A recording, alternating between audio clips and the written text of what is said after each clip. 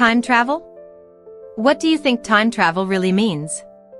Well, hello dear audience. Today's story that I'm re-uploading for you is about a rather unique take on time travel. The story revolves around an ordinary girl who ends up traveling to another world and becomes a villain. In that world, the line between good and evil blurs so much that there's hardly a true villain in the story. And just a heads up, some of the dialogue might seem confusing either because I translated it wrong or because it's genuinely complex. Please be patient and follow along. Whether they want it or not, everyone is born into and must live in this world, and I am no exception. I am living an ordinary life like everyone else. However, there are things in life that people cannot predict. And amidst that chaos, I came into this world. In this world, the Crown Prince and brave warriors still exist, striding proudly through the streets. This is a place where divine powers and magic coexist. To be precise, this is the world of a novel. I am Eris, the only daughter of a marquis, the fiancée of the Crown Prince, and the villainess who envies the heroine. The Crown Prince, who was once my fiancé, fell in love with the daughter of a fallen count. His deep affection finally came true, and Helena became his queen. This drove Eris, no, more accurately, an Eris consumed by envy towards Helena, insane. Blinded by jealousy, insecurity, and inferiority, Eris poisoned Helena and was ultimately executed. After Eris's death, Helena was resurrected by the priest's power. In the end, Helena lived happily ever after with the Crown Prince. Eris was nothing more than a tool to test the heroine. Just like every other time, even though I am the fiancé of the Crown Prince, I always have to witness the Crown Prince and Helena openly showing their affection in front of everyone. Eris Michian, you've arrived, haven't you? When Helena used honorifics to speak to me, I gently reminded her that we are friends, so there's no need to be too concerned about formalities. But when I asked Helena to pour me a cup of tea, the Crown Prince showed his displeasure. Didn't they teach you how to pour tea at home, my lady, or are your hands hurt? Eris replied, what are you talking about, your highness? You just said it yourself. We're friends, aren't we? Is it really against the rules to ask my friend to pour me a cup of tea? If we're strictly following the rules, it's you who would be at a disadvantage. That's right, Alex. I'm pouring it for her because we're friends. If you complain again, I won't pour tea for you anymore, Helena chimed in. Helena is such an honest and innocent girl. No matter what she does, people can never dislike her. Instead, it only makes them love her more. And here we have Jason Quirg, the eldest son of the Duke's family, known as the Brave Warrior. Jason is a pitiful man because he secretly loves Helena. There's something strange though. Eris Michian was clearly childhood friends with all three of them, but she's now treated like a stranger. I enjoyed the tea very much, my lady, Eris reminded Anto Blamer. In the royal palace, you can't speak so informally to me or His Highness. Consider both our status and the eyes of others. The Crown Prince interjected, furious. How dare you try to teach anyone a lesson in my presence? Helena tried to calm him. Your Highness, don't be like that. But Helena, that girl. I'm fine, so please don't do this anymore, Helena said softly. Helena was born with a kind heart, and because of that, even when she faces misfortune, it doesn't matter. There are always people willing to sacrifice for her. This made me feel powerless. Even if I didn't like Helena, there was nothing I could do. I tried everything to return to the world where I truly lived. I've done it all, from jumping from great heights to using poison to stop my veins. I even tried stabbing myself with a knife. I've experimented with countless ways to return home. Yet, the laws of cause and effect in this world didn't allow Eris to escape what is called the predetermined storyline. When I jumped from a great height, the stable keeper saved me. He said, did the young lady trip and fall? The poison turned into an extremely effective sleeping potion. When I stabbed myself with a knife, people cried out, Doctor, please save Our Lady. A villain has stabbed Our Lady and then fled.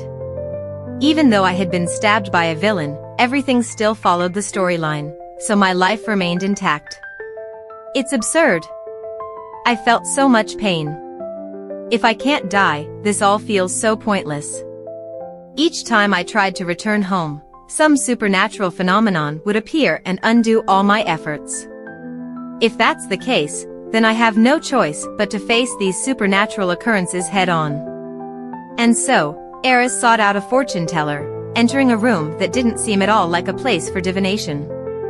The space was filled with strange, new objects. She reached out and touched a book with many odd things inside. "If I were you, young lady, I wouldn't touch those," someone said. "Because I'm worried, I came to see you. If you're not a fraud, then I probably don't need to say what my concern is, right?" "You already know," I said. "Of course, Lady Michian, or should I call you another name? Or perhaps I can call you the poor stranger, foreign lady?" "Please, follow me," she replied. Then Eris was pulled into another room. "You already know who I am, so it seems this conversation will be easier. I want to return to the place where I belong." "That's not as simple as you make it sound. And from the scent of your soul, I can tell you've tried quite a few methods already." "The scent of a soul, huh?" "Yes," she said. "You tried to tear apart your own soul. But unfortunately, this world does not allow that to happen." "Wait for me a moment," she said, as she took 2 bottles and poured them into a pot of bubbling pink liquid. "Here, please. You should know what it is, right? If it's poison, wouldn't that be good news for you?" "Wow, just drink it." "But it's really nauseating," I said. "Take this candy as well, it'll make you feel better."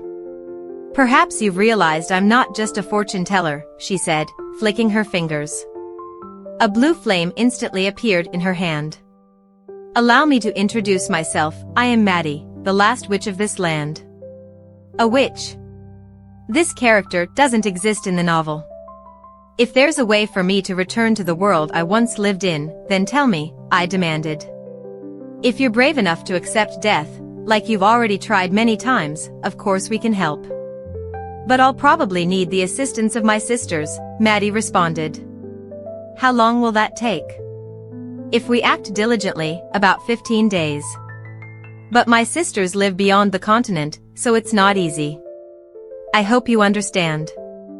"And if I don't want to accept death?" I asked. "My lady, you can't ask me that. It seems you still don't understand the difference between magic and theology. Theology can create, but magic follows rules. So if you want to create new methods, ask the gods at their temple. Of course, I can't guarantee there's a way to get there." "I see. If there's any news, I'll reach out. So, please make sure to stay near a mirror often," Maddie said as I left. On my way back, I couldn't stop thinking about Maddie's true identity. This was the first time a character that didn't exist in the novel had appeared. Distracted, I wandered into a busy street and accidentally bumped into a passerby.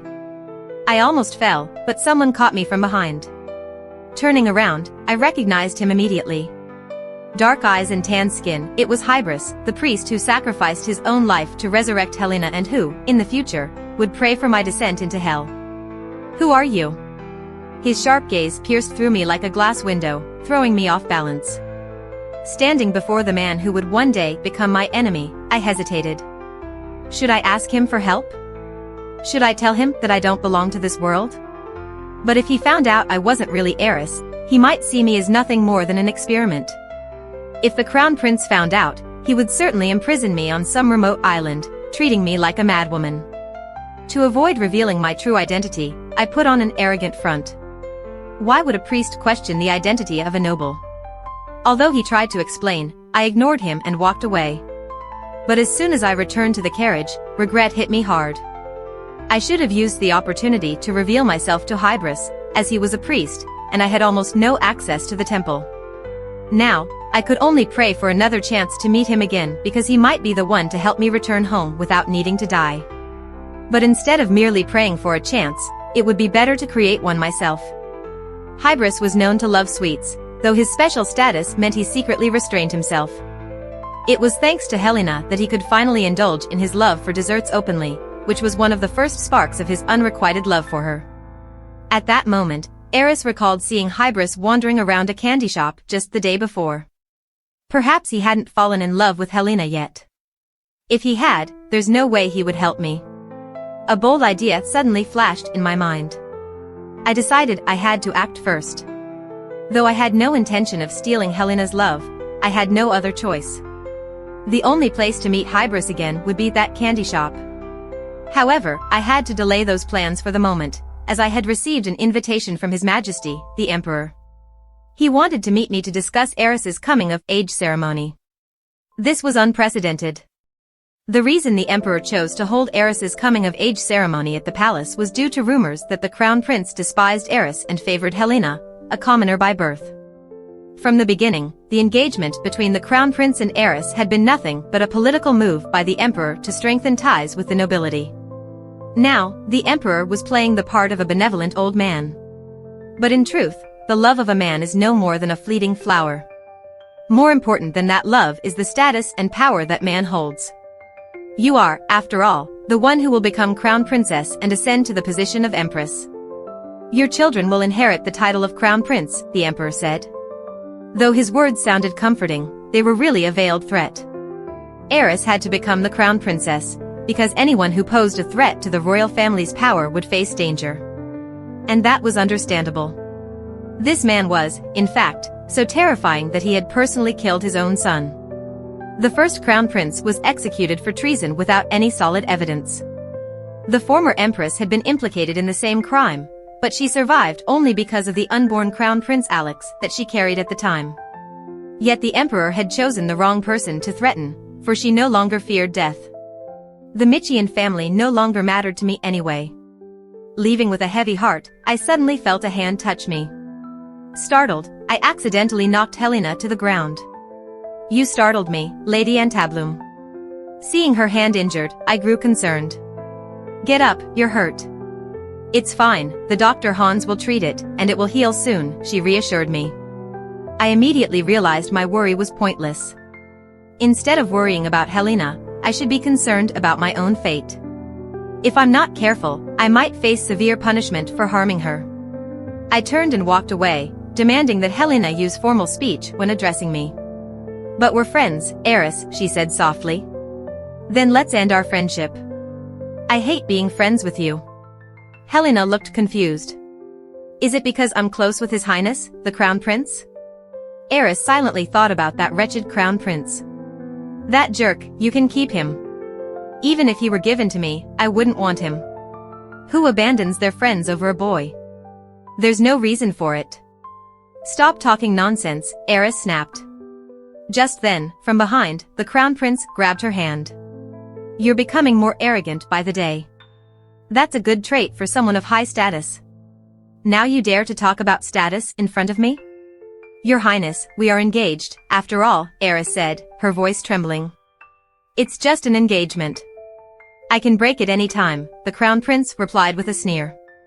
Already getting haughty, thinking you'll become the Crown Princess, aren't you? Helena, stop it. I was wrong, Helena intervened, trying to de-escalate the situation. Seeing the injury on Helena's hand, the Crown Prince, his voice stern, asked, Who hurt you? Immediately, a maid accused Eris of being the culprit. Without thinking, the Crown Prince, quicker with his hand than his mind, slapped Eris and declared, Since you hurt Helena first, I must leave a mark on you as well to make it fair. Eris was speechless. Fair? If that's the case, let Helena hit me back herself. She suddenly realized this was a scene she had once read in the novel. Back then, she wondered why there would be such a madman like the Crown Prince. But now, experiencing it firsthand, she understood. A bold thought flashed in her mind, should she slap the Crown Prince back? No, if she ended up in prison, it would be even harder to return to her real world. Instead of hitting him, Eris retorted, I want to marry someone from the royal family, but it certainly won't be you. Whether you want it or not, we have to marry. The same goes for me. How interesting, the Crown Prince remarked, surprised. Didn't you once say you loved me and wanted to marry me? I did love you, Eris replied calmly, but not anymore. It wasn't me who brought up this marriage, it was my father and you. If you want to break off the engagement, then submit a petition to His Majesty. Don't take out your anger on me. Eris glanced around and saw the chaos unfolding right in front of the palace. She continued, I believe this situation has already reached His Majesty's ears. With that, she decisively walked away. Her heart shattered from the unjust slap. Eris accidentally encountered Jason, who was hitching a ride. She said, if you ask, the royal family will send a carriage for you. But Jason, smiling brightly, replied, none of the royal carriages have a beautiful lady like you in them. Eris thought to herself, Jason truly is a smooth-talking ladies' man. Since childhood, Jason had been prophesied to become a dragon-slaying hero. Because of this prophecy, he endured rigorous training and was raised as a tool for slaying dragons. Wondering if there was any deeper reason for Jason's destiny, she asked out of curiosity, could you tell me more about that? Jason laughed heartily and said, that's unexpected. I thought you didn't even notice me. At least while you're telling your story, you won't be asking me trivial questions, Eris responded coolly. Heartless as ever, Jason joked, then continued, but fine, I'll tell you. He began to open up to her, ever since I learned to walk, I had to hold a sword. Not a single day of rest. For a time, I really hated my parents. But now, looking back, I think they did it to protect me. Jason went on with his story, but back then, I couldn't understand that, and I thought maybe if I disappeared, everyone would be happier. I knew I was destined to slay dragons, but I didn't know when. I always thought the dragons mentioned in the prophecy would attack my family. So, I wandered around, trying to grow stronger. Along that journey, I met many people and had valuable experiences. But the most unforgettable one was when I encountered a dragon. It was so massive that I wondered if I would ever see anything as grand as that again. The dragon said that the fear and the destiny I carried had made it grow larger.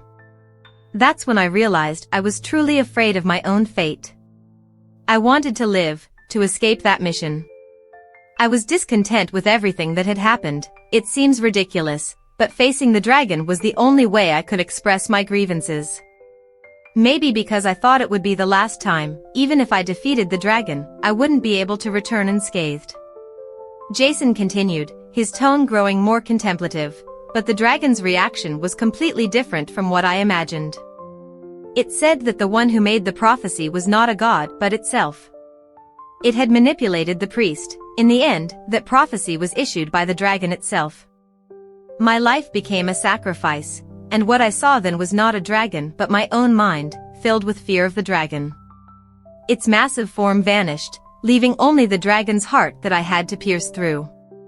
In the end, I stabbed through the heart of the dragon, and the earth trembled. So I lived. The story was touching, but I didn't find it particularly moving. Nevertheless, the idea of manipulating the priest to bring about the dragon's death was quite interesting. What does the law of cause and effect really mean? This might just become a clue for my journey back to my own world. After returning home, she was informed that she would have dinner tonight with Count Michian. This was quite bothersome. Throughout the meal, she was anxiously worried about being discovered, but it became pointless, as the Count only mentioned matters regarding the night selection, not paying any attention to her gestures or actions. Eris, are you really not hiring a personal knight?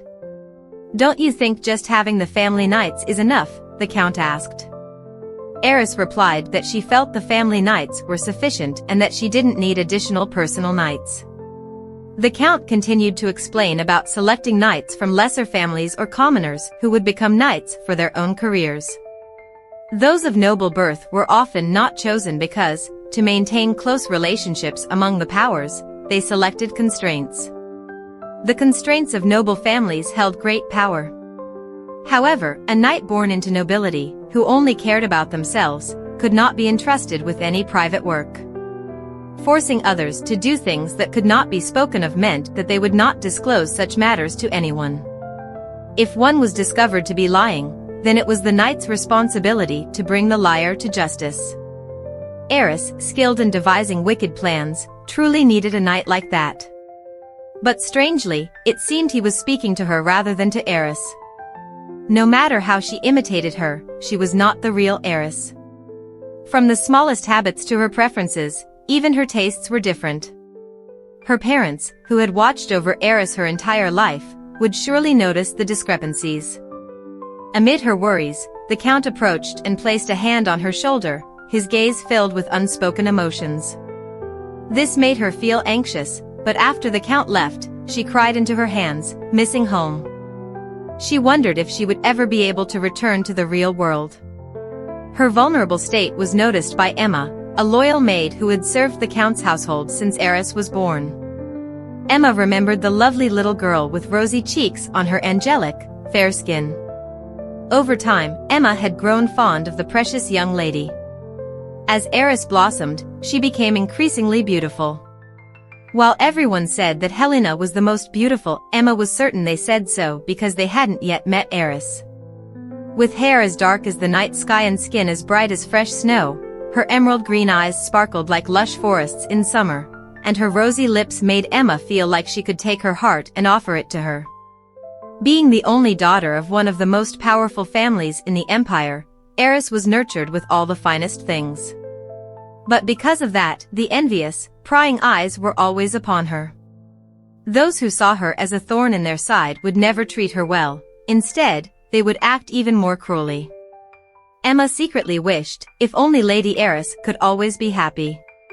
She truly deserves that. Soon after being recognized as the fiancé of the Crown Prince, Eris began visiting the palace regularly to learn about the strict rituals and customs of the royal family. During that time, despite not getting enough sleep, she never missed a single visit to the palace. Outside, rumors began to circulate that the Crown Prince despised her. However, Eris never revealed any expression regarding that matter. Emma refrained from comforting her, knowing it would only hurt Eris's pride. That day, I happened to see the young lady, the girl who, throughout all that time, hadn't shed a single tear. Even if she was poisoned or had her fingers cut, it would never happen in front of others. His Highness the Crown Prince had no idea how hard the young lady had tried. She had always been taught that the Empress is the one who helps the Emperor, so she had to study and strive that much. Eris once thought, it's fine not to be loved, but why can't I at least be acknowledged, while he only smiles at that other girl? At that moment, Emma thought, how nice it would be if she were a witch. If only she could immediately summon a rainstorm to hide Eris's tears. In that moment, all Emma could do was pray. However, Eris at that time had been praying for her own disappearance from the world. Sometimes, miracles happen in the most unfortunate ways. After that day, Eris no longer tapped her fingers 4 times whenever she was troubled. The habit of drinking a glass of water every morning and biting her nails was gone too. Young lady. Huh, what is it? Do you want to eat something spicy again tonight? Thank you for cooking for me. Thank you? The young lady had never used those words with a servant before. Habits, posture, and even her way of speaking had changed. This was not the young lady I once knew.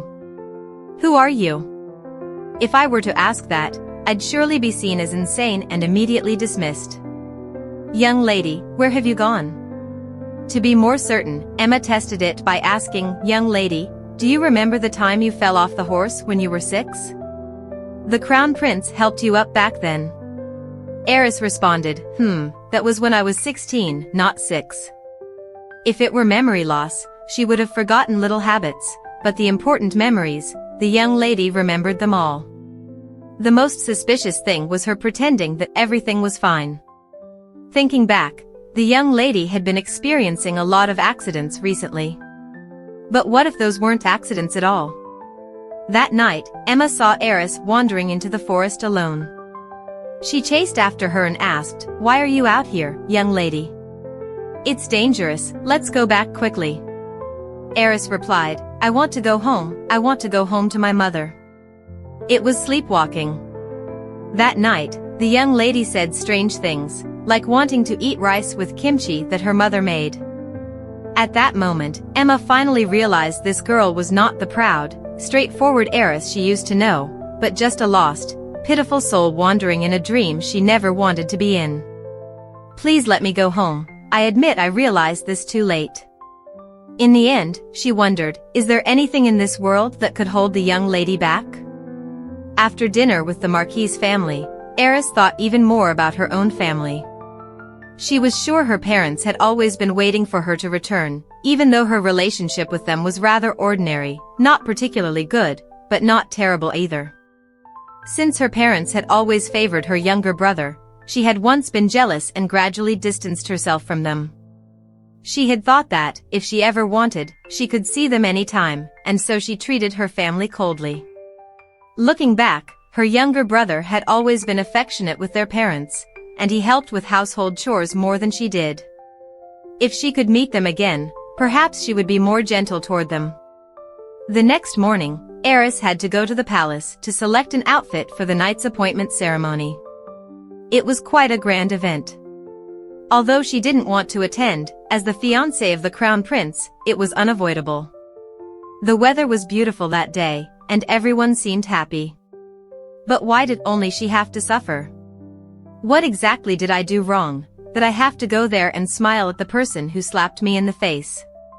At that moment, the desire to flee burned within her. She ordered, "Stop the carriage." As soon as it halted, she immediately opened the door and ran as fast as she could. To avoid the knights, she took off her shoes and sprinted as fast as possible. Maybe I don't want to be caught, and I certainly don't want to be taken to the palace. In a moment of danger, a hand reached out and pulled her into hiding. A boy signaled for her to stay silent. He asked, "Are you trying to run away?" "Yes. I want to escape." Without hesitation, the boy gave a signal, and a second later, a group of children swarmed out to block the knight's path, allowing her to slip away with ease. "Now, sister, you owe me a reward, right? You saw how the kids helped you a lot, didn't you?" But she had no money. She reluctantly removed her earrings and handed them to the boy. As soon as he saw them, he recognized their value and beamed with joy. Just then, there was a knock at the door. The boy hurriedly hid her in a cupboard, reminding her to stay quiet. Thankfully, it was the boy's older brother. As soon as he entered, the brother sensed something was off and asked, "Who did you bring home?" The boy denied it, saying, "I didn't bring anyone home. The house is so dusty, who would come here?" His older brother just sighed, then turned and walked toward the cupboard. At that moment, all she could do was pray he wouldn't open it, but a second later, light flooded her face. He politely asked her to come out and demanded the boy return her earrings. However, the boy was reluctant, as it was rare for him to get something so valuable. To avoid causing strife between the brothers, she explained that the earrings were payment for the boy's help, and if he didn't accept them, it would only make things more awkward for her. Furthermore, giving him the earrings was partly a way to silence him. She suddenly realized that this encounter could be a good opportunity. "I would like you to recommend a trustworthy messenger for me." However, he bluntly refused, saying, "I do not have the capacity to meet your expectations." He then bowed and asked her to leave the house quickly. Observing how he dismissed her while maintaining respect, she thought to herself, "He's very tactful. I'm quite pleased with him." She decided to push further, saying, "If I go outside now, the knights will think I was kidnapped. Not only will you and your brother be in trouble, but so will those children. Do you really want that?" It seemed like he had no choice but to comply with her request. She told him, "Help me find where the priest Promise Jus is currently located." Seeing his dissatisfaction, she stepped closer and asked, "Are you suspicious of me? If I was determined, I could kill all of you within half a day. When a cornered rat is pushed too far, don't humans fear it?" Hearing this, the younger brother was visibly shaken, but she quickly reassured him, "You look scared, huh? Don't worry, as long as you keep the secret, no one will get hurt." What surprised her even more was the older brother's subtlety. He took off his own shoes and gave them to her, even though he didn't have a spare pair. At that moment, she was resolved to leave, thinking, yes, even though I might have the determination to die, the fact that the crown prince slapped me is no small matter. Why should I run away? I might as well kill that crown prince rather than survive in this world dictated by karma. Curious, she thought, what would happen if the male lead disappeared? After returning, she decided she must meet Hybris as soon as possible to uncover clues about herself and this world. Thinking back, the meeting with Hybris, despite being a little embarrassing, felt awkward now that she was about to admit she wasn't from this world after denying it so strongly before. But really, there had been too many people around back then. Surely, the priest wouldn't ignore her plight just because of her previous escape attempt. Now, there were even more escorts accompanying her. While strolling through the palace, she spotted Hybris walking ahead. She called out loudly, but he didn't hear her due to the distance. Not wanting to miss this opportunity, she quickly ran to catch up with him, but in the grand and ornate palace, she tripped over a stone that seemingly appeared out of nowhere and fell hard to the ground. Startled, the priest turned around and asked, "Are you all right?" Perhaps because of the pain or the embarrassment, she snapped, "Do I look all right to you?" Seeing her flushed face full of frustration, he gently knelt down beside her and said, "My apologies for the inconvenience," as he reached out to heal her injury. She gasped in surprise, "Is this divine power?" "It's truly miraculous." After healing her, he said, "You should be fine now. I'll take my leave." But she hurriedly grabbed his robe and asked, "We've met before, haven't we? Back then, you asked me who I was." The priest nodded slightly and said, "Yes, that's correct." They stared at each other, and she noticed he couldn't take his eyes off her. It wasn't because of her beauty, but as if he was searching for something deep within her. She let go of his robe and asked, "Who are you seeing me as?" He responded, "I'm looking at the color of your soul. In this world, no one has a soul like yours." She admitted, "That's right, just as you said, I come from another world." Then she asked, "Is there any way for me to return to the place I once lived?" The priest hesitated before replying, "It's difficult for me to give you a precise answer. However, as far as I know, no one has ever survived and escaped from this world." She protested, "There has to be a way. If I could enter this world, there must be a way out." Seeing her growing agitation, the priest calmly explained, "If you aren't from this world, then the soul that originally existed in this body must have vanished long ago. Since this was the soul of someone already dead, you were able to safely enter this world. That's the law of life. In other words, if you wish to return to your original world, the soul that exists there, your original soul, must first die. But since no soul died in your place, there's no way for you to survive and return. That's why you must accept your fate and live in her stead." Feeling a sharp pain at his words, she retorted, "If I have to live someone else's destiny, I'd rather make friends with adventurers all over the world than be the fiancé of the crown prince." She continued, "I don't care, even if it's the law. I'll return, even if it costs me my life." After saying that, she turned and walked away.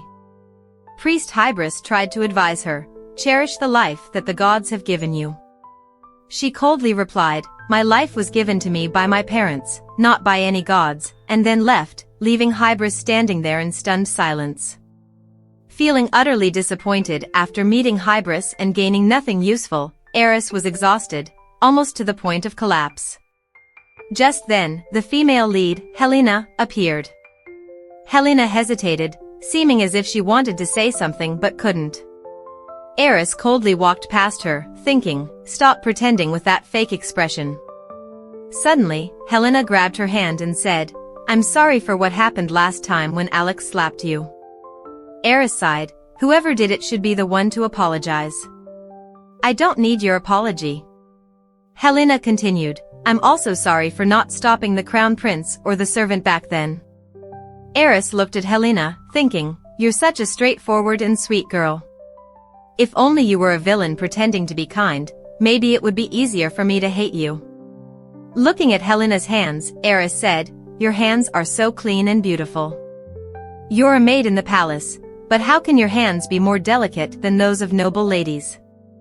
Eris thought to herself, there's no way Helena does tasks like washing dishes, laundry, or cleaning. It's not because she's busy, but because everyone adores her and always wants to be around her. Helena reminded Eris of a university classmate, someone beautiful, kind, and adored by everyone. She liked that classmate too, but could never truly get close to them. That person was sweet but had never known hardship. Eris didn't believe that not knowing difficulty was a privilege at the time. Perhaps that's why Helena could remain so pure, untouched by the harshness of the world. Eris let go of Helena's hand and said, "I really hate people like you. Because right now, someone else is doing all the hard work for the royal maid, Helena. But I won't say I hate you just for that reason." She continued, "So you don't need to apologize to me. From now on, I will always hate you." After saying that, she turned and walked away. She knew for sure that if she lived in this world, she had to become a noble. "I'm just someone with a bad personality," she thought to herself. "Helena, you can feel free to hate me too, it's okay. Even though you've lived your whole life without ever hating anyone." At that moment, the servants were trying to help her get ready with a perfect appearance. She thought, even without a corset, Eris is already so thin. Later, I'll have to convince them to skip this step. After the preparations, she appeared radiant and beautiful. Today was the ceremony for appointing the night squad. She reminded herself, the Marquis family also told me to hire a few more knights, but since I've already made up my mind to die, I hate hiring more knights. They won't be able to protect me, and it will only ruin their lives. Noble knights should entrust their fates to a beautiful young lady. I'll just glance around quickly and leave soon. At the palace, "Good morning, Your Highness," everyone could see from her face that she was forced to be there. As the two appeared, people started whispering, "Lady Michian is truly stunning today. Since when did she become so beautiful? Truly, her beauty is worthy of the position of the crown princess." Her face full of reluctance, she extended her hand and thought to herself how much she hated having to hold this guy's hand since early morning, walking around in circles like this. Normally, being handsome would be enough to be forgiven, but with this guy, that didn't quite apply. She spoke up, "Your Highness, are you planning to just stand here like this?" As soon as she finished speaking, he grabbed her hand with 100% of his strength and pulled her forward. She thought, this has got to be intentional. She stopped and said, "Your Highness, do you hate holding my hand this much? But this is going a bit too far." But then, he suddenly picked her up. "What kind of improper behavior is this, Your Highness?" "Improper? Isn't it you who deliberately dressed so thinly, hoping I'd hold you?" "That's absolutely not true. Could you please put me down?" Right now, she really wanted to grab his head and hit him. "Isn't it true that I'm already headed towards the royal family and marriage, so just keep doing what you're doing. If I cause a scene here, both of us will lose face. I don't know what you requested of His Majesty, but he has ordered me to take good care of you. So you're saying this is entirely my fault?" "You're not wrong. Given your overly sensitive reaction, isn't it because Your Highness didn't gain trust, and that's why you're blaming me?" As soon as she finished speaking, she grabbed his neck hard, causing him pain and forcing him to release her. She fell to the ground with an innocent expression. "Oh dear, Your Highness, if you're feeling tired, you should say something. Why do you have to force yourself like this? Can you forgive a girl as oblivious and dazed as me?" The onlookers murmured, "Is there really a girl in this country who is skinnier than Michian? Watch your mouth. The prince is going to have a hard day today." Before they could say anything, she sprang to her feet and shouted, "Where are the servants? Why aren't they here to hold an umbrella for the prince? If he faints on such an important day, you all will be responsible for it." Immediately, the servants rushed over, frantically holding an umbrella. "Yes, here it is. Your Highness, are you feeling okay? Smile. Didn't His Majesty order you to take good care of me? If His Majesty keeps asking me whether I'm coming, then I must be truly insufferable. So please ask His Majesty to annul the engagement with a wicked and immoral person like me. And do try to say that you want to marry Helena, even if it's forbidden. Or should I also kneel and beg His Majesty with you? She thought, you don't dare to argue with your father, that's your problem. Why do you always get angry with me during these times? Even if the servants remind me that my actions are disrespectful, the ceremony is about to begin. If this keeps up, we'll be late. He said, never think that His Majesty will love you forever. Because I can make you lose that affection. She replied, you think I could ever have such a fragile love? I don't see that I have anything at all. Truly miraculous. Afterward, the opening ceremony finally concluded. She felt nauseous and needed to find a way out, as the corset was making her stomach uncomfortable. Facing the royal family really felt like a near-death experience. As she was looking for a place to rest, she heard a commotion ahead. Approaching, she saw a group of people surrounding someone who was rolling on the ground and being beaten. This bastard fell, and now he's curled up like a caterpillar. Get up and show yourself. After all, this commoner who didn't know his own status and lacked willpower deserved to be beaten. She recognized that the man was a commoner aspiring to become a knight. In this empire, there were only two ways to change one's status: become a knight or become a scholar specializing in magic. According to the original story, even Helen had to clear the family's disgrace and restore noble status to marry the crown prince. What should she do? If his clothes get any dirtier, it might raise more suspicion. He must have wrapped himself in a white cloth to endure the beatings. It seems he has been bullied like this for a long time. As they pulled him out from under the cloth, she realized it was the same man from the other day. She thought nervously, could he recognize me? Should I help him? But what if I intervene and it doesn't benefit anyone? If he views all my threats to kill them as easily as killing a rat and then walks away? How would it look to him?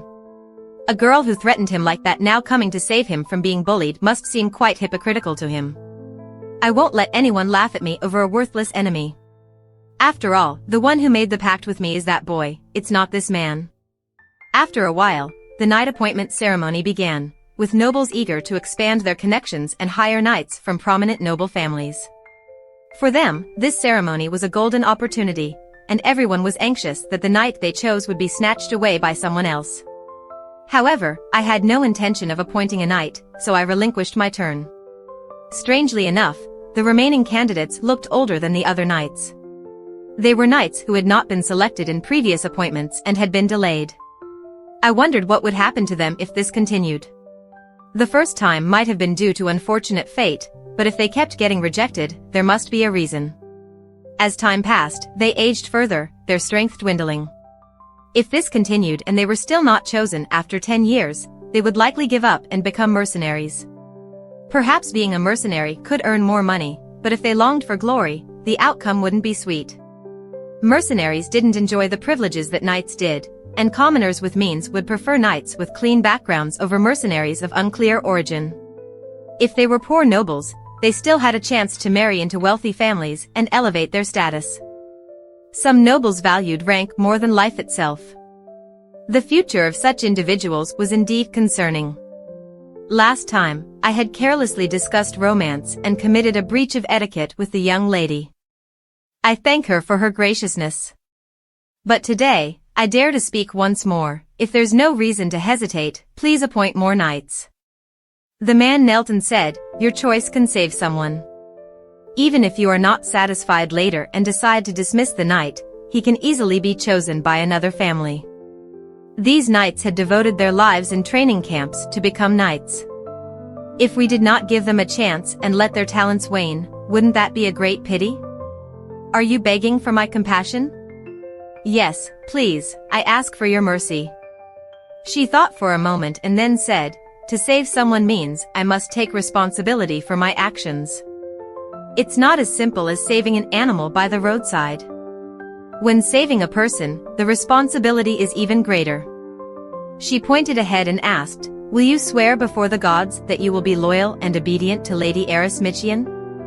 He replied, though the path is fraught with hardship and adversity, I am always willing to follow my lady.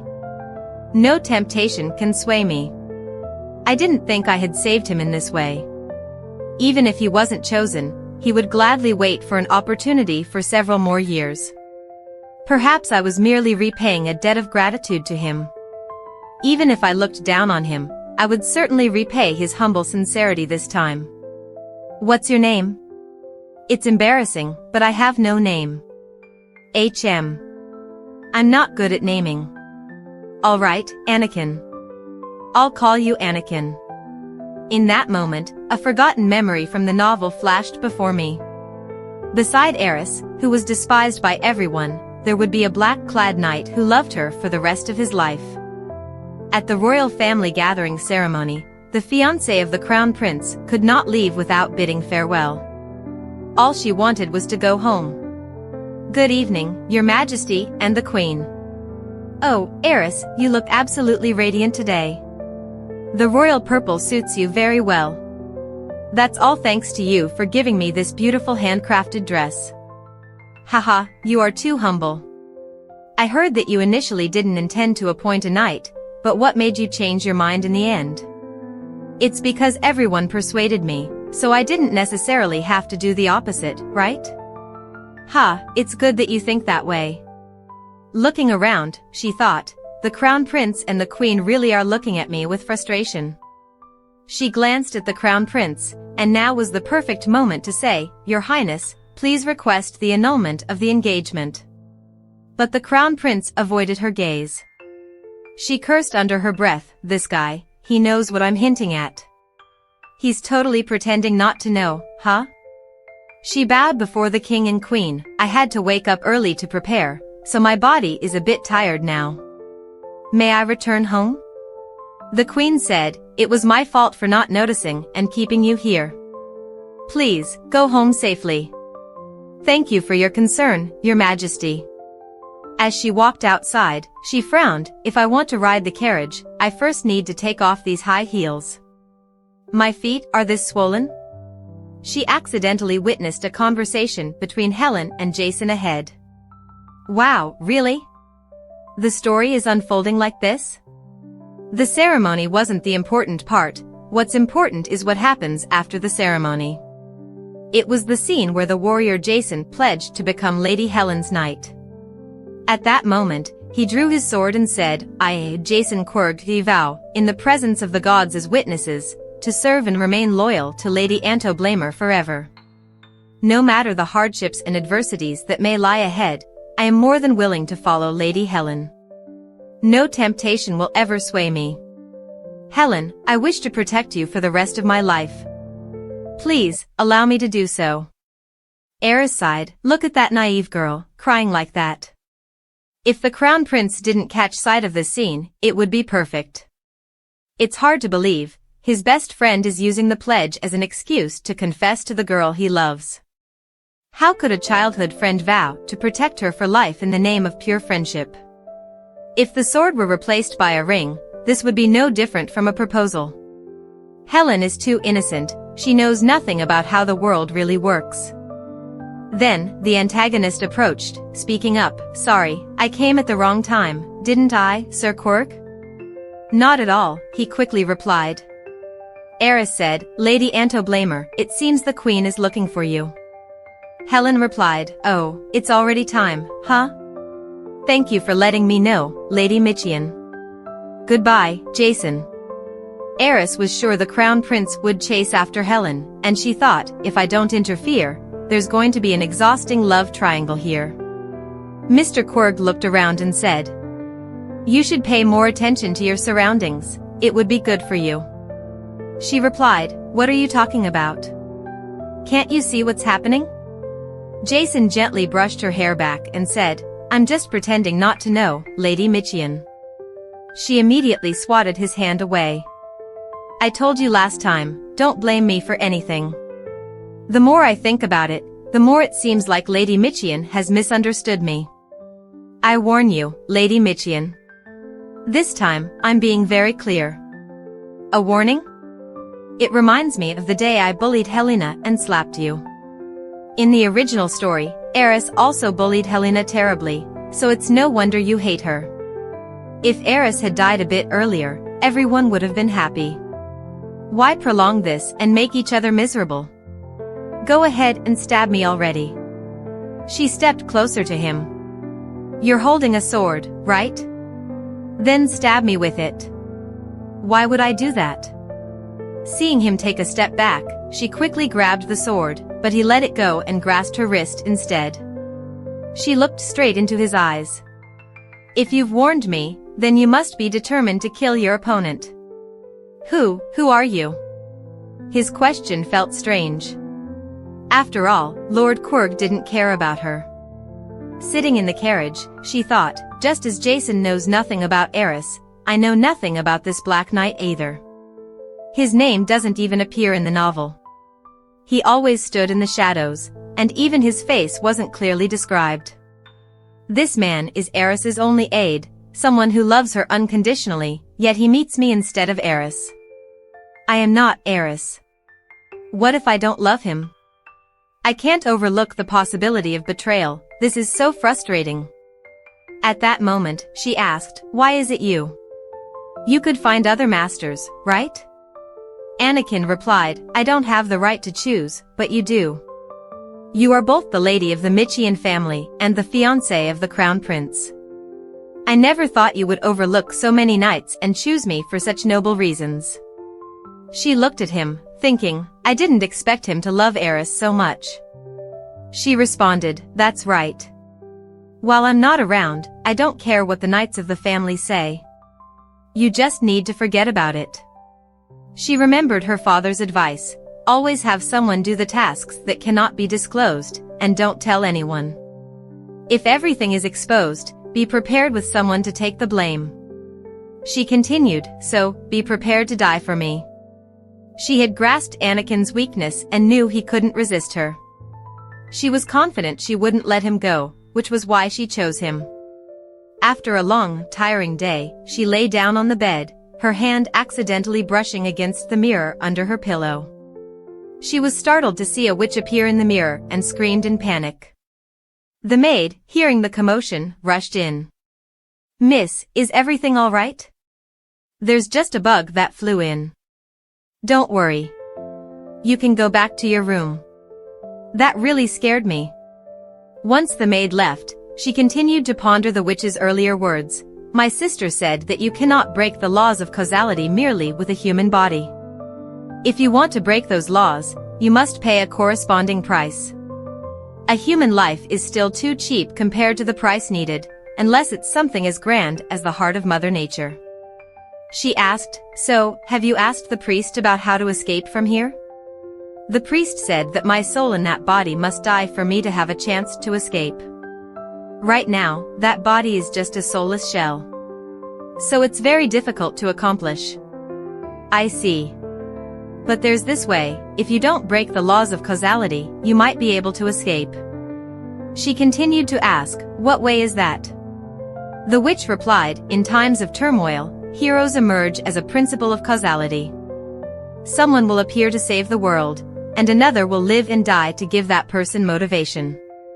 The world is like a delicate clock. If one part goes awry, the entire connection will collapse. So if I break the laws of causality, what will happen? Typically, it leads to death. If you want to break the laws of causality, you must pay a significant price. Otherwise, you'll have to fulfill the obligations that fate has predetermined. What is Eris's obligation? To kill Helena. So now you know.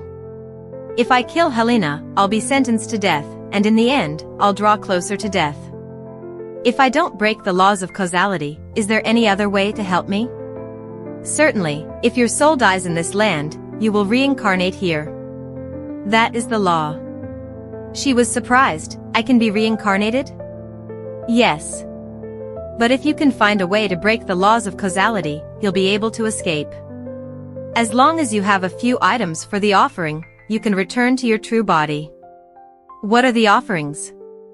We are still searching. But it's not easy to find, haha. Are you joking with me? Don't be disappointed. My sisters and I are working hard to find them. In this empire, no one is an outsider. Hybris also said that no one escapes from here alive. Finding a way out through the specter isn't easy, but the rewards later on will definitely be substantial. Rewards later on? Yes. You drank that contract, didn't you? Drank what? What contract? The very potion of unknown origin that you drank. Oh my. How could I have consumed something without knowing the contents of the contract? That's not fair. There's nothing unfair about it. You hold my life, and I hold yours. So this contract is entirely fair, isn't it? If I learn anything more, I'll contact you. This winter, remember to dress warmly when you go outside, she advised. I know, she replied. But wait, what if something dangerous happens? Find a large mirror, you know, the witch said before disappearing. The overload of information made her feel exhausted. As she thought back, she realized she hadn't seen Anakin since entering the estate. Was he settling in well? While pondering, she whispered softly, Anakin. Immediately, Anakin appeared before her. Did you call for me? Surprised, she thought, how did he come so quickly? Did he overhear my conversation with Maddie? Can you come inside, she asked. Yes, one of the most important qualities of a knight is to keep their master's secrets. So, he heard everything. She continued, are you a master swordsman? Something like that. I can discern different traces, but my swordsmanship isn't entirely exceptional, so it wouldn't be accurate to call myself a master swordsman, he replied. She asked, you heard everything about me. What do you think? As she looked at him, she thought, if this man intends to expose my dealings with the witch, I need to decide quickly. I could either kill him or insult him as a foolish speaker. If I plan to manipulate him as a close confidant, I have no choice. Anakin said, you're not from this world, are you? She stood up, sighing. That's right. To be precise, I am not Eris, I am not from this world. So, you want to return to the world you originally came from, right? Yes. If that's the case, can I help you? Why is he so calm about this? Is he not surprised to learn that I'm an outsider in this world? He even dares to associate with a witch. He continued, it seems you're starting to doubt me. Although your words sound crazy, I don't doubt them at all. Is Anakin crazy? Living in the alley for too long makes one realize that people often criticize this world. Being mad is a common occurrence. Those who aren't crazy find it hard to survive in this place. You must be somewhat deranged to endure it. She stepped closer, questioning, is he even human? Anakin said, whether or not you are who you are isn't important. That doesn't change my job. My duty is to take orders and obey. If I were in this man's position, he wouldn't sabotage a major task for love. Even if he loves Helena, he would remain loyal to me. She felt disappointed that the knight she had chosen might judge her, yet he was entirely devoted. She sighed and said, I'm very pleased with you. Today, I still woke up in this world, but today will be very different. I will go to Lar Lart, the largest dessert shop in the country. She had deliberately made herself up to look like an ordinary person. In this place, she had no fear of being exposed. The servant entered. I heard you wanted to see your sister? Yes. What is it? I heard they finally found the whereabouts of the priest you mentioned. Where is it? We finally tracked down the priest's location, the servant replied. After revealing the information, he hurriedly stuffed the paper into his mouth. Why did you eat the paper? Didn't I tell you that keeping secrets is important? Anyway, you can't read. What if you get diarrhea? I've eaten food found on the side of the road to get by before. This tiny piece of paper is nothing. Are you sure it's safe to eat? I think so, which is why I ordered that much. Go ahead and eat as much as you like. She turned to Anakin and said, please sit down. No need. Are you defying my orders? He stood there, doing nothing, and she thought, he probably thinks he's acting like a wealthy commoner. She continued, what do you plan to do next? If you intend to travel from here to there, it will take about half a month. Half a month will be just in time for Eris's coming-of-age ceremony. After the ceremony, we must leave. She handed the boy a pouch of coins. This is your payment as I promised. The boy was delighted. Thank you. I won't hide it away. I'll make sure to give part of the money to the one who gathered the information too. You've already set aside my share. Did you sell the earrings I gave you last time? She asked. No, not at all. I felt regretful. This is the first time I haven't had my wages taken away, sister. She frowned and turned to Anakin. Taken away? Was it him? Anakin said it was the boy's father. He only cared about drinking and gambling, forcing the boy to beg and then stealing all his money. But now he's dead, due to alcohol. Since the boy has no relatives, I took care of him in exchange for the rent while I was living there. She asked, and what about now? Now he takes care of himself. But he hasn't matured yet, and it will be a long time before that happens. Other adults don't want to adopt him because they think he's a scammer. But it's okay, kids in the slums often learn to live independently from a young age, the boy replied. She thought, the boy has become so self-sufficient already, I shouldn't intervene any further. She turned to see the priest and Helena eating pastries. She asked Anakin, what are they talking about? They say that since they're not nobles, they will be scolded if they go upstairs. Then should I keep listening to their conversation? Never mind, even if I don't listen, it's obvious. The whole country loves her for the good words she speaks. Helena's soul is golden. I wonder what color my soul is, she thought. I should have asked. So Hybris can smile like that too. And the crown prince always gives me that disdainful look. Even Jason only ever smiles politely. Do they laugh and have fun like that when they're with Helena? Suddenly, she felt a deep sense of dissatisfaction. In this world, if I'm not heiress, no one would be willing to hold my hand, would they? Well, there is one person, one who is now on my side. With this thought, she ran quickly to find the only person in this world who would stand by her. Standing in front of Maddie's door, she knocked repeatedly. Open the door. I'm telling you to open up right now. Anakin called to her, Mistress, I told you I would help you if there was danger. It was one of those days when she suddenly wanted things she usually didn't care about.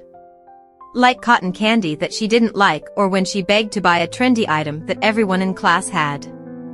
In reality, she just wanted to verify one thing. Even if it's all useless stuff, it would be proof of her parents' love, that they were willing to buy it for her. Even if it meant doing things she hated, all she wanted was to see her parents standing by her side. A single person I know who always stands by me. Where have they gone? Anakin stepped forward and asked, Do you want to open this door? Yeah, she replied. I see. Well then, step back a little, Anakin said. As she stepped back, he drew his sword and struck the door with a powerful blow, shattering it to pieces. Caught off guard, she exclaimed, Oh my gosh. Anakin continued to kick the remnants of the door, completely demolishing it. He stepped inside to survey the scene. She rubbed her head and said, What are we going to do now that the door is destroyed? It was locked. I don't know who your master is looking for, but I think it's better for you to sit here and wait. As he spoke, he pulled a chair out for her to sit in.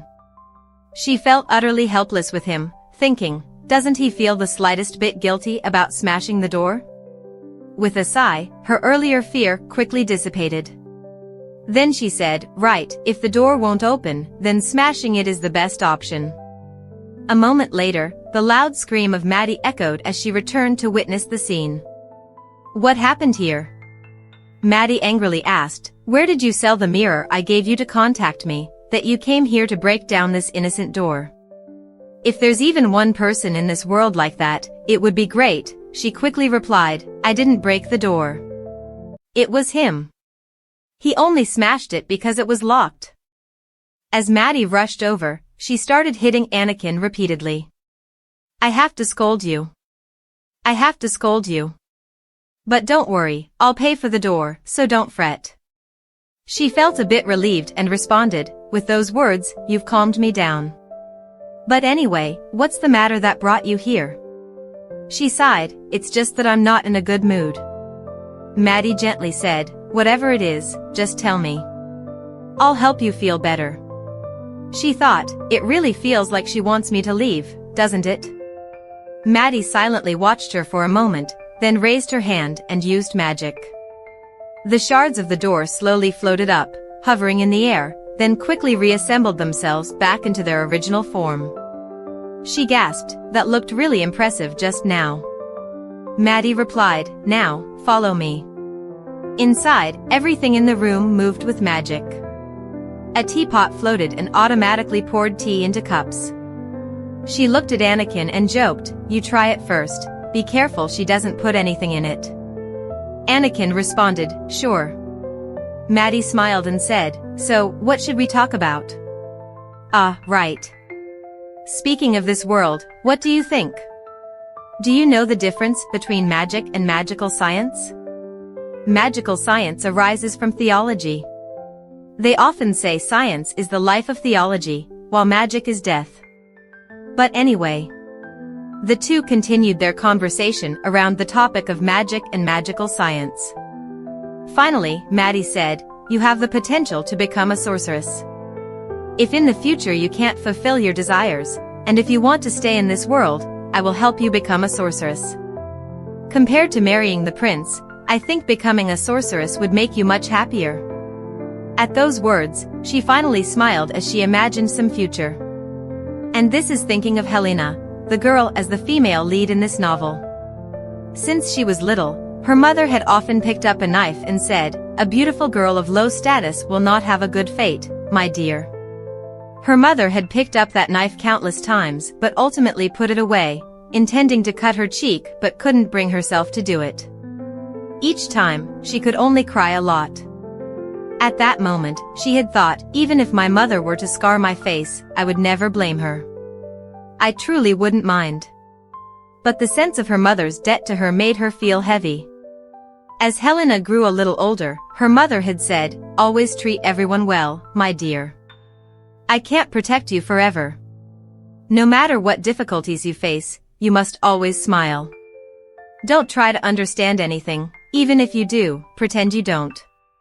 Act as if you're foolish, that you know nothing at all. Remember that, only then can you survive. There was a time when all the palace maids made things difficult for her. During those times, she felt like a broken stone, ignored by everyone. But they couldn't do anything else because she was merely a commoner, a lowly maid.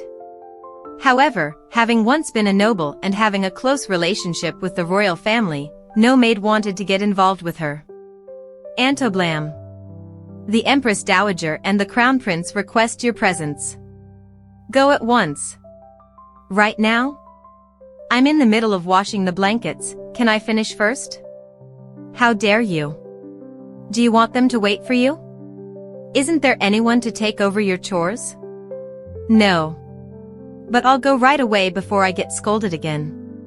I'm sorry, but if I see any delicious pastries, I'll be sure to bring some back for you. In the past, she was determined to complete her work before leaving. Even when her mother beat her on the calves and scolded her for being late, she still felt a joy in finishing her tasks that was incomparable to the pain. However, after witnessing the head maid being harshly criticized by Alex, she understood that her tardiness affected others. She realized she had no right to refuse the demands of the Empress Dowager and Alex. If she didn't arrive on time, the other maids would suffer. But if she rushed to be punctual, the other maids would have to take on more tasks in her stead. Either way, others would be implicated. Thus, no one in the palace accepted her, partly because she was a childhood friend of Alex and partly because she was forced to submit to him unconditionally. Every day, she faced rejection, returning home unable to show her sadness to her mother, who was always drunk and screaming each night. How could she afford to be weak? As for Miss Eris, from the very first meeting, that girl had loathed her deeply. Are you okay, Helena? Is something hurting? Alex asked, his voice laced with concern. Helena tried to stay calm but couldn't hide her fear. What's going on? We're having a meal, and why are you making such a fuss? Under the table, Eris had secretly kicked me hard on the shins. Not only that, but she also frequently stepped on my feet with her high heels or pushed her into embarrassing situations, relishing in my suffering. Because I was a commoner, I couldn't retaliate against Eris, and the bullying became increasingly cruel. Eris seemed very displeased that a commoner like me was invited to the tea party by Alex. On that day, Eris locked Helena in a room. Helena pleaded, "Eris, please let me out. Don't call me Eris anymore. Don't you know your place, you ordinary girl? Just because the prince treats you kindly, do you think you're a noble? Someone from a rebellious background like you dares to dream of elevating your status? But it was the prince's order. I can't refuse. Why should I care about your matters? I know all about your pretending to be sick or breaking your own leg. If you act out of your station one more time, I won't let it go, understood?" At that moment, Helena was terrified. "Please, let me out." Fortunately, Alex found her. "Oh my goodness, I found Helena. Why are you here? Are you okay? Who did this? I will definitely find out who did this and make them pay." Immediately, Eris rushed over to hug Helena. "Helena, thank goodness. You have no idea how worried I was." Helena couldn't hide her discomfort as she watched Eris act in front of everyone. Eris. I have hated her since that day. From then on, Helena experienced shortness of breath whenever she entered dark and cramped spaces. Helena continued to wonder what made Eris act like this. Eris was a spirited person who always had to try twice or 3 times as hard as others. Perhaps that was why she always pushed herself and behaved so harshly. Helena remembered that if she hadn't accepted the Empress Dowager and Alex's invitation that day, and if she hadn't accidentally seen Eris crying, she might have continued to hate her. Helena reminded herself to avoid Eris, for if she were discovered, Eris would not be able to bear it. Suddenly, Helena heard Alex's voice. "Helena, so you're here. I've been waiting for you, but I wanted to come greet you myself." Helena replied, "Alex, just stay there. Let me come over to you. I think I can't let him see Eris here." Eris, realizing someone was approaching, quickly wiped her tears and appeared as if nothing had happened. "Oh my, Your Highness the Crown Prince. Miss Ento Blamer is here too? It's been a long time since we last met. The weather is so nice, why don't we go for a walk together?" Helena thought about Eris. Why does she behave like that? Even though we can't fully understand each other, on that early summer day when the sunlight sparkled down, I had resolved that no matter how much she hurt me, I would always forgive her. At that moment, in the sitting room, Eris had received information about Priest Mayus, and she longed to see him immediately. However, the place was quite remote, and she couldn't come up with an excuse to go there without raising suspicion. One of the maids asked, "Miss, are you planning to travel this summer?" Yes, Eris replied, her mind suddenly thinking about the new railway that was about to be inaugurated. That's right, the Demon City's railway. It's much faster than horse-drawn carriages and can carry a lot of passengers. Eris had an idea. If I take the train, the travel time won't be an issue. This is definitely something I need to entrust to Anakin. Today is also the day before Eris's coming-of-age ceremony. In this country, the coming-of-age celebration lasts all day, and sleeping is forbidden because, according to legend, if one sleeps, their soul will be invaded by demons. Everyone will stay at the palace and go to the temple the next morning. After receiving blessings from the Grand Minister, we will return to the palace and spend the entire evening at the banquet. Anakin asked, "Will the banquet last until morning, miss?" "That's right," I replied. "On the day of the coming-of-age ceremony, sleeping is not allowed." "I see. What about your coming-of-age ceremony? Have you had one?" He replied, during the relief activities of the temple, they included a coming-of-age ceremony for poor children, miss. So what? Even though it is a ritual, it means nothing to those poor children who have to face the harshness of life. But when the coming-of-age ceremony is over, the temple will distribute food and clothing, so most of them attend, miss. But I'm not interested in those children. I want to hear about you.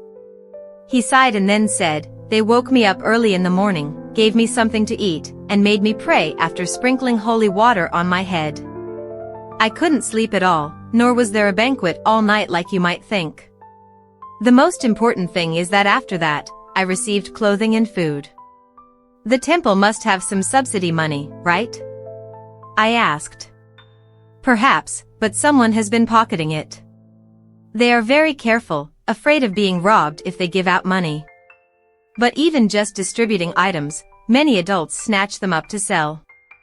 As for me, I sold everything before they could get their hands on it. Is there anything you truly wanted to keep, like the clothes and food you sold? I want a sword, not one made from a branch, but a real sword with a blade and weight. If you want, I can buy you a better one, I suggested. Thank you, miss, but to protect someone, a regular sword is usually more comfortable to use. All right then, the attendants will probably come to wake you up at sunrise tomorrow, so you should go to bed early now. That's true.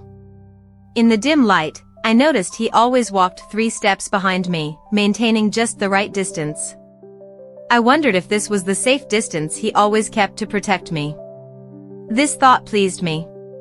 In this empire, during the coming-of-age ceremony, it is mandatory to wear a veil to prevent any wicked thoughts from escaping a person's mind. The Grand Minister would sprinkle holy water on my head for purification. Then, he would lift the veil and bless my life, ensuring I wouldn't encounter sin. After that, he would apply perfume to my eyelids and lips, marking the end of the ritual. However, strangely, after lifting the veil, Hybris stood there staring at me, not applying the perfume. After a moment, he reached out to brush my eyelids. I whispered, "Sir, you forgot the perfume." Upon hearing the reminder, he looked flustered. This certainly wasn't the first time he had performed the ceremony, so why was he acting so awkwardly? My lips still hadn't been anointed with perfume, and his hand hesitated. I opened my eyes to look and thought, this method is so clumsy. Then I leaned forward, gently letting my lips touch his finger and said, "Is this done now?" "Anakin, let's go, I have a lot to do." Just then, I saw Helena passing by. A fleeting thought crossed my mind about how my life would be pushed from here. Everything was indeed unpredictable. A moment later, everyone announced, "Miss, everyone is waiting." When did they arrive? I asked, as Anakin had already closed the door. He said, "I'll wait here until the banquet is over, miss." With the door closed, I began to feel anxious and sweat. Someone stepped closer. "Miss, we don't have much time. You still need to put on your coat for today." "I don't want to wear that coat." "Even if you don't like it, you can't refuse." After a while, I looked in the mirror and felt unusually beautiful. I thought, it's worth it, even though the Crown Prince's heart is certainly reserved for someone else. I said, "If we're ready, let's go." "But the Crown Prince hasn't arrived yet," one of the attendants questioned. "He won't come because he's definitely protecting Helena," I replied. At that moment, when the door opened, I saw the expressions of the attendants. They seemed to know something. I guess I have to go to the banquet hall to see who had a hand in this. Looking around, whispers began to arise. Why is Miss Michian walking in alone? Where is the Crown Prince? Is she really going to enter without her fiancé by her side? As she stepped into the middle of the hall, she scanned the room in search of someone and then approached, saying, "Lord Quirk, could you hold my hand?" He thought to himself, is she even in her right mind? Although this was a coming-of-age ceremony, it was essentially the engagement ceremony of the Crown Prince and heiress. Nevertheless, no knight would dare refuse the request of a young lady on her coming-of-age day. "Let's go," Quirk said. At that moment, the hall grew noisier and more lively, with whispers growing louder as they saw her enter with someone else instead of the Crown Prince. Quirk felt anxious. What are we going to do? What about the prince? She replied. Can't you see? You brought a dance partner, right? Did they abandon you? Don't you think that's heartless? How could this happen? It's the young lady's coming-of-age ceremony, how could it be like this? Someone whispered. They say love is blind, but how could she not know that Helena and the prince were together? At that moment, her father approached from behind. My daughter, what is happening? Shortly after, the emperor and empress entered as well. Heiress, you look beautiful. So beautiful that you dazzle my eyes. Good evening, your majesty and empress. He asked, but why is it so empty beside me? Where is Alex? In response to the emperor's question, she merely smiled. Prince Alex was leading another girl into the banquet celebrating his fiancée's coming of age. The girl was wearing a gown identical to that of the prince's fiancée. It was indeed hard to compete with the main character. Eris was beautiful, but how could she compare to Helena? Eventually, she noticed they were wearing the same dress. At that moment, she stopped. Can I change into another dress? Would you allow me to do that? Helena, you should go change into another dress. Hearing Eris's words, Helena yanked her hand away from the prince's and turned to run. At that moment, he blamed Eris. The emperor and empress didn't understand why this was happening. She stepped forward and said, I know your highness has much to say, but I want to present something to you first. Would you allow me? She glanced at the empress. She thought that the gown Helena was wearing must be her backup dress, in case the main one was damaged. It was impossible for the prince to take it from the lady. Therefore, there must clearly have been assistance from the empress. Through the way Helena was treated with such favoritism, Eris became the one who was hated. The two of them went outside to talk. Your highness, you hate me, don't you? You hate me. That's right, isn't it? After all, you hope for me to suffer in pain and loneliness, don't you? When you entered the banquet, the first thing you noticed wasn't the emperor, but my expression. You want to admire my wounded face, don't you? I once wished that I could just die. So please, don't intentionally hurt me anymore. It's truly ridiculous. With that, she turned to walk away. As she opened the door, she saw Jason standing there. She thought this person would chase after Helena. Lord Quirk, why did you leave Miss Helena alone? I heard that you were robbed of the chance to go ahead by the prince, but since you didn't invite her, you have to take responsibility for it, right? Then she walked past Quirk and went inside. Originally, Eris was supposed to arrive late to the banquet, but because she came early, everything changed. The idea that she would become the tormented female lead in love or the tears she would shed for those waiting to see her humiliation would not happen. If Eris had an epilogue in this novel, it would be her story. Even if she used all her feelings to envy Helena or love the prince, she still wanted to understand her as a person. Yet even now, having entered her body, she still knew nothing about her. It seemed that anyone in her world would not know her either. Oh, my beloved daughter-in-law has arrived. Did you have a smooth conversation? The emperor asked. Yes, your majesty, she replied, secretly thinking that they must have feared she would request an annulment. From Eris's bright expression, it seemed that the misunderstanding had been resolved. The marquis would not do anything to harm Eris's reputation. In the royal family, polygamy was officially permitted, so today's incident could not overshadow the multitude of other scandals. Even if Eris were truly infertile, Helena would still be accepted into the harem. Only the prince could directly request an annulment. If the children were about to cause trouble, they should resolve it properly and not forget to prepare an escape route as well. At that moment, the emperor said to her, My child, do you remember what I told you before? Yes, it was about not being jealous, right? She replied. That's right. You are correct. You have raised a good, virtuous daughter. You flatter me, your majesty, she responded politely. Poor Eris, this world truly did not show her any concern. In a place that felt no different from an engagement ceremony, even if an incident occurred, they wouldn't force her to annul the engagement. Why was that? Were they waiting for things to become more serious before pushing her into a difficult position? But how would everything unfold later? Originally, Eris was supposed to replace Helena and leave, but as things changed, she found herself even more confused. At that moment, she heard crying. Was it Helena? Was she here? Hearing footsteps, Helena turned around, her eyes full of tears. I'm sorry. I really didn't know about this dress. How did this happen? I was wrong. Helena said through her tears. I'm really sorry, please forgive me. I know I shouldn't cry, but I'm sorry. I'll stop crying right away. She looked at Helena and thought, she is the most vulnerable, so apologizing has become her instinct.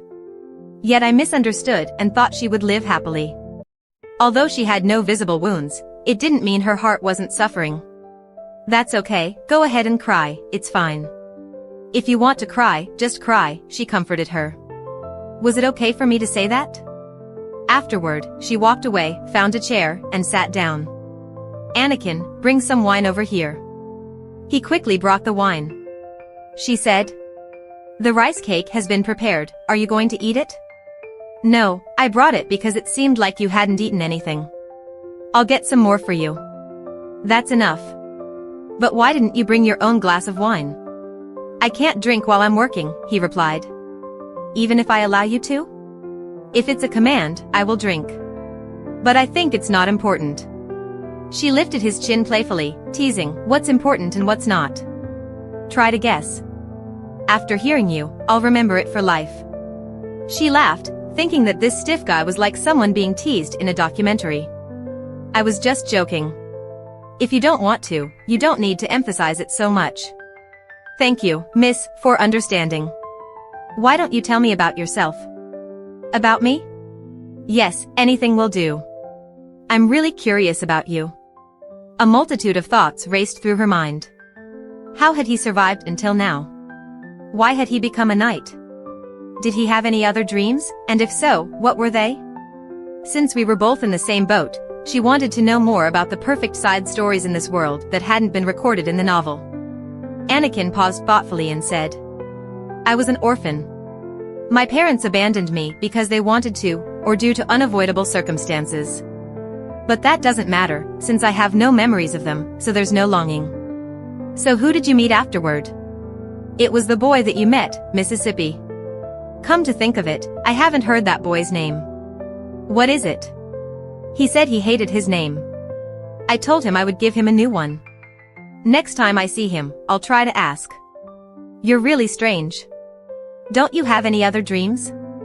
I have little education, so I can't take on jobs that require brains. It took me a long time to even master reading and writing. I once planned to become a mercenary, but I'm not sure now, maybe I'm not good at that aspect. She smiled. Actually, with your personality, it must be hard for you to make friends in society. If it weren't for you, miss, I might have become a mercenary by now. It seems that being a wandering knight suits you quite well. Yes, wandering alone on horseback.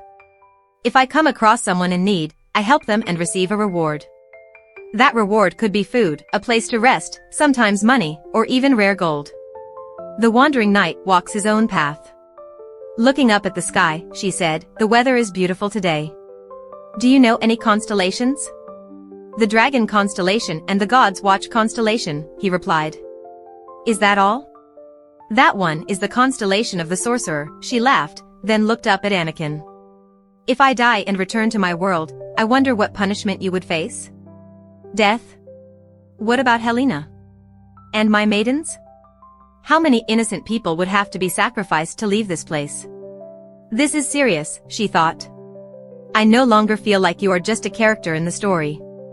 Maybe it would be better if this world were destroyed by those stars, all falling down. After that day, she used the event of her coming-of-age ceremony as an excuse for this trip. She was the poor girl, hurt by the impulsive actions of her fiancé. Rander, since it lacked the Marquis's villa, she could avoid the pursuit of Marquis Michian. Before leaving, Emma said, Miss, have a great trip. Of course, I'll be back, Emma. Looking at Emma, she thought, this girl is afraid I won't return. But I definitely will come back. You must come back, for sure, Emma emphasized. She thought, no, the girl only cares for Eris, not me. Her first journey attracted much attention. Did you do what I instructed? Yes, I bought all the tickets for the stations where the train will stop, Anakin replied. Very good. Even if there are pursuers, they won't be able to recognize us immediately. They both boarded the train, and she was well prepared with a first-class seat and a resting room. She thought, they only appreciate that difficult lady, the Marquis Michian, not me. Just get me to where I need to go safely, and after this, everyone will use the train instead of horse-drawn carriages. Of course, I plan to disappear halfway, but I have a scheme to fool all three parties, the royal family, the Marquis, and... Thinking about this, she smiled. While they were having their meal, she asked, "What's wrong? Not to your taste?" Anakin replied, "Miss, you don't need to order a meal for me." "What are you talking about? Are you saying you want me to starve my Knight Protector?" "No, I mean I can just eat what's left of your meal. I've gotten used to going without food for a few days." She slammed her hand on the table, angry. "I'm not the kind of person who lets her Knight Protector eat leftovers. Stop arguing and eat." "Yes, thank you." Watching him eat, she thought, why is he so thin? He has nothing but bones, no vitality at all.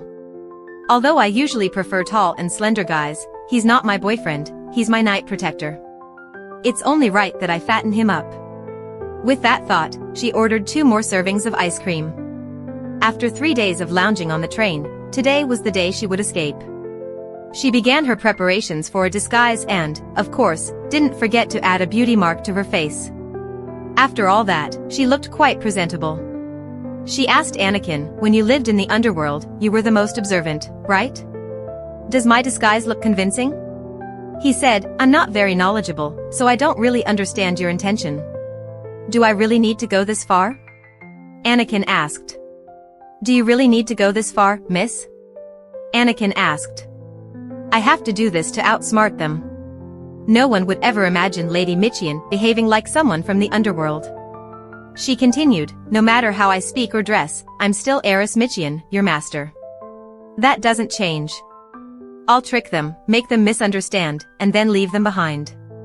Anakin pondered, people only want to see, hear, and believe what they want. Who's standing right in front of you? Someone who has given me a title, the master of my sword and my life, Heiress Michian. Well done. Now get up. The prey has fallen into the trap, it's probably waiting for me. On this trip, she planned to deceive 3 parties, the Marquis, the royal family, and finally, the Grand Minister Hybris. If she waited until reaching Randor, the overseers the Marquis had sent would cling to her tightly. So before arriving in Randor, she would disguise herself as a girl, follow Hybris, and then disembark the train with him. At that moment, Anakin was moving on the roof of the train to avoid detection. She thought Anakin must be feeling quite anxious. He's the Marquis's trusted aide. Does he recognize me? No, he must have moments of uncertainty too. But just then, he stood up and began to follow her. She reminded herself, I must stay calm. Then she murmured, Anakin, hurry to the second-class compartment.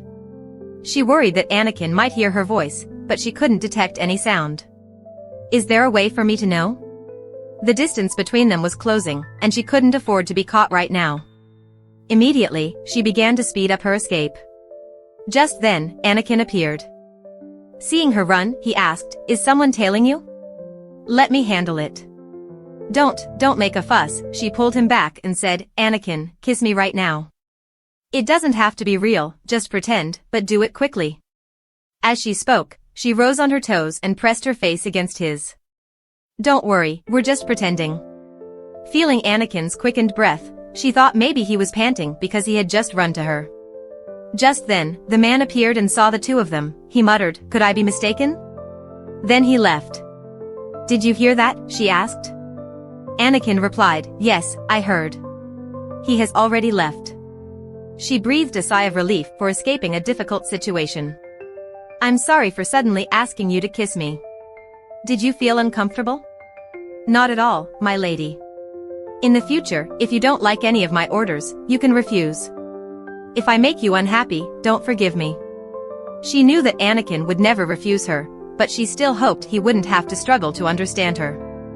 At that moment, she stood in front of Hybris's door. Taking a deep breath, she opened the door and stepped inside.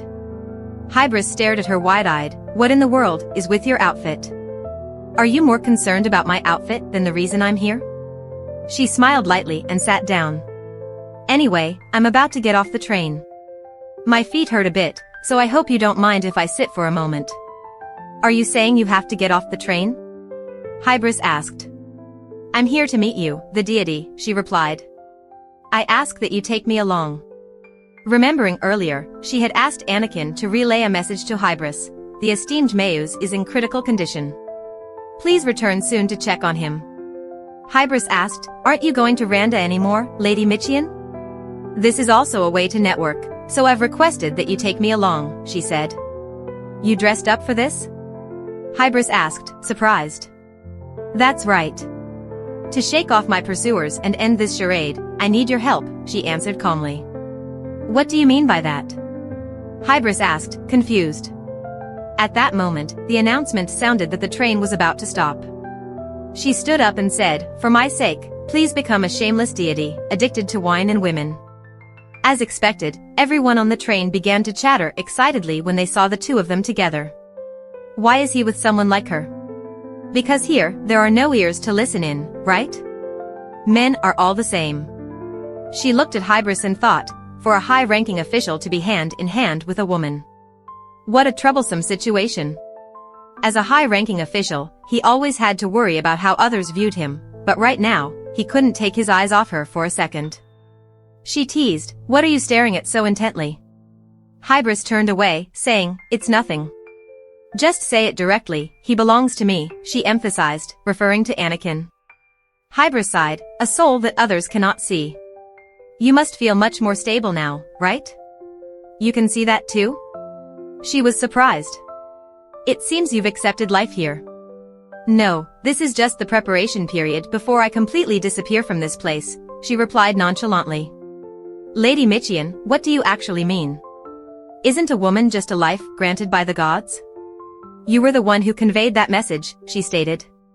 Honestly, whether Lady Michian lives or dies is of no concern to me, Hybris replied coldly. In the original story, Hybris is Eris's half-brother. After discovering his existence, Eris quickly sought protection from him. However, when Eris needed help, Hybris turned his back coldly. To save Helena, he exploited Eris's loneliness. This was clearly a betrayal. She gazed out the window, her voice becoming distant. When I wanted to die, it was still a long way off, so you needn't worry. Everyone has an ending that suits them. That's why I think Eris's death must be a dazzling climax, something readers expect from a villainess. In the end, it's just the tragic decline of a fiend. If this world is a grand play, I wonder what song will play in the final act? At this point, they had stopped at a small riverside village. Hybris asked, aren't you supposed to be in the capital? What brings you all the way here? A voice rang out from afar.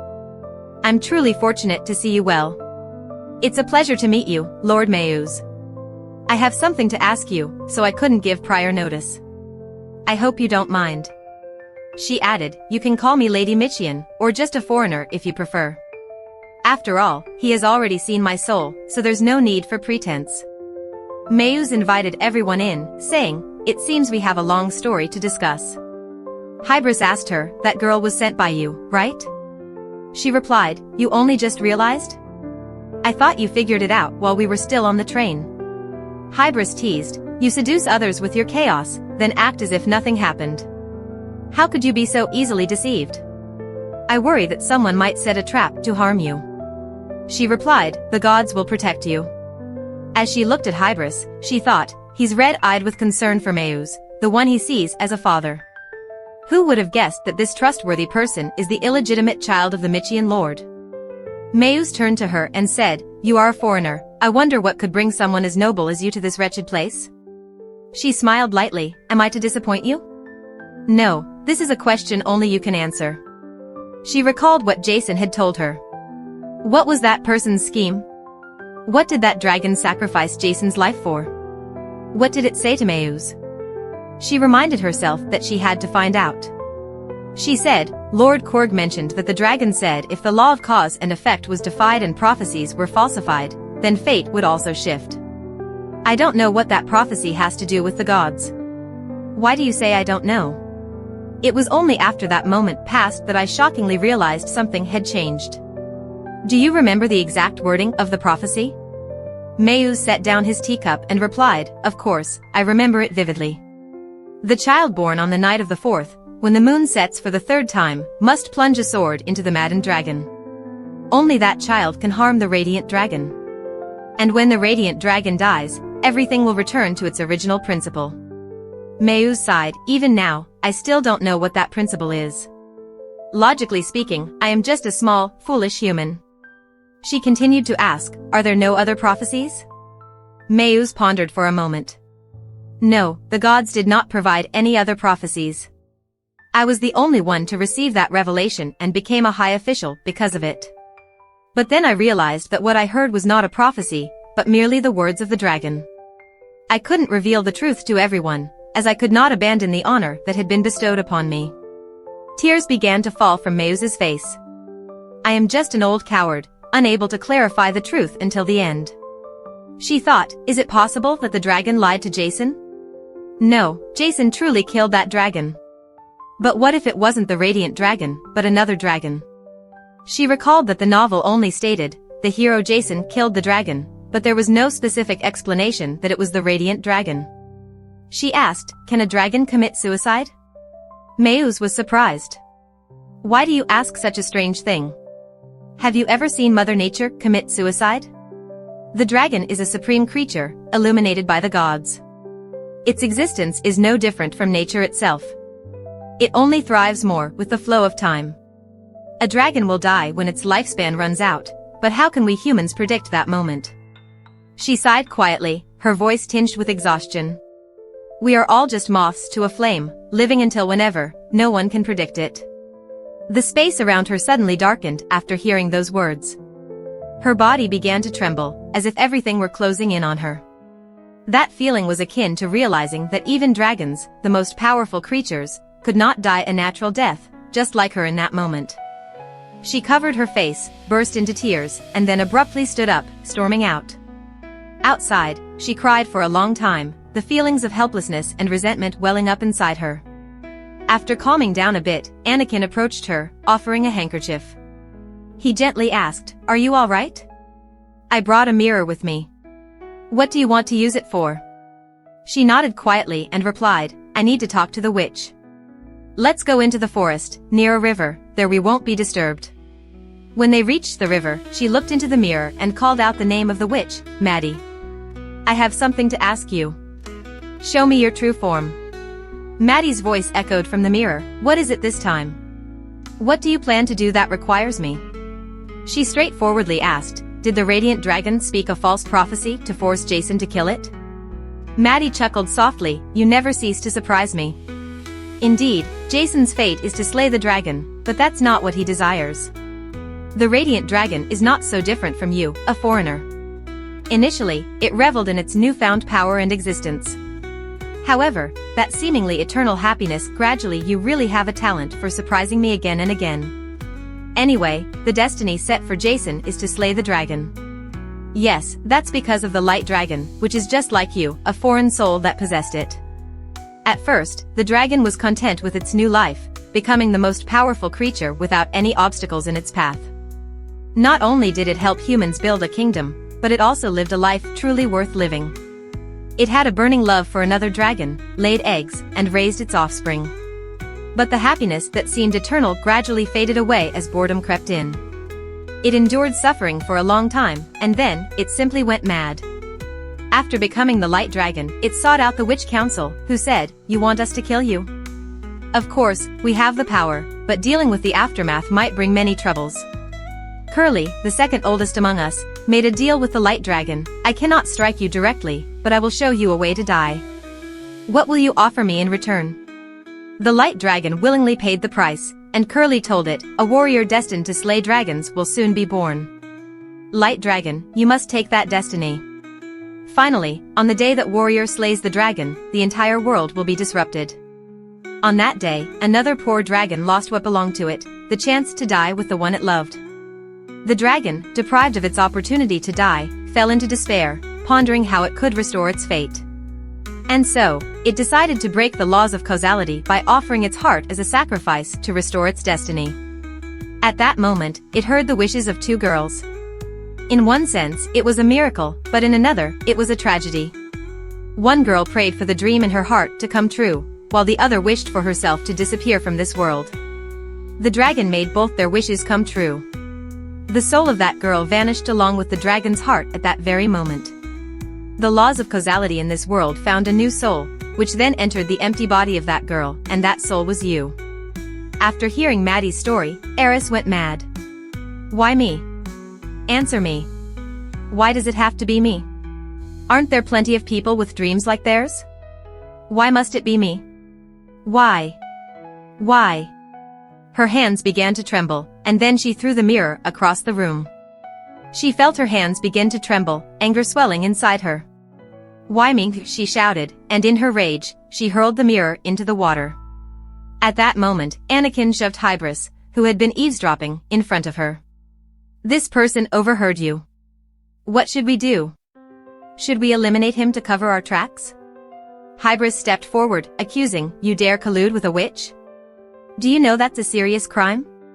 She laughed, responding nonchalantly, it is indeed a serious crime. But I'm a foreigner, I'm not subject to the laws of this land.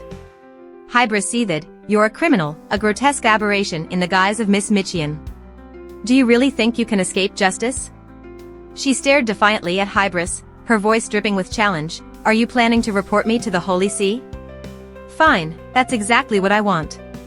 This body won't die by blade, but who knows, perhaps by fire. Anakin drew his sword, pressing it to Hybris's throat. Do you want me to deal with him right here? She smirked slightly, let him go. Only when he's free can he accuse me. Then she stepped closer, raising the sword before Hybris and declared, but on second thought, you don't need to report me, because our esteemed official here has the authority to judge me right on the spot. Go ahead, kill me. End my life with that sword. I am the one who colluded with the witch, so I am a witch myself, right?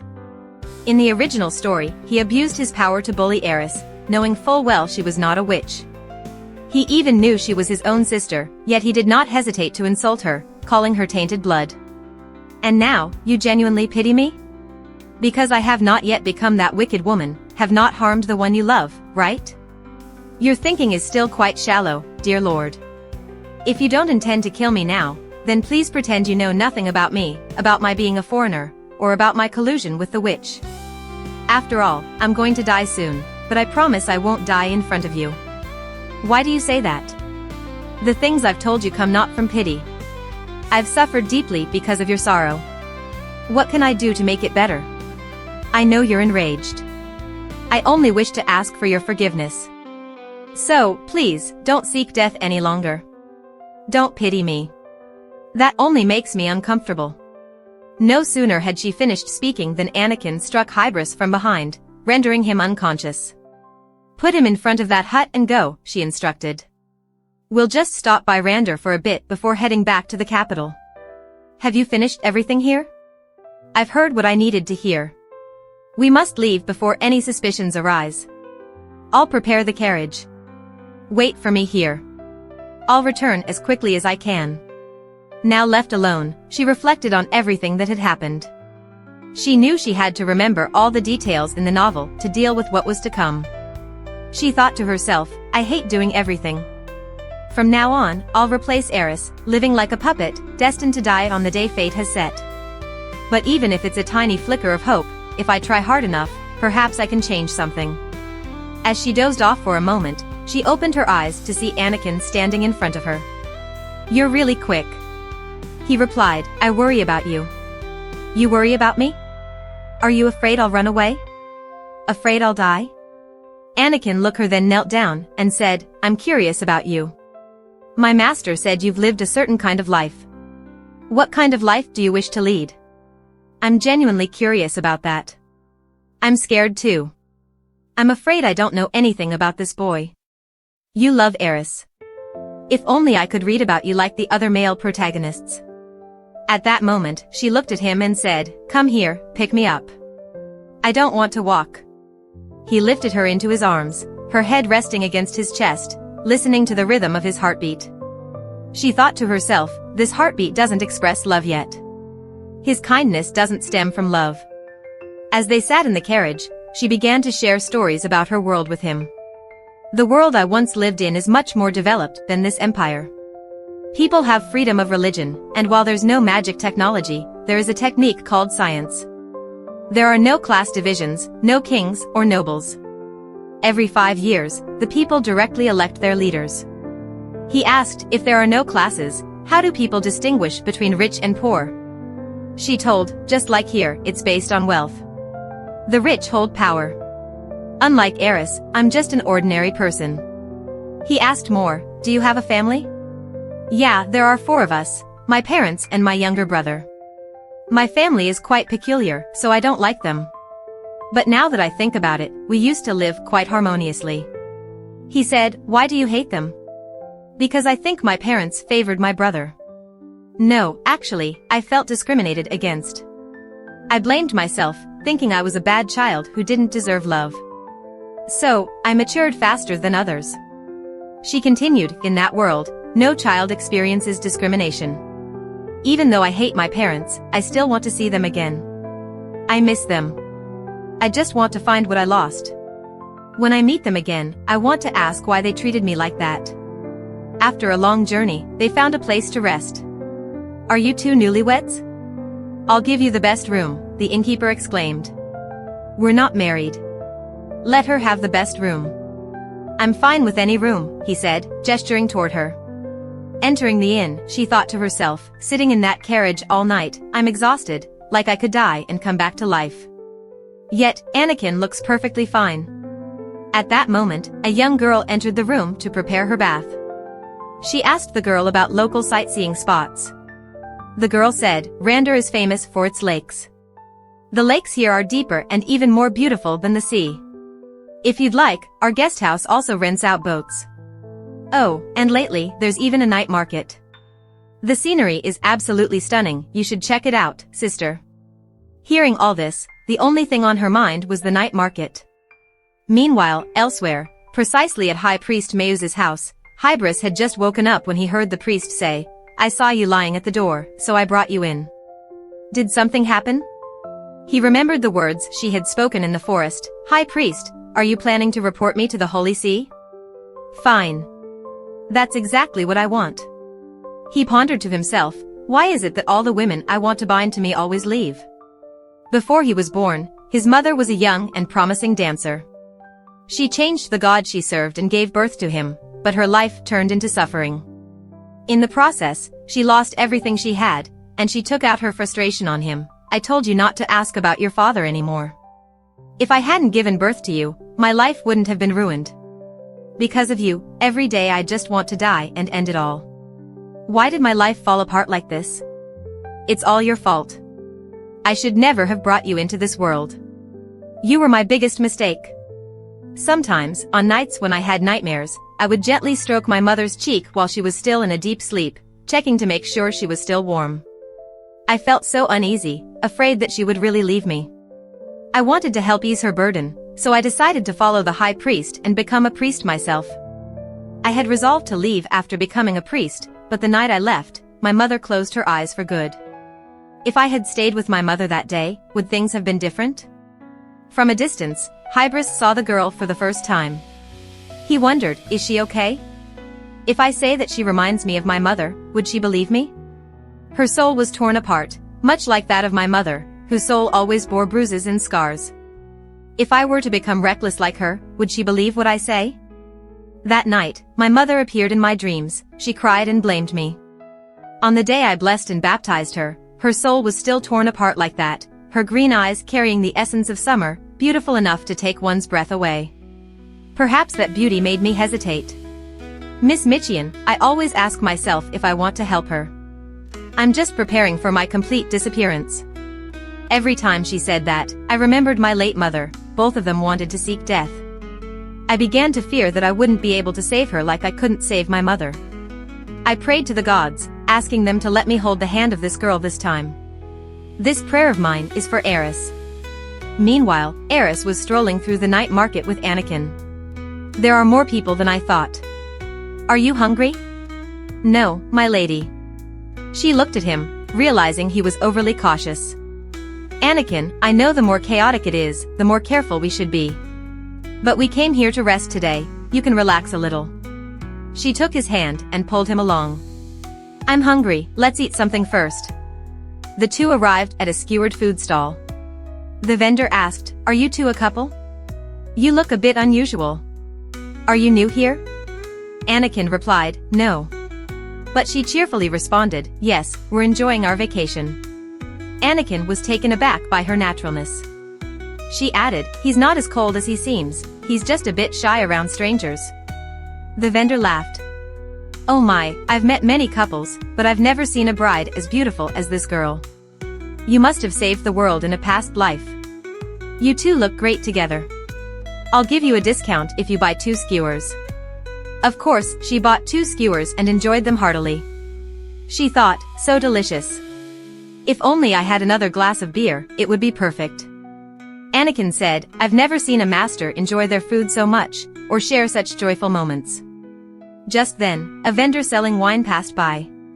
She asked, do you know how to make this party even better?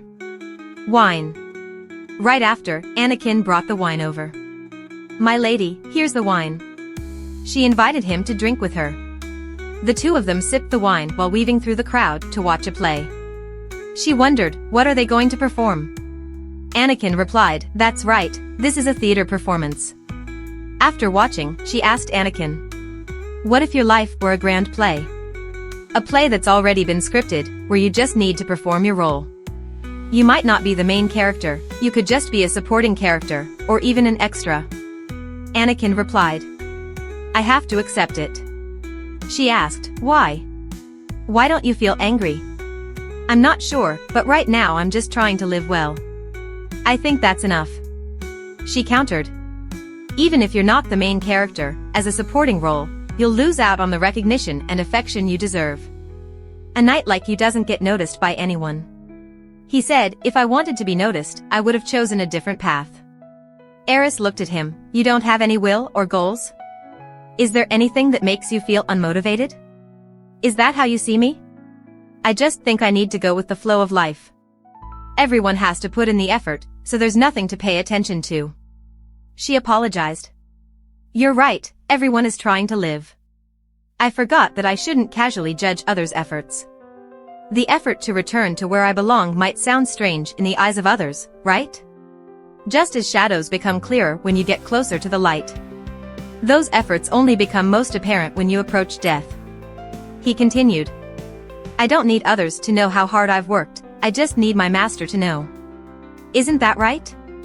Anakin's words left her momentarily speechless. Suddenly, her mind felt blank. She wanted to say something, but feared that if she did, she wouldn't be able to take it back.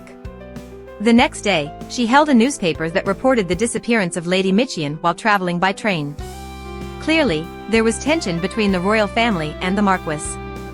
She smiled and told Anakin, we'll stay in this neighborhood a bit longer. She instructed him to ask the maid at the inn to prepare a boat for a tour of the lake and to pack some food for the trip. Once everything was ready, the girl gave her a flower and pinned it in her hair. She thanked her and rewarded the girl with a gold coin, saying, don't let the adults take it from you. Anakin secretly watched her, thinking she looked graceful and beautiful adorned with the flower. As they floated on the lake, she decided to speak up. Anakin, you are a character from a book I once read.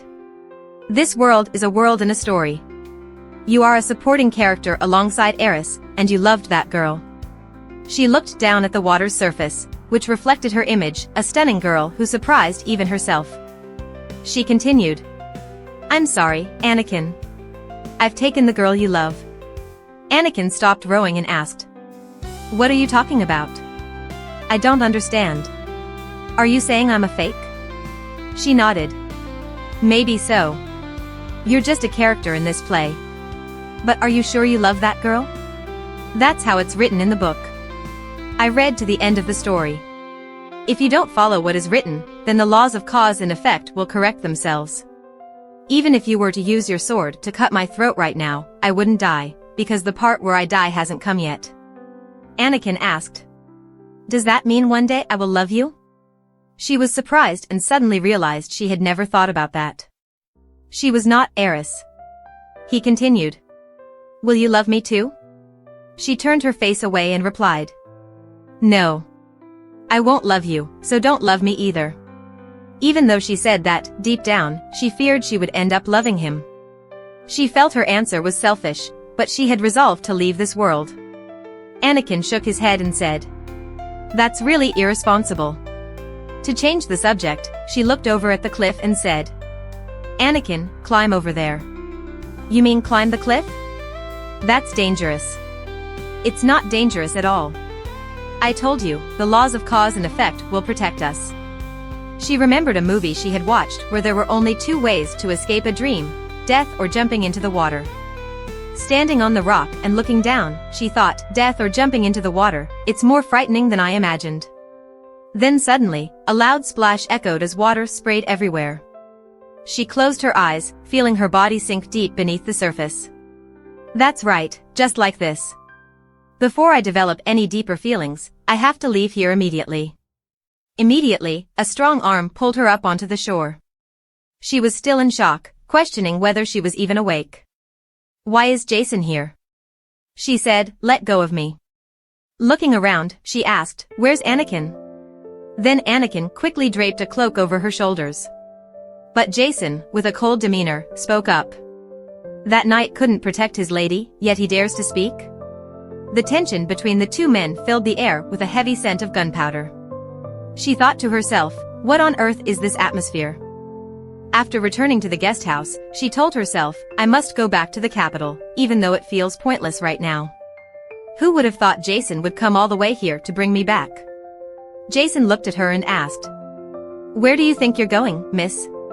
Planning to run away again? The capital is in an uproar because of you. They're using your image to promote the train, yet you've gone missing. She had only just completed her coming-of-age ceremony and hadn't even been granted a title yet, but she was almost treated like royalty. She never thought Jason would search for heiress with such fervor. She suggested, I want to stop by the souvenir shop before we head back. I'll go with you, since your knight is busy packing. The two of them arrived at the souvenir shop. The vendor looked at Jason and laughed, saying, Is the man accompanying you your husband? Immediately, she became angry, No. We don't have that kind of relationship. I'm here to buy gifts for my servants. As the vendor brought out the gifts, she thought, how did he know I was here? And what about the turmoil at the Marquis house? She replied sarcastically, You're later than I expected. I didn't think you'd come looking for me in person. Jason responded, I voluntarily came to find you, not because I haven't been home to visit my family in a while. She interrupted, I see your family is still throwing continuous parties. He answered, his tone indifferent, I'm not interested in long-winded conversations with the elderly. She replied, unfazed, I'm not fond of chatting with you either.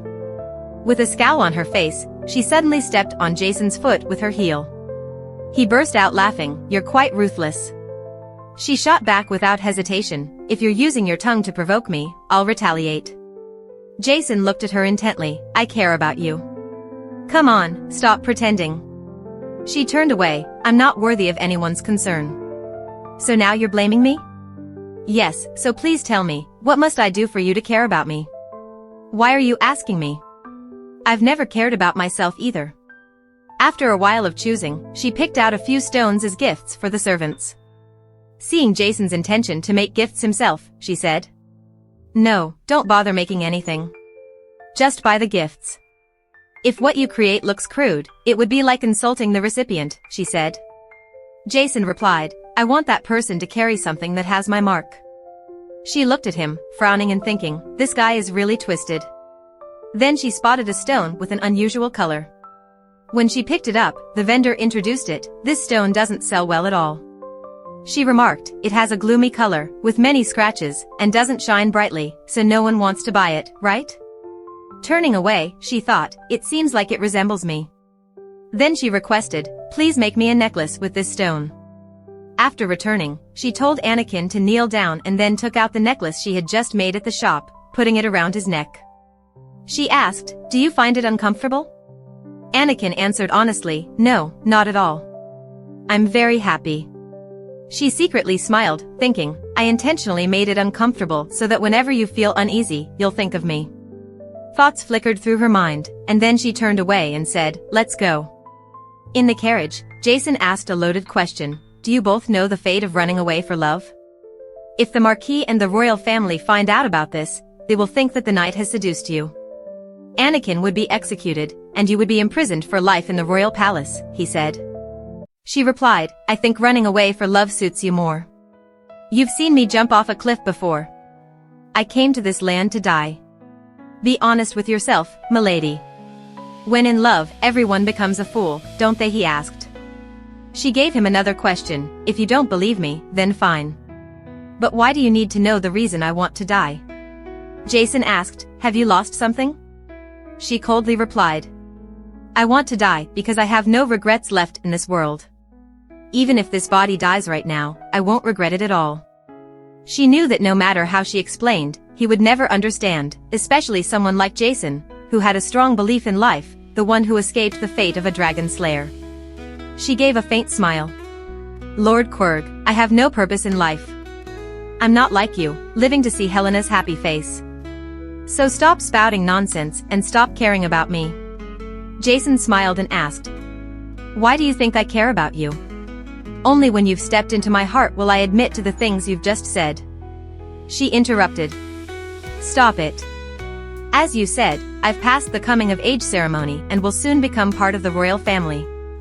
So, it's best if you stop toying with me. At that moment, their carriage was blocked by a group of bandits.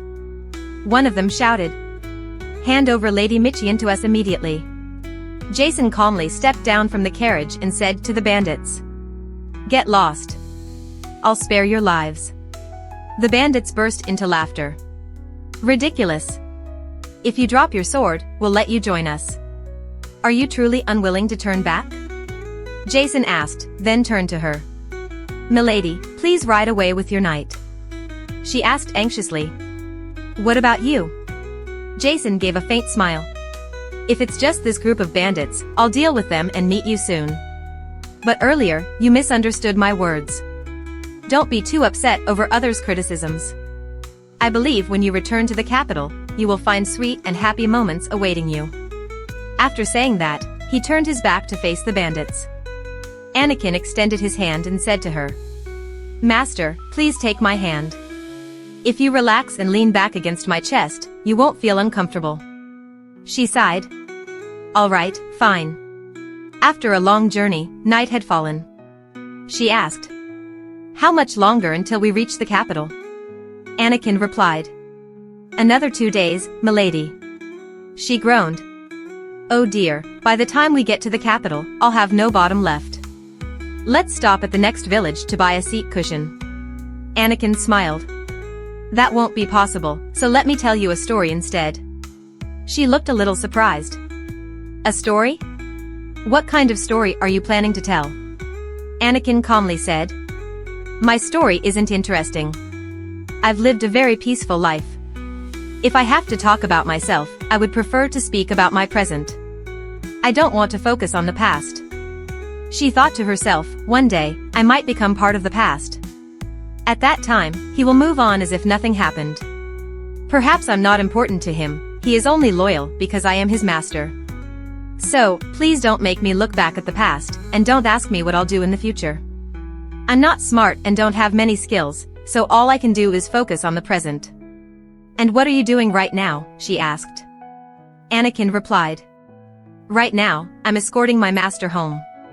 She thought to herself, I like this person. No matter how selfish I am, he never blames me. He is the only one who is always by my side. She looked at Anakin with gentle eyes. Dear Anakin, when I return to the old world, I'll probably miss you a lot. So, you must remember me too. After many tiring days on horseback, she finally returned to the mansion. The servants were all very worried about her. At that moment, her father's voice echoed from above. Heiress, come to my office. No one else is allowed in until I give permission. She entered the office. You called for me? Her father looked at her sternly. Why did you do this? Do you think you can escape my watch? She responded firmly. I don't understand what you're talking about. Her father sighed. Do you not understand why I advised you to find your own knight? It was so you could avoid the attention of others, to face the filth and evil of this world. She looked at him and sighed. You speak in such strange ways. You chose Anakin for me, not I. He looked at her, his eyes full of disappointment and pain. She knew he had noticed the changes in her. She decided to reveal the truth. That's right. Besides, I'm not even your real daughter, am I? If that's the case, I don't want to pretend anymore. The Marquis shouted angrily. How dare you? She chuckled and responded. Let me tell you something. If you don't want me to die, then don't threaten me or say things like you did earlier. In fact, I really do want to die. He looked at her, his voice bitter. It seems my daughter has become quite rude and wicked. She giggled after hearing his words. Why are you laughing? He asked. Because it's funny. Your daughter. After all, you've never truly loved your own daughter. If you had really cared for Eris, you wouldn't have raised her the way you did. The Marquis had always accepted what Eris wanted, but what Eris truly wanted was to be useful to her father. She continued. If you loved your daughter, you would have cancelled this arranged marriage. But instead, you pretended not to know, just so you could maintain your power. Someone as clever as you, who can notice changes in your own daughter, surely would have noticed her anger toward the Crown Prince, wouldn't you? He scoffed with disdain. Enough. I love my daughter very much. I just wanted her to have the best position. She responded without hesitation. The best position doesn't always bring happiness. Look at the things you consider best. Look at the people in the royal palace, do they seem happy? That was what she wanted to say to the man at the center of all this trouble. The Marquis asked. Then what do you plan to do? You will help me. If not, there are others who could help me better than you. She thought to herself, if he knew about my plan to die, he would never help me. He's probably growing impatient now. He doesn't even know who I am. I'm not Eris, threats or deals won't work on me. Right now, I'm a card that could be used to threaten the Marquis. Throwing this away would be a waste. At that moment, a messenger from the royal palace arrived, informing her that the Queen had summoned her. She said, I dare not keep the Queen waiting, so I'll go now, Father. I'll return later. At the palace, the Queen remarked. I didn't expect you to stay in that room. You're not a child anymore, so why act jealous when you're not the center of attention? I am but a foolish girl, Your Majesty, so I don't understand what you mean. Could you clarify? The Queen smirked. It seems you've grown wiser with age. You know that I was the one who gave that girl the clothes, don't you? She was surprised, not expecting the Queen to admit it so openly. She said, how could Lady Anto blame her have taken them without the Crown Prince's help? I only thought that much. It seems I was right. The Queen nodded. You are indeed clever, more perceptive than the Crown Prince himself. You guessed correctly. I helped the girl take those clothes. I threw away Lord Korg's garments and replaced them with yours. She couldn't help but feel shocked and pained by the Queen's cruelty. You really deceived her, she asked. The Queen sneered. I despise you, Lady Michian. You are too strong and heartless to become the Crown Princess. If the Marquis were to marry into the royal family, things would become far more complicated. She tried to remain calm. So, you chose Lady Anto Blamer, a commoner, who has lived as a servant for so long, someone who knows nothing about being a queen or a crown princess. The Queen replied. She is kind-hearted and gentle, so she will be loyal to the royal family. The Crown Prince's heart has already been stolen by her beauty, so there's no need to worry about the future heirs. As for becoming a queen, I can teach her. Eris, I want to kill you. I want you to die in agony. Even though you weren't the one who killed my son, it was all caused by the Marquis. The Marquis killed my innocent son. You think the same, don't you? I want to make you suffer, drag you into the palace, starve you until you wither away and die slowly. Yet, the two men who killed my son are now trying to raise you to the position of Crown Princess. She said. I do not wish to marry the Crown Prince. The Queen looked at her skeptically. Haven't you been in love with him for a long time? She shook her head and replied gently.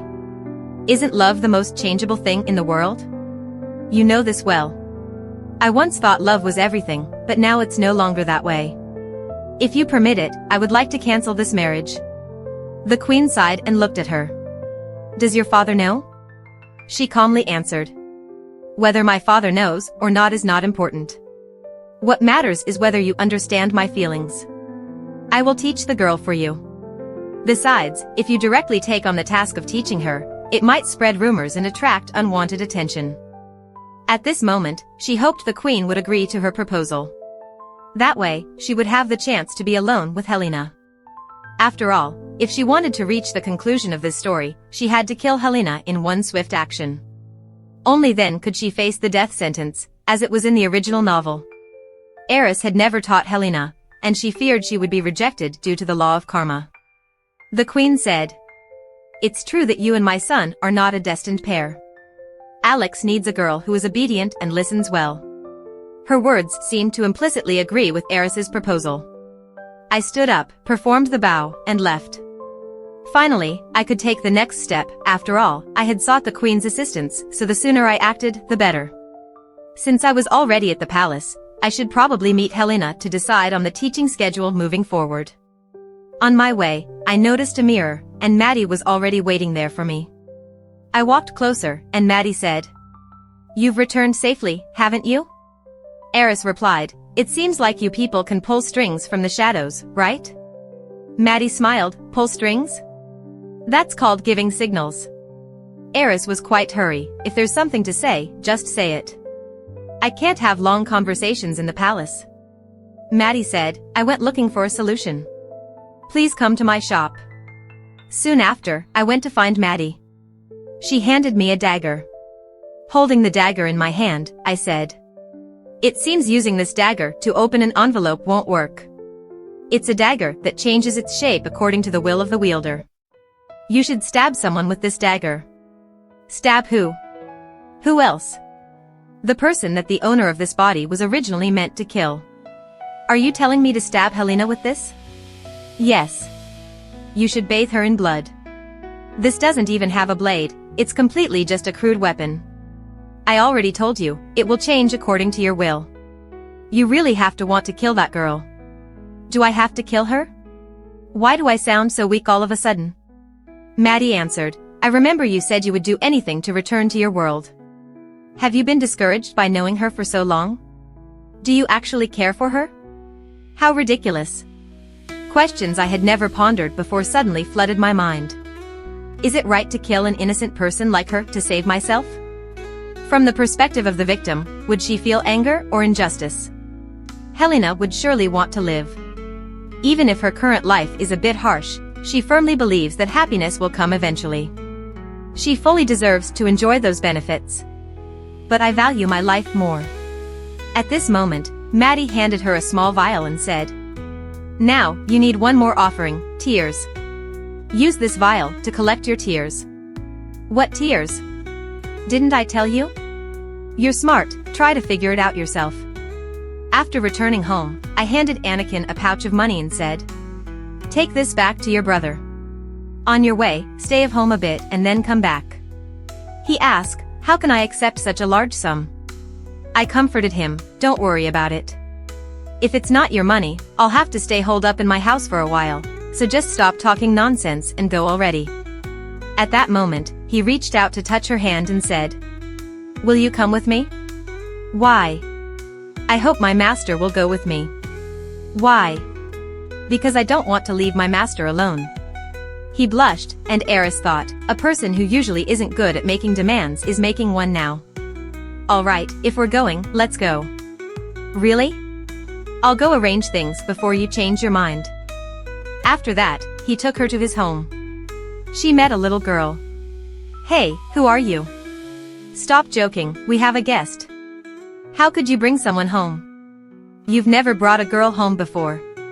The boy was startled when she opened the door and saw her standing there. "Miss, why are you here?" "Oh, it's not that I don't like it. But I haven't cleaned the house yet. I just came to take your brother home, but he pulled me back with him." She had worried about how a child could live alone, but the girl was more interactive than she had thought. What luck, she thought to herself. At first, she had planned to bury her face in a pillow and feel the pain the moment she fired Anakin.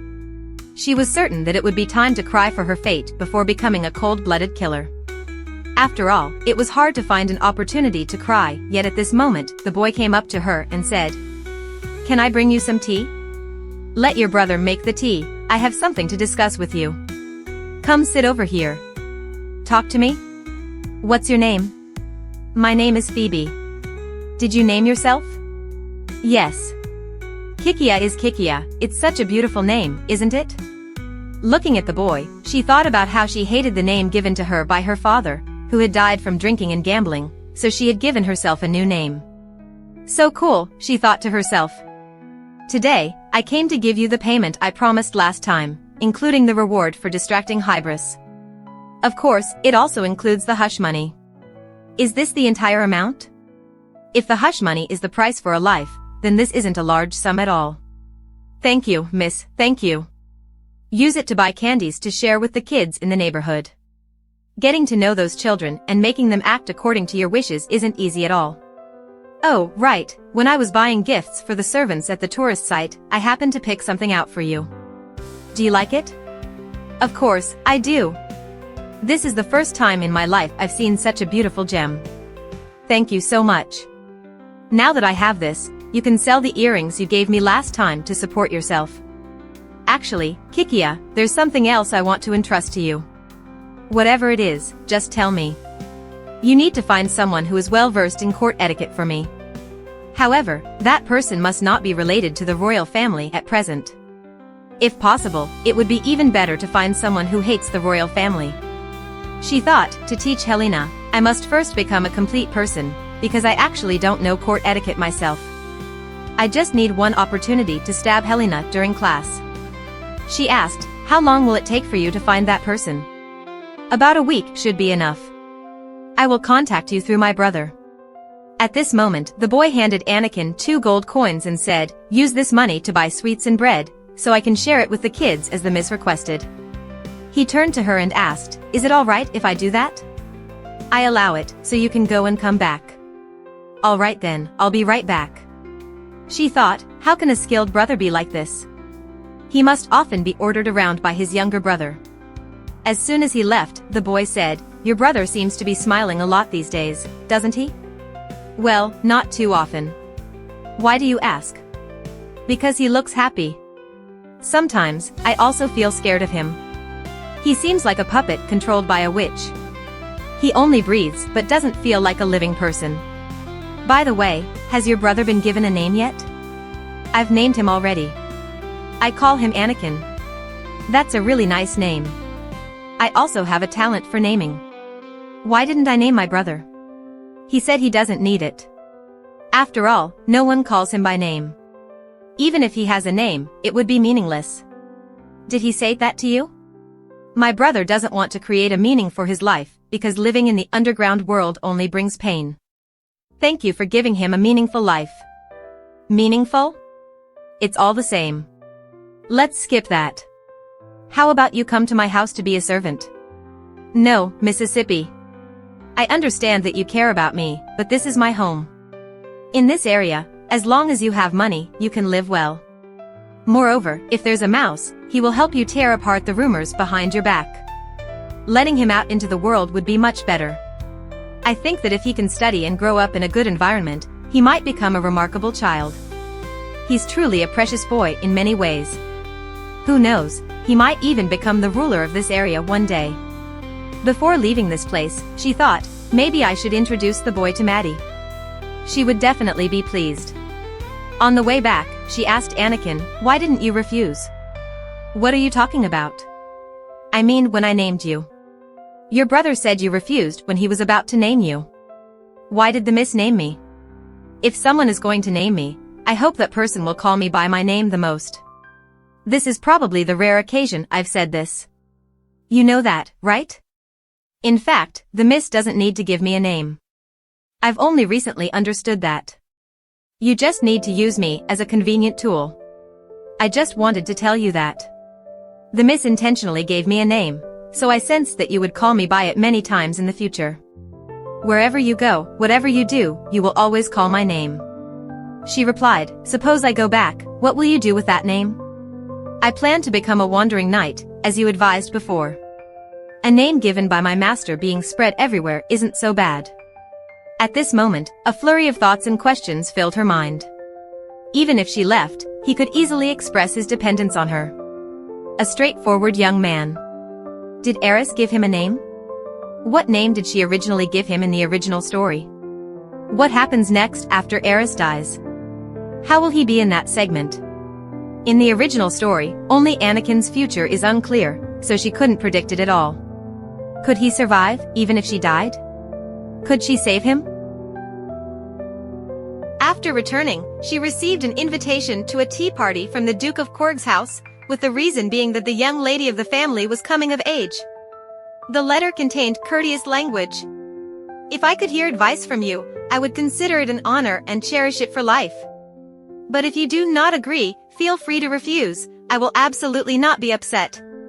She thought, does this mean I should definitely not attend? They probably sent the invitation just for formality. Still, she decided to go to avoid raising suspicion or gossip. When she arrived, the maids had prepared a neat outfit for her. She thought, they probably don't want me to appear timid in front of everyone. At that moment, a woman spoke up. "You look younger than usual, Miss Michian." This was the Duchess of Korg, Jason's mother. She smiled and said, "If you were to walk alongside His Highness, the two of you would look like siblings." She replied, "Miss Korg has really grown up quickly."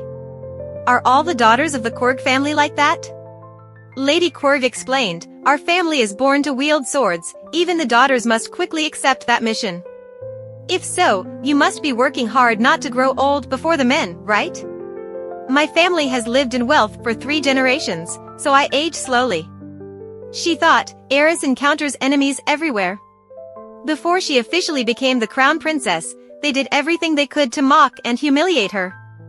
During the tea party, some people deliberately hinted and mocked her. They said, if we had known Miss Michian was so bored, we shouldn't have invited her here. In reality, the first social debut should follow her mother's etiquette. Oh dear, Miss didn't know that the reason Miss Michian didn't learn was because her mother passed away early? Nevertheless, she still completed her debut wonderfully, extremely lavishly. Eris looked into her teacup and said, "In Miss Morgan's eyes, am I that dull? Is it enough to just wave my hand and want that kind of letter?" "Yes." "The tea is still hot, you are joking too much." "Do I look like I'm joking? Are you now threatening to spill tea on Miss Morgan? With such a wicked nature, you'll be abandoned by His Highness." After that statement, many whispers circulated about what had happened at her coming-of-age ceremony. She thought, it's so annoying, they are no different from that prince who wants to expose me to the world. At that moment, Korg appeared. "I apologize, but we have something important to discuss. May I borrow Miss Michian for a moment? It's extremely urgent." Without waiting for her consent, Korg took her hand and pulled her away. "Let go of me first. Let go of my hand." "I told you to let go," she exclaimed, shaking off Korg's hand vigorously. She felt pain as Korg gripped her hand so tightly. But he looked happily and said, "I just wanted you to thank me." "Thank you for what? Didn't I save you in that situation earlier?" She was coldly, "You should say you saved Lady Morgan instead." If it had been just a bit longer, I would have thrown that hot cup of tea right at her face. "Yes, yes, Our Lady. But don't you have something important to say?" "I didn't come here just to hear you rant. I have nothing to say. I'm the kind of person who forgets things quickly. If you don't say it directly, there's nothing between us. So what if I tell the crown prince that you're mentally unstable and other things?" He said, "Are you in your right mind? No matter how skilled a marquis you are, the royal family wouldn't allow someone like me to mix blood with the royal lineage." "Good, if you don't say anything, it's fine. But don't think I regret the position of crown princess. I haven't loved His Highness all my life as you assume." "So you're saying you don't love him anymore?" "That's right. I've realized that those feelings were not love, just like with you."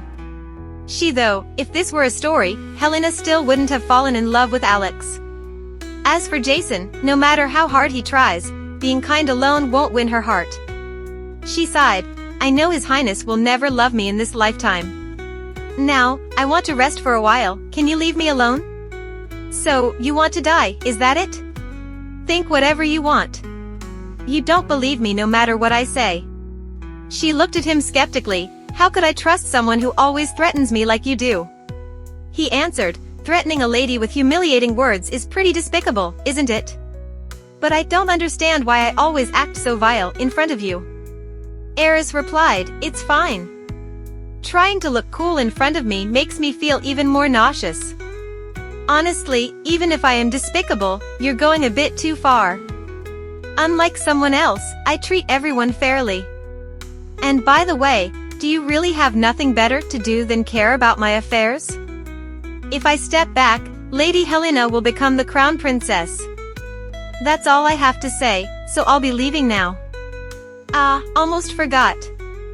Honor will definitely clear his throat about how long it's taking to find a proper etiquette teacher, much longer than I expected.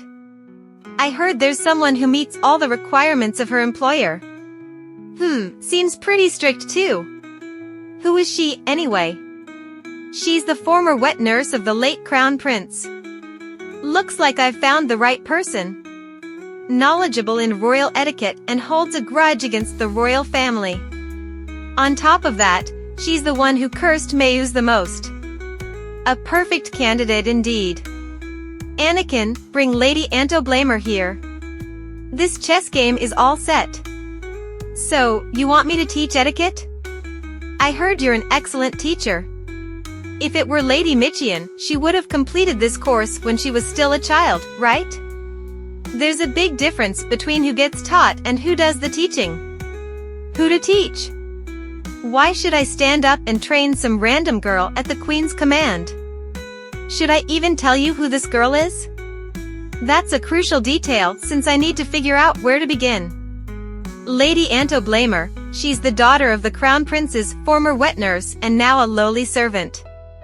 The daughter of a trader's family, what kind of lady is that?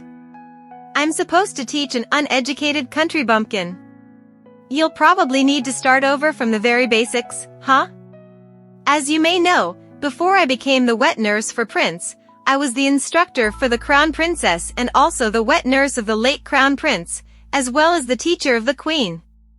Eris Camley, why is the hatred towards the royal family even greater than I expected?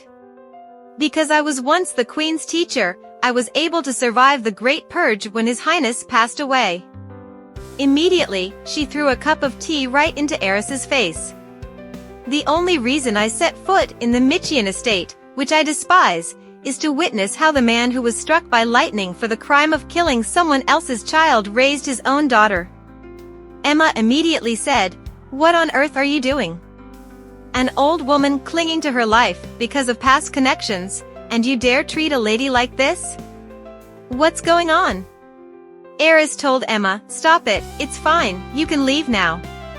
The elder woman asked, "Why are you sending your maid away?" "Because I need to address matters that shouldn't be heard outside." "Why do you think I insisted on calling you here?" The woman said, "Are you ashamed for forgetting royal etiquette? Can't even go to someone within the royal family for help? You're wrong. If that were the case, I wouldn't have bothered to remember you from the slums and track you down. I told you who you would be teaching, didn't I? Why does that girl need to learn royal etiquette? Could it be that neither Her Majesty nor the Marquis knows the truth? Only the Queen, you, and I know the reality. I think the common thread among the three of us is that we all hate those two men. Am I right? I haven't heard any rumors that Lady Michian hates her father. Letting outsiders know about internal family discord, what good is that? People will spit in my face. Even if I give up my position, it wouldn't be a big blow to the Marquis. I'll take it upon myself to bring that man down, so you don't need to worry. So the answer is yes. This old woman will teach Lady Michian. I'm a rather strict teacher, so you'd better be prepared. After that, she dressed simply and headed to the royal palace. People started whispering, "Isn't that Lady Michian? She's dressed so plainly I almost didn't recognize her. What's the reason for coming to the palace without being properly dressed?" She thought, "Every time I come to the palace, it's the same thing. Why do people care about how others walk or dress? Wearing fancy clothes only makes it harder to teach or train. I've already drawn too much attention. It'd be great if simpler attire became fashionable." But most notably, Honor muttered, "Please don't foolishly drag me into this, I beg you." Of course, how could this girl not be foolish? I just hope she becomes a little less so. "You called for me, milady. You may enter." "Lady Michian, why did you call for me?" "I thought of summoning you to the Marquis estate, but since you're a servant in the palace, you can't leave. Her Majesty the Queen has chosen me to be the one to properly educate you." "Educate me?" "There's a long road ahead, so come over here and sit down." "Wait, why?" "I want to know the reason why Her Majesty the Queen wants someone to educate me." "You can ask her directly when the lessons are over." "Lady Anto Blamer, you already taking up too much of my time." "But do I really need to ask more questions?" At that moment, she slammed her hand on the table and said, "Stand up straight, Lady Anto Blamer." Startled, Lady Anto Blamer immediately stood upright as instructed. "Shoulders straight, now look at me closely. From this moment on, you are not allowed to avoid my gaze. Helena, from now on, I'm going to turn you into a proper human being." Up until now, Lady Anto Blamer had temporarily escaped the scrutiny of the nobility because they no longer regarded her as a threat. The Crown Prince could only protect her to a certain extent. She needed to show everyone that she could stand on her own. To do that, the first thing she needed to improve was her posture and bearing.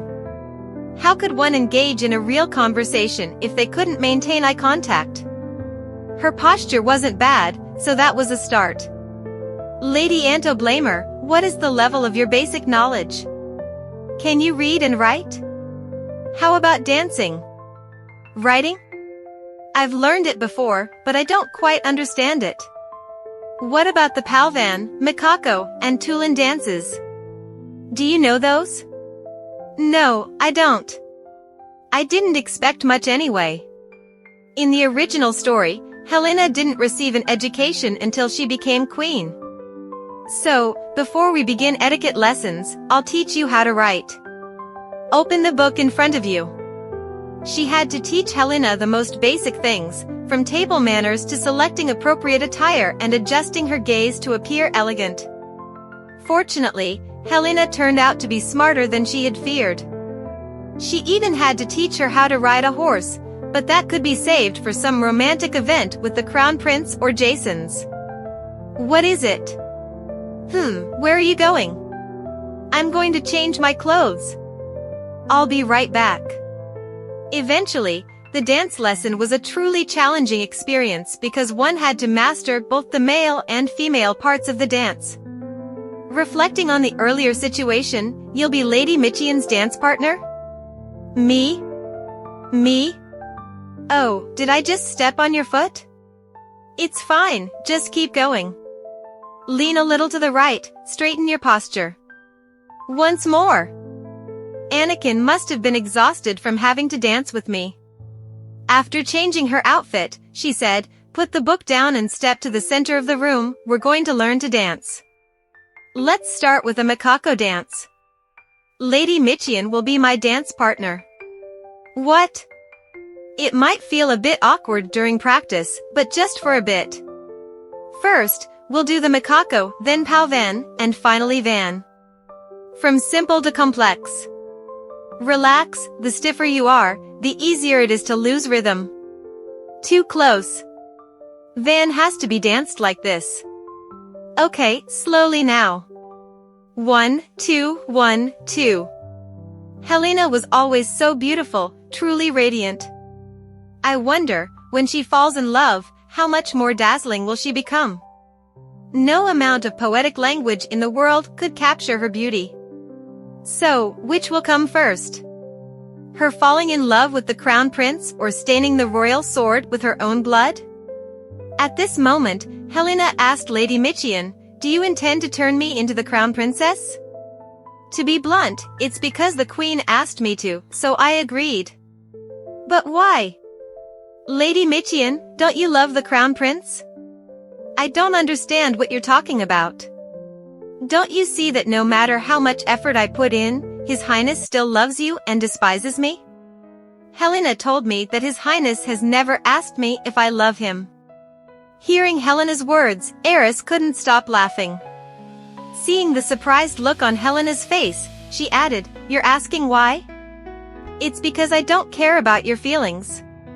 She thought to herself, now, Helena needs to break free from all this overprotection and start facing the truth. She said, "This is a game between me, the Marquis, the Queen, and His Majesty. Someone like you, without any real power, is just a pawn. Do you think I became betrothed to His Highness because I loved him? Isn't that the case?" Helena asked. How naive. Life isn't a fairy tale, after all. The Crown Prince is the most suitable person to back me up. Even if I loved someone else, I would still be engaged to the Crown Prince. If you can, try loving His Highness. Because if you love anyone else, that person won't survive. You mean Alex would kill someone? Helena questioned. Alex wouldn't be that ruthless. Believe whatever you want. As she left, her thoughts were clear. Even if she regrets it later, it won't be my responsibility. Even if the Crown Prince assassinates a few people, it won't faze me in the least. Why do you want me to marry His Highness? Because I hate him. I'm sick of it. How could I bear to live with such a petty reason? Feeling wronged, angry? But I'm the kind of person who changes their mind over trivial reasons. Someone like me has the right and power to do so. If you feel wronged, then study hard. Become the Crown Princess, and then you'll have the power to seek revenge. I'll remember well that you need power to accomplish anything. If you've understood that, we'll resume the lessons now. I won't let you cry over this anymore. In your free time, practice what I taught today. I'll check during the next lesson. Later, she went to meet the Queen. The Queen asked, "What have you taught the girl so far?" "You taught her noble greetings, table etiquette, the dances for the balls, and how to converse appropriately during the dance melodies. I also instructed her on things like how to select clothing and jewelry. It's still a long way before she can become the Crown Princess, but at least she has been taught the basics. I am grateful. I plan to introduce Helena at the coming-of-age ball for a noble's daughter. What do you think? I believe it's the right time. If it's the coming-of-age ball for a noble's daughter, it will surely attract the attention of the aristocracy. If we miss this ball, we'll have to wait a while, as we can't present the future Crown Princess at an insignificant event. I will continue to instruct Lady Antoblamer diligently until the noble's daughter's coming-of-age ball." Recalling that in the original novel, Eris could not break off the engagement due to the Emperor's orders, Helena would eventually become the Crown Princess. Even while the engagement couldn't be annulled, Eris witnessed Helena take her place as Crown Princess. In the end, she snuck into the bridal chamber and did something insane, poisoning Helena. The Crown Prince found her at the crime scene that night, and Eris was executed. If only that ending could be delayed until before this ball. The Queen said, "Summon the ladies from the wardrobe department and personally choose an outfit for honor." I understand. If it's you, I'm sure you'll enjoy selecting clothes for your rival, won't you? Isn't that right? Of course. If Lady Antoblamer chooses a childish dress, it would be quite awkward for me. After a long, exhausting day, she finally returned in the evening. Upon seeing the Crown Prince in front of her, she thought, of all times, when I'm finally headed home, this happens. I'll just pretend I don't know and get it over with. I've been dragged around all day without a single grain of rice in my stomach, so I don't have the energy to argue with the Crown Prince." As they passed by each other, the Crown Prince grabbed her hand and said, "So now you've decided to ignore people?" "It seems I'm too tired, and my vision is a bit blurred. I apologize for my rudeness. Even if you can't kneel while asking for forgiveness, you should at least look at the person," he said. "Please release my hand, Your Highness. I've been starving the entire day, so when you grabbed me, I nearly fainted." She coldly answered. "What's wrong with you? Did you eat something bad?" "No, not something bad. I haven't eaten anything at all," she thought. "If you're feeling sick, I'll call the doctor." At that moment, Jason's appeared out of nowhere, and standing behind her, she thought, "This guy always shows up from who knows where. Please, just go somewhere else. Come on now, don't be like that. Have some expectations for me, will you?" Jason said. "Lady Michian, what exactly are you doing?"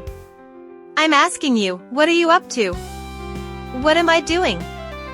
"Just a simple act of goodwill, Your Highness," she replied calmly. She thought to herself, "What is this?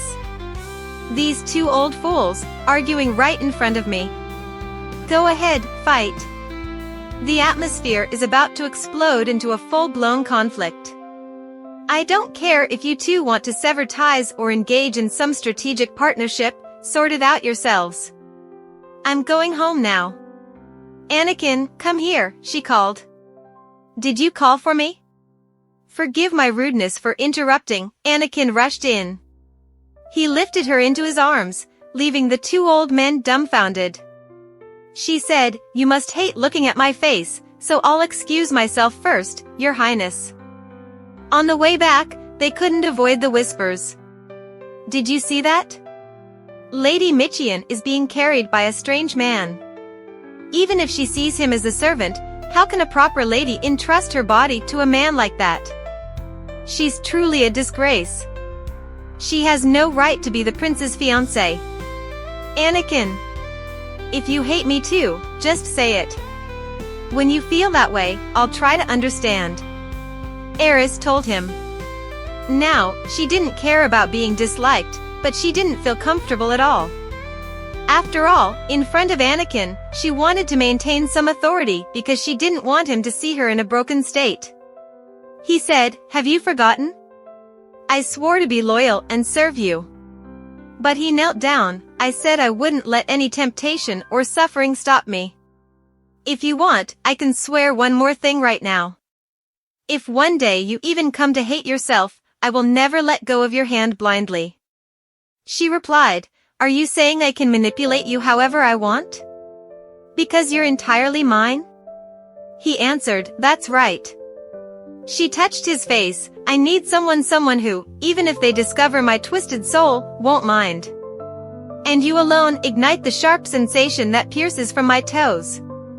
I'm afraid you'll notice my heart beating, but perhaps being discovered is a good thing." She continued, "The turning point is that I've fallen for someone who isn't that wonderful. I know this better than anyone. But at this moment, this person is just too charming." "So, you've lost your mind, huh? Are you disappointed? How could this be? How could I be so infatuated with him? He came to me like a planet creating the Earth. In the past, I was so pleased that he created me so uniquely." The next day, during class, she said to Helena, "In half a month, I will be introduced at the young ladies' coming-of-age ball of the Korg family." Helena replied, "Half a month? I'm not ready for that yet." "No need to worry, there's enough time to prepare," she assured. "The lesson today has ended, but please stay, as there's still something to attend to," she continued. Helena asked, "Is there work to be done that isn't related to studying?" The maid replied, "Lady Quirk has arrived, miss." She responded, "Let her in." The maid entered and said, "Good afternoon, Lady Michian. Today, I have come to admire your beauty and to bring some inspiration. Just in time, I found a beautiful silk ribbon that would suit you perfectly." She said, "Today, I didn't call the lady here to make clothes for me. What is the reason for that? I hope the lady will make an outfit for the girl sitting next to me.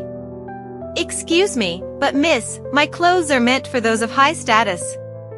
Even if the girl sitting next to you is beautiful, it still wouldn't do. She said, didn't you secretly take my ceremonial dress and put it on this girl during the coming-of-age ceremony? The lady replied, at that time, it was a matter of necessity. How could a small clothing merchant like me refuse a royal decree? If so, then this time you must wholeheartedly make an outfit for this girl, as she is about to be introduced to high society by royal command. Within half a month, please design a dress for her to wear at the coming-of-age ball of the Quirk family. It seems to me that this girl has undergone rapid etiquette training, hasn't she? I doubt whether she will survive among the young ladies of high status. But if she wears the most expensive dress and appears in public, no matter how arrogant the noble ladies are, they will find a way to deal with it. Helena said, it's not necessary to prepare an outfit for me, it's perfectly fine. The cost must be very high. The expenses are covered by the royal family, so there's no need to worry. Eris told her. Helena quickly refused, let me go into the city to buy something. Eris, annoyed, slammed the table. Refusing an excessive benefit is not in accordance with propriety. Propriety is different from acting in a way that is impoverished and lacking in understanding. Right now, you are behaving in a lowly manner, Miss Anto Blamer. She said, the dance partner who will stand next to you that day will be His Highness Crown Prince Alex, a person of noble status leading the country. Standing shoulder to shoulder with such a person while you wear market clothes? If you dress like a vendor, the nobles will not commend you for being frugal. They will ridicule the royal family, suggesting that the taxes collected are not enough to buy a proper ceremonial dress for a common dance partner? Think about it. If you do that, won't you be bringing shame to the royal family? Helena said, I understand, I will follow your instructions, Miss Michian. I'll take her measurements first. What color do you want the dress to be?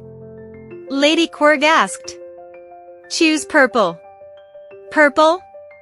Yes, that color really suits her complexion. Purple is the color of the royal family. Anyone not of royal blood wearing purple would be accused of treason. Indeed, Miss Michian's judgment seems to be quite fitting. In the following days, after trying on the dress, I will need to make some adjustments, but it shouldn't differ too much from this gown. Eris said, Lady, you have kept to the agreed schedule. She answered, I've stayed up several nights sewing this for you. You've worked hard, Madam. Eris told her, then recommanded, change her clothes. Maids replied, please follow me this way. We've changed her hairstyle, it really suits her age now. Which shoes will you choose? The second pair from the left. Since there's a height difference, a pair of heels would be better. What about jewelry? I like diamonds. With a necklace and earrings, it would be perfect. But Miss Michian, this girl doesn't have pierced ears. What should we do? Then pierce them immediately. Helena was held down and quickly had her ears pierced. She said, no crying, it will ruin the makeup. After 49 steps, Helena appeared like a princess in the magnificent purple dress. What do you think? They asked Eris. You're asking what I think. It's not bad, Eris thought.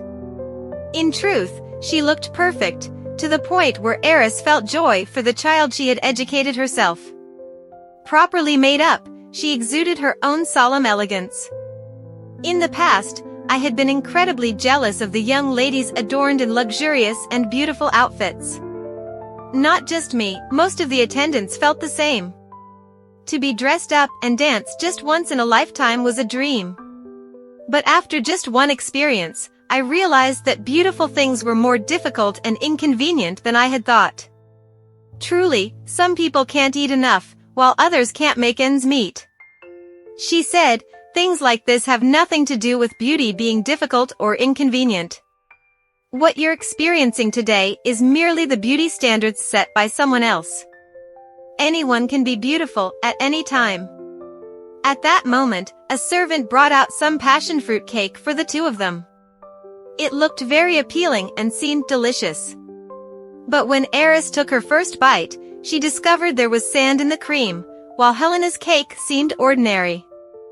She sighed, "Now I am the betrothed fiancé of the crown prince in name only. Who orchestrated this?" She commanded, "That girl, come here." It turned out that this girl was the one who had falsely accused her before. The one behind this must be her.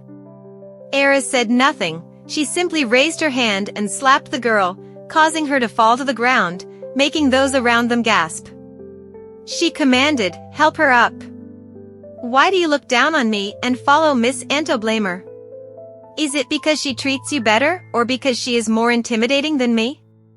The girl stammered, No, Mississippi. You've been following Miss Helena around, and then you happened to see who was behind her, the prince, using him as your shield to act arrogantly towards me, right? I don't want to scold a child, but knowing how to assess which side has more power isn't the mindset one should have at such a young age. Just as she was about to raise her hand for another physical reprimand, Helena intervened. "Wait a moment, Miss Michian. You've taught her enough with words." Eris coldly replied, "This little brat is acting so high and mighty. I'll show her how to treat those who look down on her and disrupt the order when she becomes the crown princess." Smack! She slapped the girl again, for this girl wasn't truly loyal to Helena, she was simply borrowing the tiger's might to curry favor with someone more powerful. To her, it was merely enjoying a temporary power, just like how the crown prince only believed his own words and slapped her face. Of course, this girl could betray Helena at any time. Helena continued, "Please, stop it. This rude girl is my fault, so don't hit her. Miss Antoblamer, please judge those around you carefully. Are they genuinely standing by you because they value you, or are they just hanging on because they want to take advantage of what you have? Recognize the situation accurately, when." Helena said, "Even so, it's fine. Even if I'm being taken advantage of, it's okay. Please don't use violence indiscriminately against anyone. If you're still angry, you can punish me instead. Just one request, please promise that from now on, you won't raise your hand against anyone again." She replied, "You dare to make demands of me? I swore to the gods that I wouldn't repeat my mistakes, just like how you were hit by the prince, no matter the reason. I can't justify violence, you've taught me that, Miss Michian." Eris answered, "This girl is different from Helena. From the very beginning, she has relied on the power of others and doesn't have the right to hold power herself. The reason she can't talk back to the crown prince but is rude to me is due to her assessment of the power dynamics around her." Helena calmly, "I will give her a fitting punishment without resorting to violence. I will have the girl who messed with the pastries and her accomplices in the kitchen fired." The girl cried, "No, please, Miss Helena, I was wrong. Punish me, but don't fire me. Please let me stay." The girl continued to cry, pleading, "Please, being fired is scarier than being hit. I don't want to be fired, Miss Helena." But they dragged her out, and of course, she was dismissed. Eris continued, "You say it's okay if you're being taken advantage of? If those who love you heard that, they would be very sad." She left, thinking, "I'm disgusted by this kind of self-sacrifice. She should know what it means to be sincere." The debutante ball for the daughter of the Quirk family was approaching. Today, she received a dress along with a letter.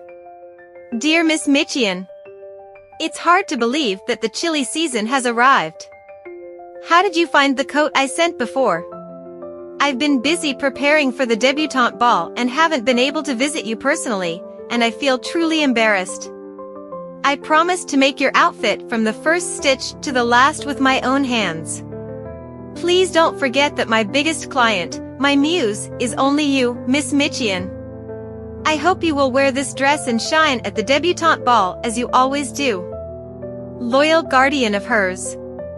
Opening the gift box, inside was a splendid outfit.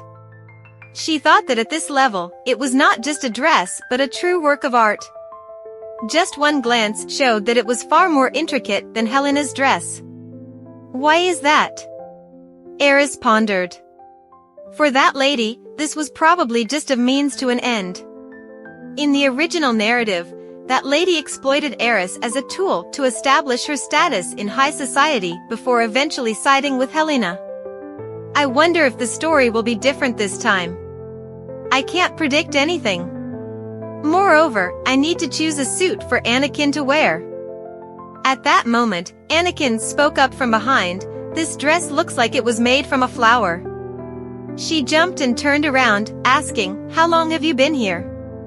"I've been here the whole time," Anakin replied. "Good, let me take your measurements. You will be my dance partner at the debutante ball, so you need to wear a dashing suit." She wants me to be her dance partner? Anakin was surprised. What? Don't you like it? You don't have the right to refuse. No, it's not that I don't like it, but I can just wear formal attire. Formal attire? You have formal wear too? I wore it during the debutante ceremony. Oh, I see. I didn't notice Anakin back then, so I have no memory of it. She said, "I'm going to buy an expensive outfit that your salary can't cover. You should just accept it. I can just wear formal attire. Even if I wear something expensive, it still pales in comparison to the outfit that proves I'm your knight." She raised her hand to his face and said, "Oh, trying to be poetic now, huh? If you're so good at this, I might as well take my formal attire for a little adjustment. After all, it's a ball, it should complement my dress." "Of course, do as you wish, my lady," Anakin replied. At that moment, Emma entered and said, "Lord Quirk wants to see you." She sighed, "That guy again. I didn't even give him a chance, so why does he keep behaving so rudely toward me? Should I refuse him, saying that the lady is hard to meet right now?" Emma suggested. "All right then, I'll decline directly." Anakin followed her. After a while, she and Anakin appeared, and she said, "If you come here without saying a word, it's quite bothersome for me. Quirk, I invite you to leave." He replied, "I'm only here this once. I heard that Helena will be attending the debutante ball of my sister." She sighed in frustration, "Then you should look for the crown prince, not me. I won't ask His Highness to abandon Helena and take me as his dance partner just for you. I don't feel indignant, on the contrary, I find it quite acceptable. I'm here to make a proposal. I mean, how about we try to be dance partners? You can think like this is a request I could consider." "Sorry, Lord Quirk, but I had planned to take my knight as my dance partner." He said, "A knight as your dance partner doesn't seem fitting for your status. Didn't you choose me at your coming-of-age ceremony for that reason? If you walk alongside that knight, people at the ball will mock you for being abandoned. Can you endure their contemptuous gazes, Lady Michian? I'm here to help you." Quirk's words were indeed accurate. No matter how extravagantly she dressed, everyone would focus on the boy beside her. They would judge her based on his rank. And they would say something like, "How could Lady Michian be seen with such a boy?" It seemed she had been abandoned by the crown prince to the point of not being able to find a decent dance partner. Even Lord Quirk had shown her some pity at the coming-of-age ceremony. Marquis Michian must have been at a loss for words. Jason knew this and felt confident as he continued. "Anyway, if you want, I'll plead wholeheartedly to help you. I genuinely want to assist you." It was truly exasperating.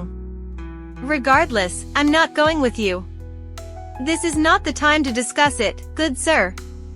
If it were about pride, I would have accepted your offer already." "Then what's the reason?" he asked. "Because I hate you. People can gossip behind my back, but being your dance partner would be more torturous for me. Just the thought of it is enough to irritate me. Jason clenched his fists, angered, and asked, "Why do you hate me so much?" "I've already apologized." Eris smiled. "Did I accept that apology?" "I don't recall." "So you don't want to see me for the rest of your life? Is it because I initially showed hostility toward you? Is that the only reason?" She replied, "How is that just a minor reason?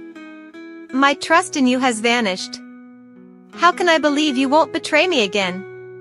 "If I prove myself, will you believe me?" he asked. "How will you prove it?" "You can make me do whatever you want." "I don't understand why Korg is clinging to me like this," she thought. "It would be more understandable if he liked me, but this isn't the behavior of someone who has goodwill toward me." "I want to know why Lady Michian rejects the kindness of others," he said. "When you're tired, you should say you're tired. Is that so hard?" To be honest, Lady Michian only seems weak in front of His Highness, doesn't she? She always created a prickly exterior and pretended to be strong in front of those who weren't the crown prince. Someone like her would only attract more enemies. He stepped closer to her, gripping her shoulders tightly with both hands. "You've realized that His Highness doesn't love you, but why do you continue to torment yourself?" She understood that this man wasn't looking at her, he was looking at himself through her. Jason was forced to bear an unreasonable mission he couldn't refute. He saw her as salvation, a way to comfort himself from his past. She wondered just how much she had to despise others. With a forceful shove, she pushed him away and slapped him. "What do you know about me? Don't see me as a weak girl you have to protect. Don't you really know? I'm not pitiful at all. The one who wishes for my misery is you. You're digging into my wounds. Asking me if I hate you? Do you really want to know?" "Mr. Quirg, I don't hate you. To hate means to care enough to hate, right? I don't care about you at all. I really have no curiosity about you, about how you live, what you think, what makes you happy or sad.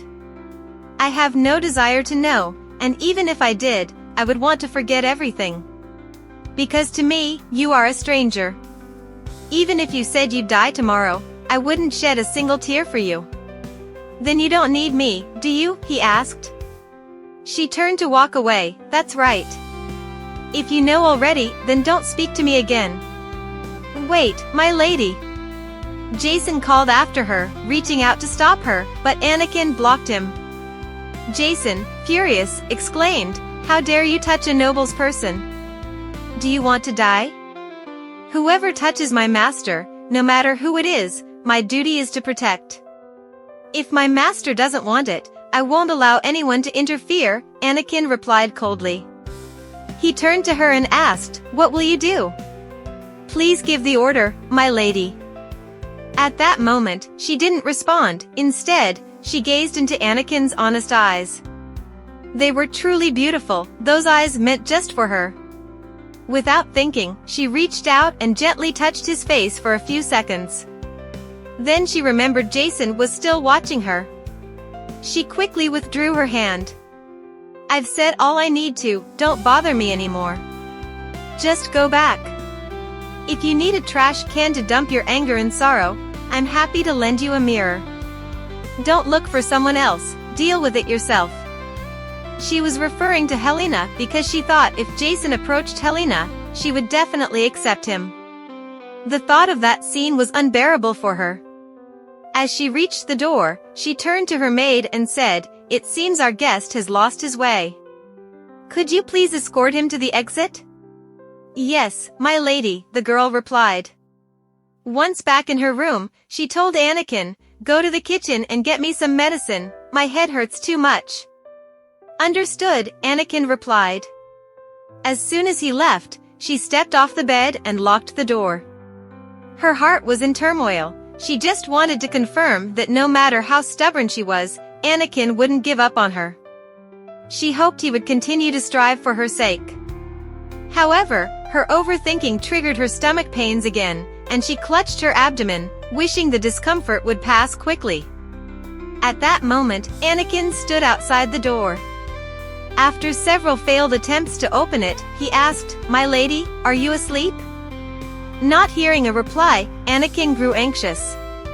"My lady?" Just a second later, he opened the door and stepped inside. "You're in a lot of pain, aren't you?" "I've brought the medicine." "How did you get in?" she asked. "Because I was worried, I borrowed the key from the head attendant." She hoped that after locking the door, he would either break it down or climb in through the window, something more like a scene from a novel. After all, this was a fictional world, she thought. Anakin gently said, "Please sit still for a moment, let me wipe your face." Watching how meticulously and carefully he took care of her, she couldn't help but ask, "Anakin, do you like me?" He froze for a moment. She thought to herself, just say you like me. I've never asked him if he loves me. But what would it mean to hear him say, "I like you"? After all, I'll be leaving soon. I'm being rational, I won't be able to return anything to this boy. She suddenly put her hand over his mouth. I told you not to say anything. I'm really cunning, she told herself. On one hand, I lecture Jason not to treat others as trash to vent his anger, while on the other hand, I almost do the exact same thing. I know this boy would never refuse me. Anakin gently took her hand away and placed it on his cheek. She thought, I like you, so I just want to show you my cool and strong side. Even though you're helping me, I don't want to be a burden. If you like me, are you choosing me, or is it the plot of this novel that makes you love Eris? I'm so scared that because of you, I'll want to stay here. Scared that if I continue to stay in this world, I'll resent you in the future. She withdrew her hand and said, You can go now. Thank you for the medicine. Rest well, Anakin said before leaving. After a while, she thought he had gone, so she turned around, only to find him still standing there. Feeling a bit embarrassed, she sat up. I thought you had left. Are you in so much pain that you can't sleep? Anakin asked. Yes. Then I'll stay here until you fall asleep, Anakin said gently. She thought, I really hate being a burden, but I'm in pain today. Everyone has their sick days. This doesn't mean I'm particularly weak, just a little sore today. Just keep showing me that you're here, that you'll always be here.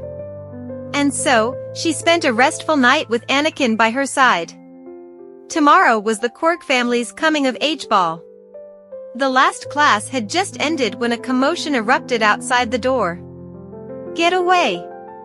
I heard Helena is here. I came to see her. Your Highness, this is the Queen's palace.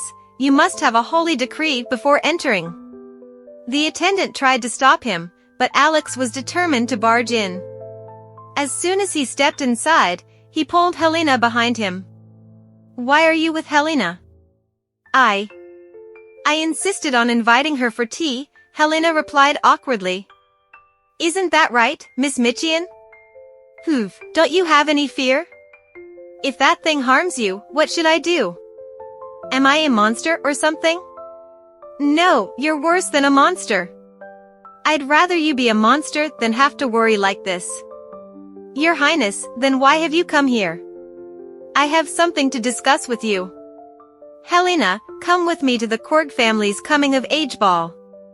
I will be your dance partner. She glanced at Helena and thought, I was going to talk to the prince today anyway. It seems the prince wants to be the one to decline before Eris rejects him. Alex turned to Eris. Are you also planning to attend the ball? Of course I will, Your Highness. How could I miss the coming-of-age ceremony of the Duke's family? Then you'll be going alone? No dance partner? Why would I be without a dance partner? I have Anakin. Anakin is your bodyguard, he's not a noble.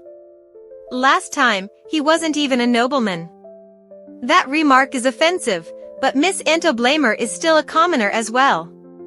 So you want to provoke the royal family? Yes, Your Highness. In this instance, I intend to sever ties with the royal family. But what about the Marquis? Of course, my father may restore the relationship, but it certainly won't be through me. Your Highness, soon we will be breaking off the engagement, and after that, we will become strangers. There will be no more encounters between us. The affairs of the royal family are not something you can manage at your whim. Aren't you the one who mentioned the betrothal between the royal family and the Marquis family? Don't you think your reckless actions will lead to a bitter ending? This has been approved by Her Majesty the Queen. Mother? Yes. So you should be exceedingly pleased.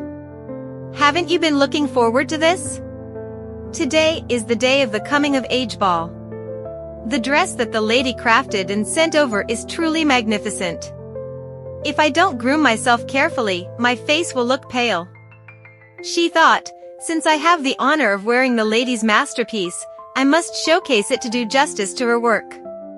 If my dance partner were that detestable prince or Jason Quirk, I certainly wouldn't have to go through all this trouble. The Marquis and Emperor will not attend this ball, so they will probably soon learn the truth that my dance partner is not the prince. Later than everyone else, I plan to play them for a fool. You look stunning, miss. Anakin walked in. Wow, I was momentarily speechless. There's a saying, men go hand in hand with their attire, and it certainly isn't an exaggeration. She ruffled his hair playfully and teased, is this style in fashion nowadays? Anakin smiled. You look beautiful. As they entered the party, they couldn't escape the whispers, a knight? The Marquis would surely faint if he knew. Just a Marquis? This is something that even the Emperor would shout about. She thought to herself, keep staring, each surprised glance only makes me enjoy this more. Miss Quirk approached and said, Miss Michian, thank you for coming. Today, I am the one who should be thanking you. Just then, Prince Alex and Miss Antoblamer entered, making the gossip even more lively. People were whispering, could it be that the prince has really abandoned Michian? Just like at Miss Michian's coming-of-age ceremony. At least Miss Michian didn't appear with a common knight. That's true, because in this empire, the son of the Quirk family is the young man next in line to Prince Alex. It truly is the pinnacle of a beautiful couple in the worldview. Even if the prince were brought in by a truck, I still feel more sorry for Anakin. It's an honor beyond compare that you came, Your Highness. Two girls talk to each other, you are Jason's sister, so it's only natural. Organizing the coming-of-age ball means you will soon become an adult. It's a pleasure to meet you, Miss Quirk. I've heard a lot about you from your brother, but I didn't expect to meet you. It's been a while since I saw Miss Michian. Your Highness, Helena is here too. But why didn't you bring anyone to dance with? That doesn't suit you at all. The prince asked. Jason's answer, I asked but was rejected. Rejected? Yes, very coldly, he said, displaying an annoyed expression. Alex wondered if he had asked Michian.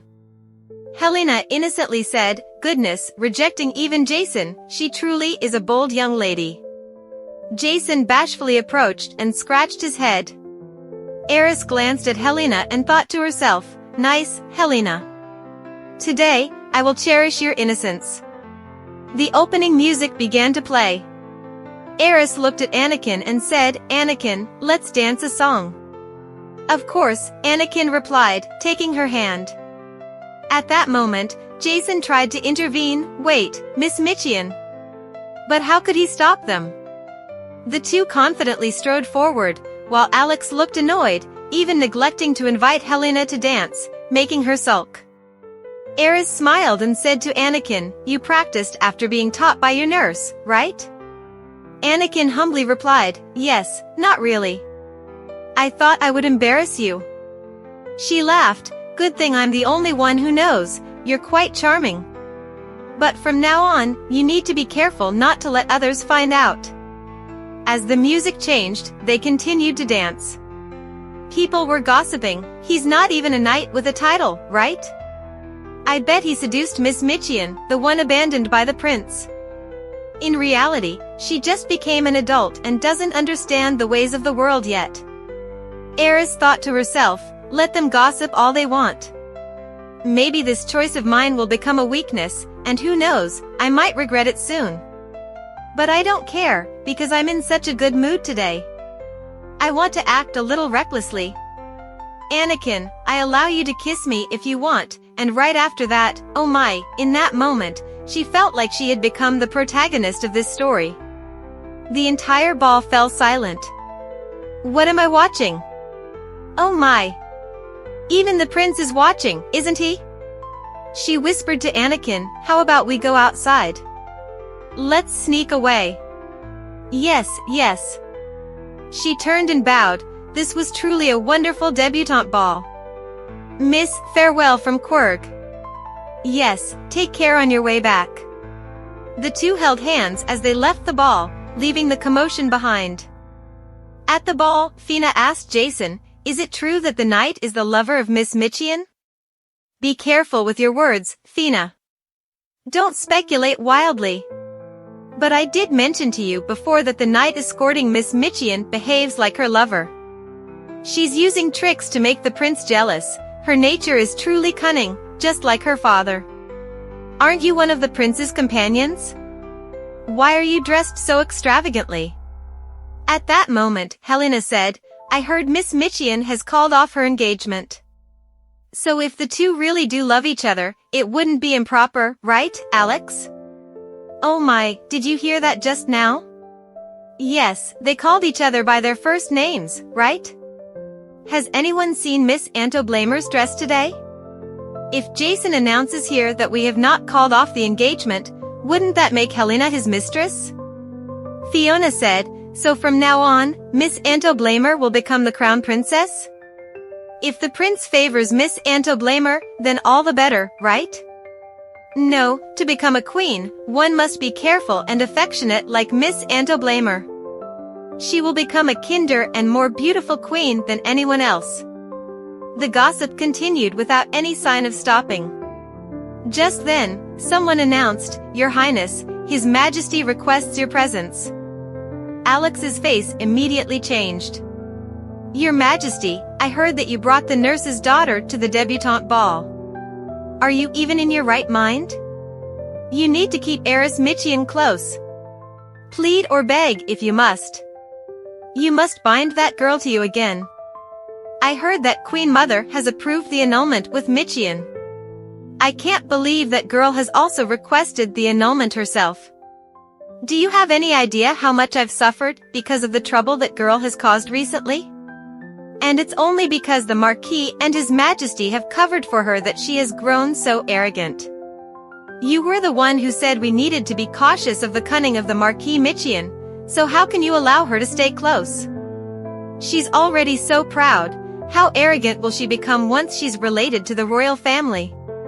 His Majesty replied, Alex, I understand your feelings, but it's not about trusting the Marquis to keep her close. His daughter, Eris Michian, is both a hostage and a shield, as well as a loyal servant of this empire, just like you. But Helena Antoblamer is different. Because your mother was born and raised as a queen, she can endure, but in this frightening palace, how can that fragile and innocent child bear it? Helena Antoblamer should only be brought into the harem and treated with kindness.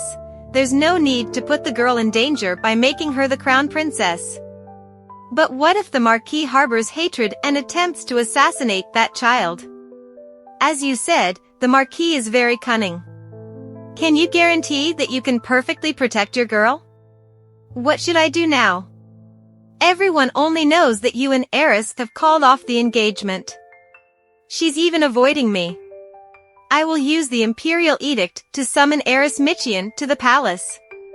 At that time, get her drunk and make her carry the seat of the royal family. How can the annulment happen then, Your Majesty? That is the imperial decree. Do you intend to defy the imperial command? Crown Prince, there is a limit to silence. It can easily kneel before power. In the end, what is called power is necessary, not to commit crimes, but to prevent the strength that causes crime, not just to protect those we love, but also those we do not love. We must have strength. At that moment, the emperor was uncertain. Did Michian act without consulting him? Why would Michian do such a thing? A few days later, holding a vial in her hand, she pondered that another necessary element for a sacrifice was tears. It had been a long time since she had been outside. After the dance ended, she had to stay indoors to think about the identity of the sacrificial offering. In the end, Anakin didn't ask her anything. Why didn't he ask, "Why did you kiss me?" That would have been a valid question, right? He always understood her unconditionally, yet she was the one who wanted to ask, "Anakin, what are you thinking? What do you think when you see me?" She was very curious about him, while he seemed indifferent. She liked him, which was why she kissed him, but what about him? She wanted to ask if he liked her too, but she wouldn't. She would always wait for him because he still had time. Before her time in this world ran out, he needed to let her know. According to rumors, if someone drinks the tears of a dragon, they will have their wish granted. The tears the witch spoke of could also be dragon tears. If she went to see Maddie now, she could take her there. If not, she would ask her to point out the location. At that moment, Hybris was standing in front of her. This was the first time she had seen him since they parted in Bonital. She had deliberately avoided him. After all, it wasn't a relationship worth greeting. She tried to walk past, but Hybris said, "Don't go, what trick is this now? Please give me just a little time." "I don't like that, let go of my hand." He asked, "I have constantly been thinking about Miss Michian, so what? Can I continue to think about you?" "I don't allow it. If you've already heard my answer, please step aside." Hybris held her tightly. "Are you crazy?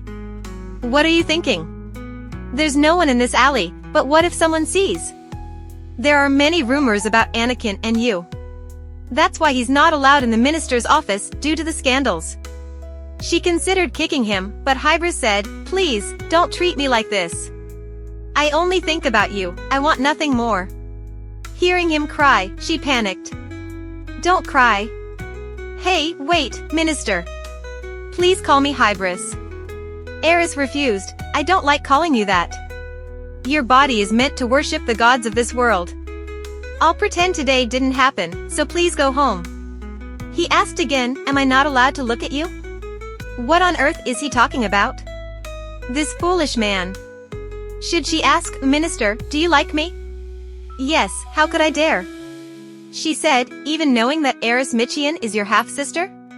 Hybris shouted, "No way, it can't be like this. If you want, I can confirm it for you. Do you want to go now, to see your father, the Marquis?"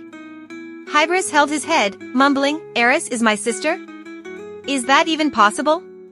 But I'm not Eris Michian." "So what? Even if the soul isn't Eris Michian, it's still incest. Even if that's the case, it's not allowed for you. Will you let your feelings blind you to your identity? You're a minister, you swore an oath of purity to the Lord, so get a grip." With that, she turned to leave. She thought, is it okay if the souls are different? Now that I know she's my sister, what will I do? Meanwhile, Anakin was with his younger brother. Will the young lady come too? But it's fine to let her go alone. At that moment, someone approached them. "Is someone there?" "I'm a friend of Miss Michian, or rather, someone who has helped her. I remembered she wanted to introduce me to you, so I stopped by to see." Hearing this, Anakin thought this was a very valuable male friend.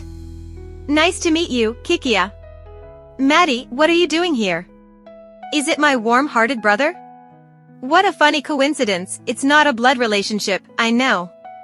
I'm just here to say hi today, I'll see you next time, Kikia. I'll introduce you to my colleagues too." With that, she walked away. Anakin asked, "How did that person know that the young lady wanted to introduce me to you?" At this moment, Eris was at home waiting for Maddie.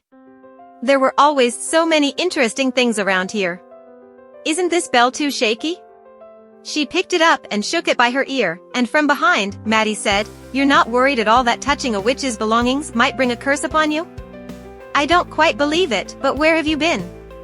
Oh, is it the younger brother of the knight you wanted to introduce to me? Kikia? Yes, that kid's house isn't far, so I stopped by for a bit. What for? Your knight is chopping a lot of firewood. He's quite a gentle guy. Why not wait until I introduce you? Besides, how do you know Kikia's house? Oh, come on, you're asking a witch that. I can find out anything, no matter how much you try to hide it. Compared to the time it takes to find us, this is nothing. Strange, she seems so happy. Maddie said, anyway, it's good to give you a warning beforehand. In the future, if you hear a clear bell ringing in your head, call for me. Why is that?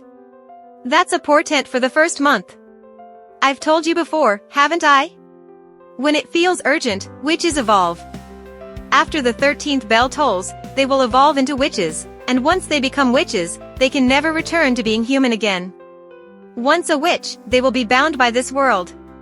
If a being with powers equivalent to a witch moves to another world, the existence of that world will be in danger.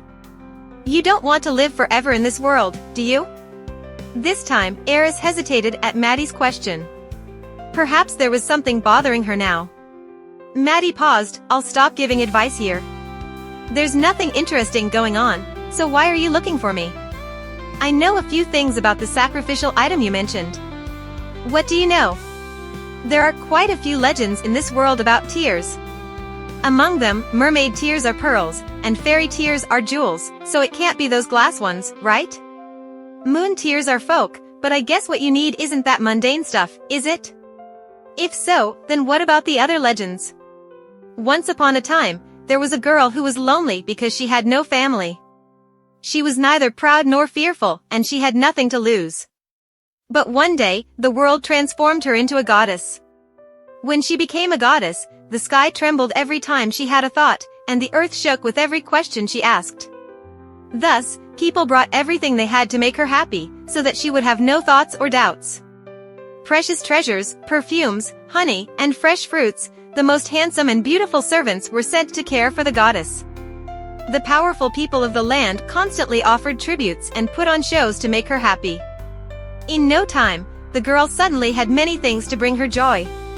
As time passed, she also fell into the net of love. It was the goddess's first love. She blindly fell for that love, wanting to do everything for her beloved, fulfilling all his wishes. When they learned that the goddess was in love, the powerful people begged for many things, but the one the goddess loved was not swayed by any temptations. The goddess's first love was a kind young man, and they were both very happy. But human lifespan is limited. She tried to extend the life of her beloved, but the young man refused. Their love was truly happy, gratitude was expressed, and he promised that he would continue to love the goddess even if he were to be reborn.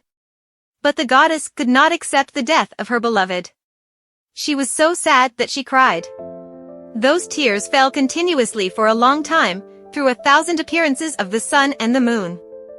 Finally, she stopped crying and planted a tree in this world. She let her tears fall upon that tree. Thanks to absorbing the goddess's tears, the tree grew large and bore fruit. The goddess looked up at the fruit on the tree, and then eventually vanished.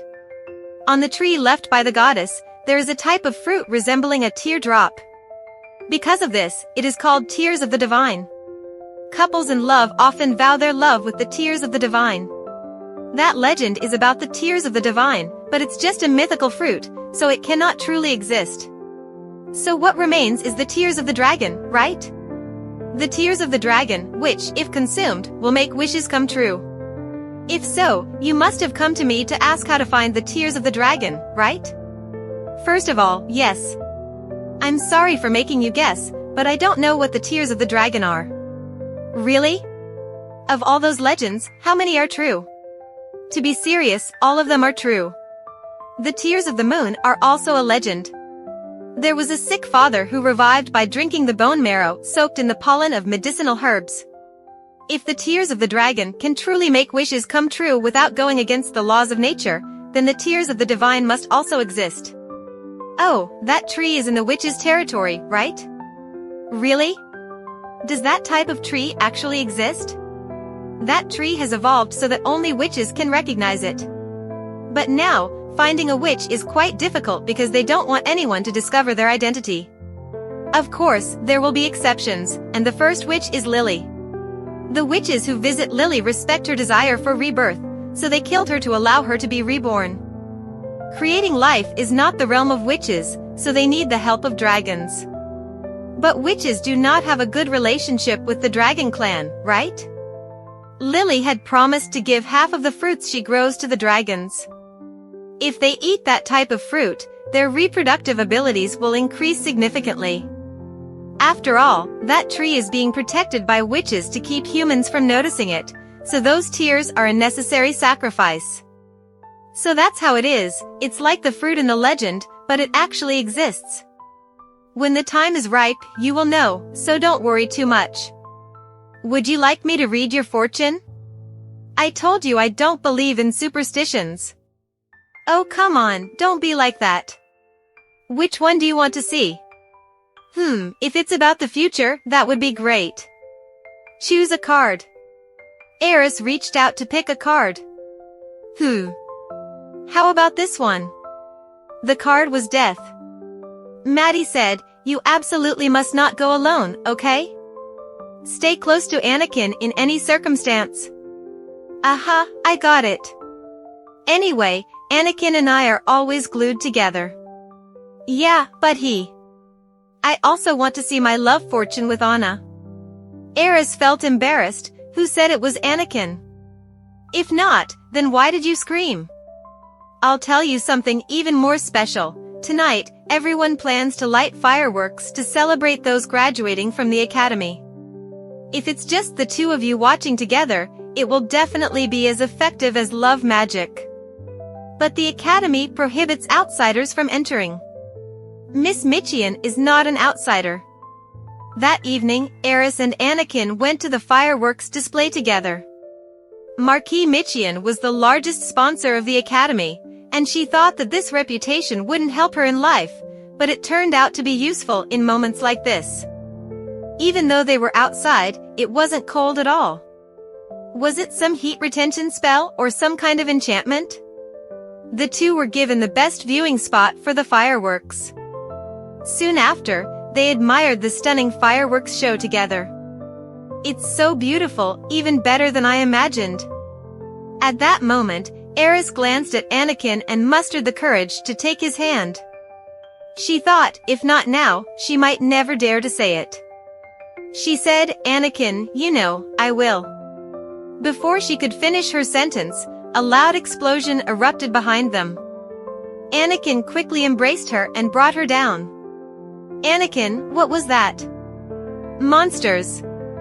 The monsters have appeared. Anakin said, apologizing for the rudeness and drawing his sword. Each swing of his sword took down a monster. Eris thought, is this what the witch's fortune-telling meant? Close the gate.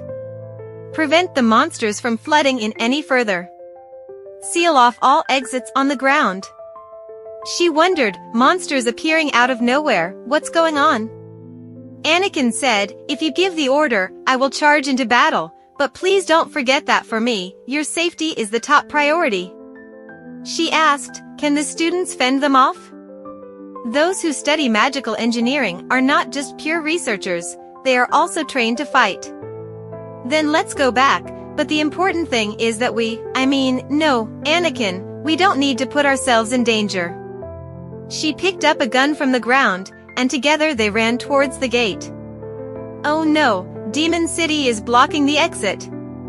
You need to back up a bit, Anakin said as he swung his sword, creating a path.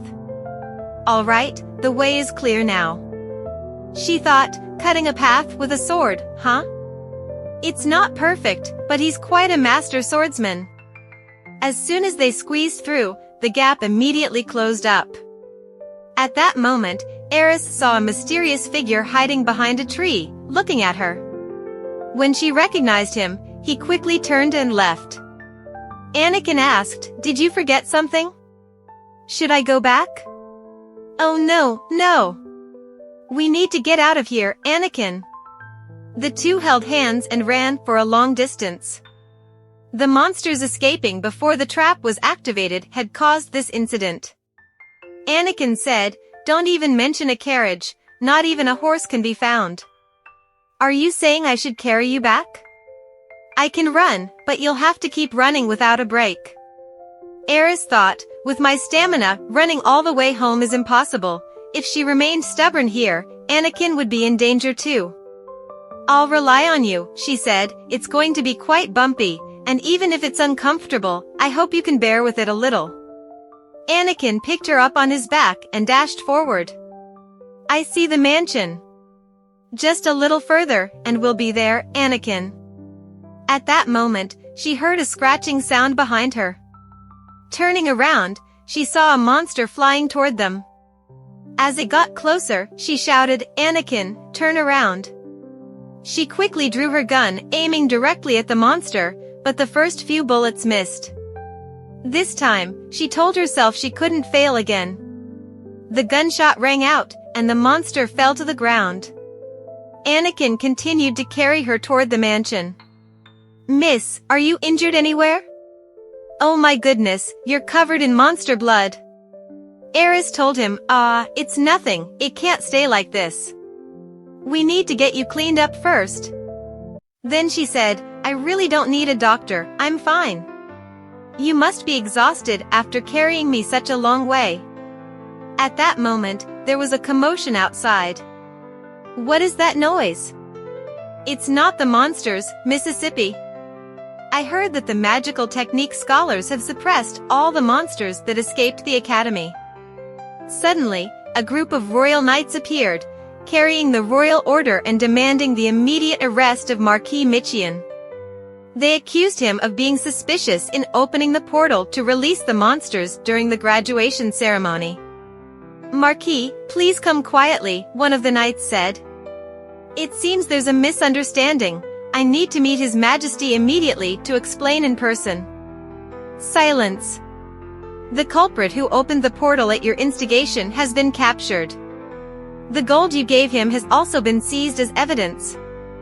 Do you still dare to seek an audience with His Majesty?" She thought, the Marquis has no reason at all to attack the Academy. Someone must want to frame him. But who? The Marquis has too many political enemies. I don't know who the real culprit is. It could be him, or perhaps a larger conspiracy. She felt tired and wanted to sleep early. In the middle of the night, there was a knock at the door. "Who is it?" "Miss, someone from the palace is here." "Another person from the palace? Could it be that I'm also on the suspect list?" "Miss Michian, a witness stated that you were present at the academy during today's incident. Is that correct?"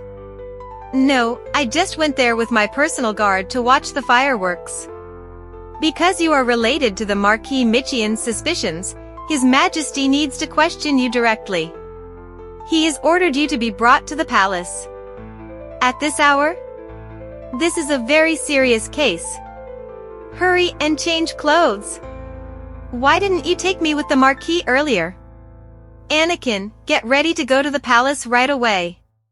But you should leave your personal guard behind. The royal knights will protect you." "They are the royal knights, but I feel more comfortable with my own guard." "Miss, there's no reason you can't bring your own guard. You are not a suspect." "I know, just do it my way." On the carriage, she began to think about the case. Many details suggest that the real culprit is someone from the royal family. The emperor, the empress, or the crown prince? Which of them could be the culprit? There's no need to mention the empress or the crown prince, but it could also be the emperor trying to intervene before the Marquis's power grows too strong. But why would he summon me to the palace? Isn't there a room that no one uses at this time? Taking advantage of the fact that everyone's attention is focused on the Marquis to make trouble for me. "You stay here, this isn't a place for the night guard to accompany." "But he..." "Miss Michian, His Majesty has not allowed the knight to accompany you. I hope you understand." "Yes. Just let it be, it's fine." After all, Anakin would run into this room, even if it was just a tiny room. When she arrived at a spacious room in the palace, she sat down and thought further. This isn't just a villa, this is a guest house for foreign envoys. It seems that the princess of another country once stayed here. A while later, the crown prince appeared. She asked, "Why has your highness come here? If you have something to say to me, I can visit the palace next time." Alex said, "Don't worry, His Majesty won't come here, he's already asleep at this hour." "Then I will take my leave today. You once said that you weren't engaged to me, but to the house of the Marquis. You also said that you wouldn't marry me, but the royal family. In the end, whether you want it or not, we will still end up marrying, right? Why are you suddenly saying such things? Now is the time for me to return those words. You're not marrying me, you will marry this royal family." At this moment, she had a bad feeling, a very terrible feeling. "Your Highness, please don't come any closer. I'm telling you not to come any closer." She felt frightened, realizing she had forgotten Maddie's warning. "You must never go alone. Your Highness, why are you like this? If you're trying to scare me, that's enough, please stop." Prince told her, "Today, you will bear my child. That will become the chains of your life." She screamed, "Please don't touch me. Don't do this, Your Highness." She resented, "For a lifetime, but please let me go. Think of Helena. Don't you feel ashamed for her? Your Highness, please stop, help me. Please, anyone will do." In desperation, she flailed her arms, grabbed the vase, and struck it hard against the crown prince's head. Blood began to flow. "I told you not to do that." She cried and pleaded, "Please, don't be like this." Smash! Smash! Smash! She hit the crown prince fiercely. "How many more times? I've begged you." Finally, the vase shattered, her hands trembling, breath quickening.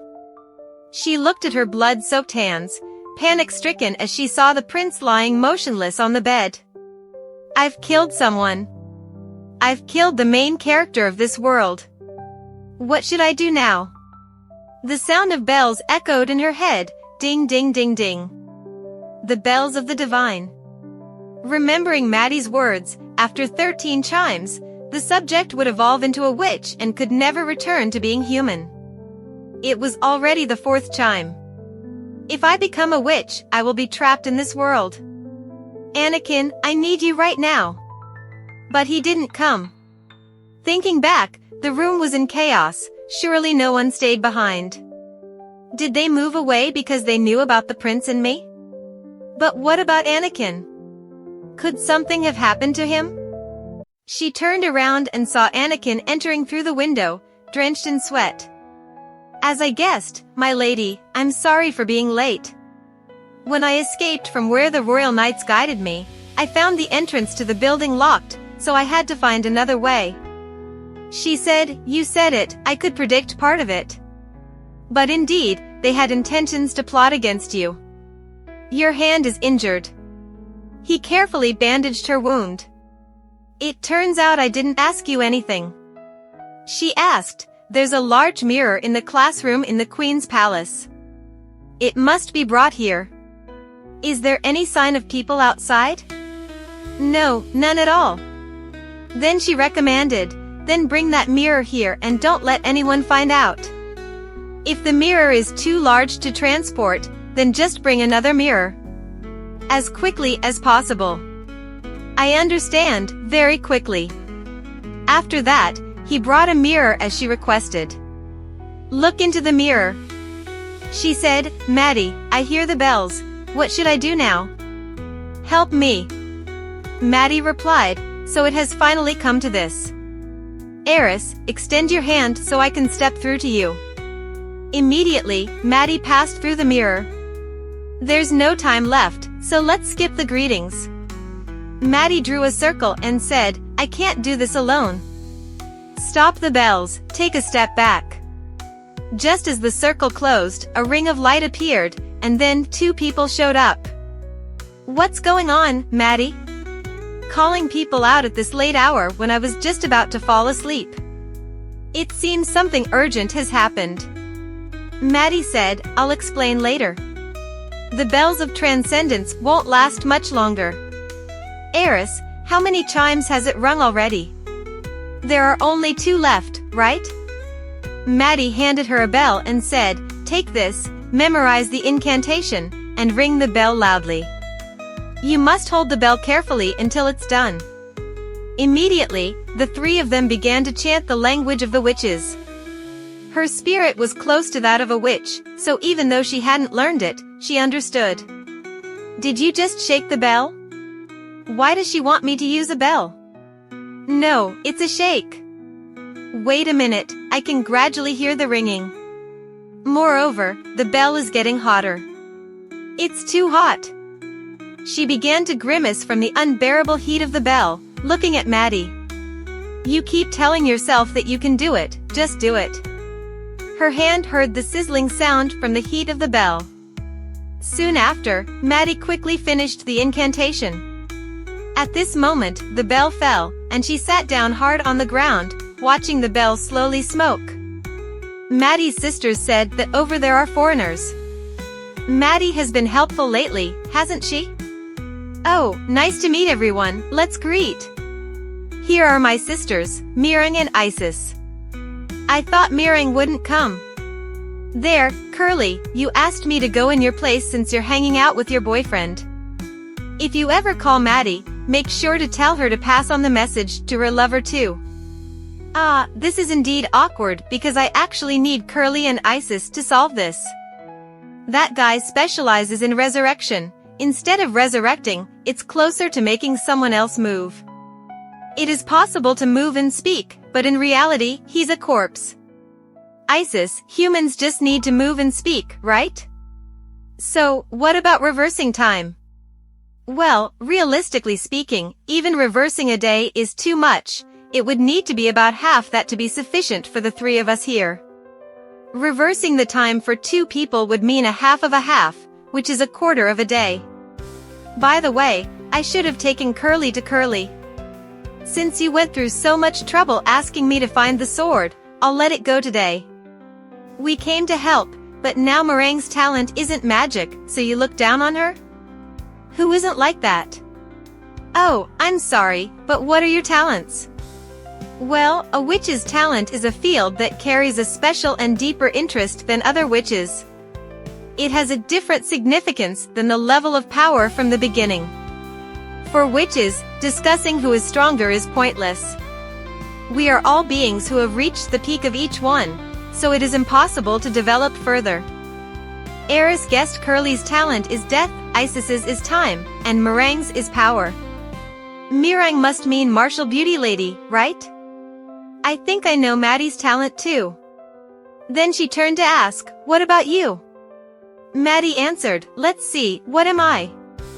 I'll tell you later when I have time. Now let's quickly start the next ritual.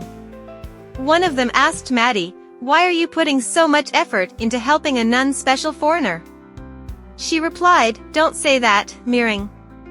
Thank her, I found that foreigner. They asked, found what? Yes, I found it, she replied. And Oth said, if so, then they are our benefactor.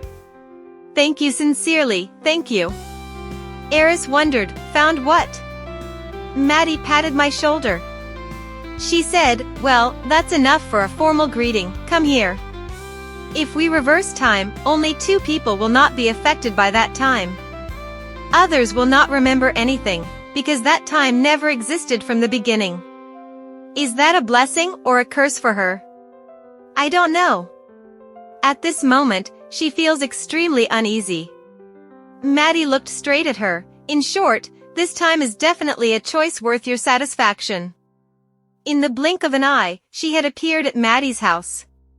We had returned to the time I read her fortune. As for Anakin, I've called him here, and he should be arriving soon. Now what do you plan to do? You can't reverse time twice. She said, first, I have to go to the academy with Anakin. There's someone watching us there, it seems related to the culprit. Indeed, to set the trap, the emperor will call her again. What returns is only the time of the two of them, the rest may repeat the same actions. Eris told her, I know, so I plan to go to where the emperor cannot touch, which is the empress. When you are with the empress, the emperor cannot take you away. Everything will repeat once again, but it will not unfold the same way. Predicting based on spoken words and observable actions, when the crown prince intends to play tricks on you, ultimately, he does not want to stop the annulment himself. The empress and you have struck a deal to annul the engagement, so the remaining party is the emperor. But the emperor wants to stop the annulment, so he places the charge of treason on the marquis. Why is there a certain reason to do that? If so, the only ones capable of pinning the charge of treason on the marquis are the empress and the crown prince. After Eris and Anakin arrived at the academy, Anakin used his sword to cut down the door. Men ran out and asked, Who are you? What are you doing? Even though I don't know which lady you are, why do this to the sacred door of the academy? You said the Michian family requested this. I sent someone to inform that today they would come here to admire the fireworks. Why is no one here to greet us? One man replied, I have been rude to the lady. We haven't received any news at all. She coldly said, It sounds like I am lying.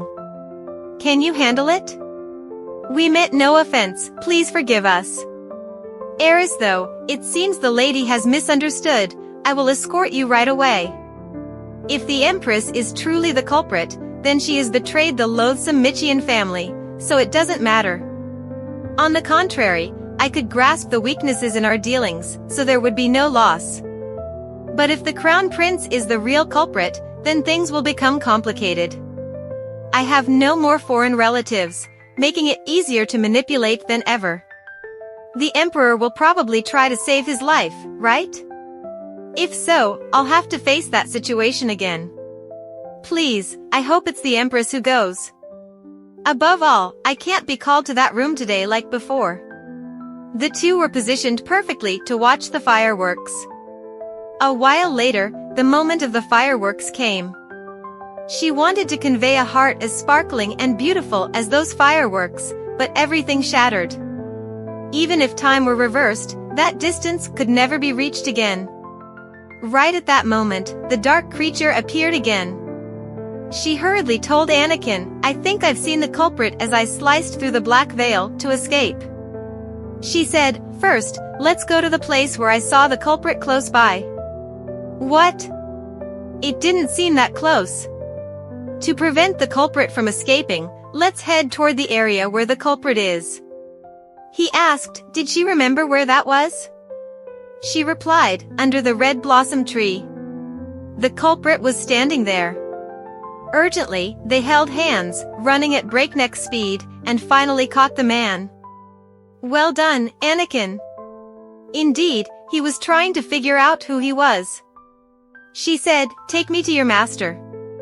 Meanwhile, he gritted his teeth and attempted to bite into poison to commit suicide, but Anakin swiftly stopped him. She asked in surprise, What was that? It was suicide poison. She thought, He hates the Marquis so much he's willing to die, extreme oppression might not work. She asked, Do you want to destroy the Marquis? Just take me there, and I'll stay quiet. Everything will go according to plan. Man said, Follow me. Then led them to the downstairs. How much longer do we have to go? She asked. Almost there. At that point, they arrived at a secret room.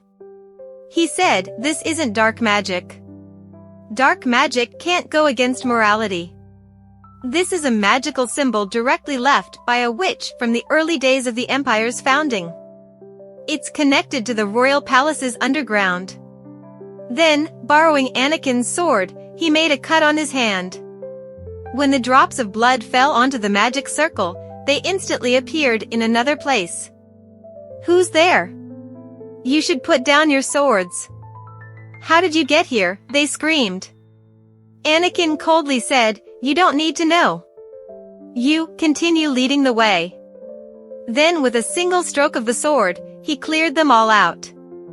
After leading her to a room, the man said, "Wait here, you'll meet that person." I'm not fond of waiting for someone in a room, but I understand. She breathed a sigh of relief because the location was different from the previous one.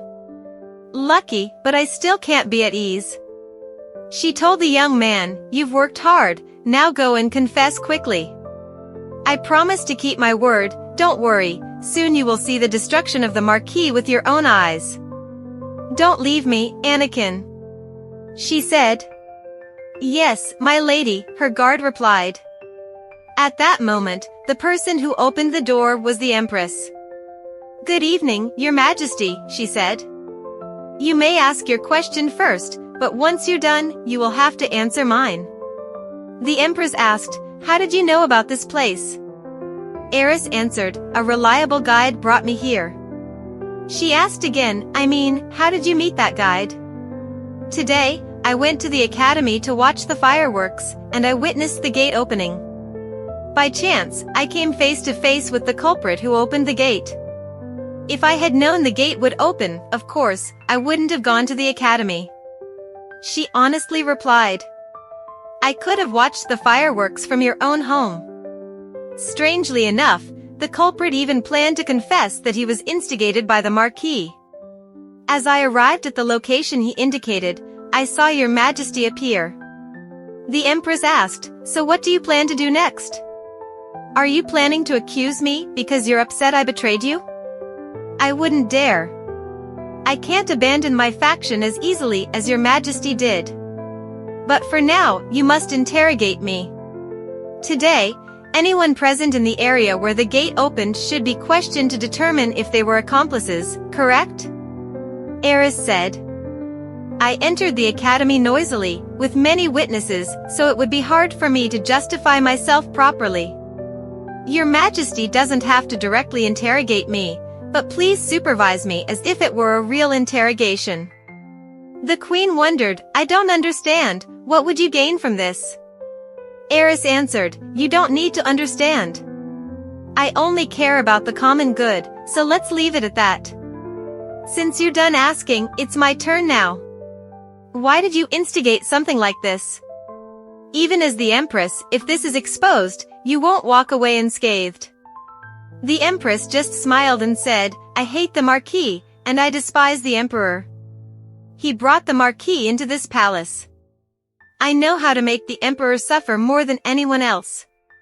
That is by taking my own life."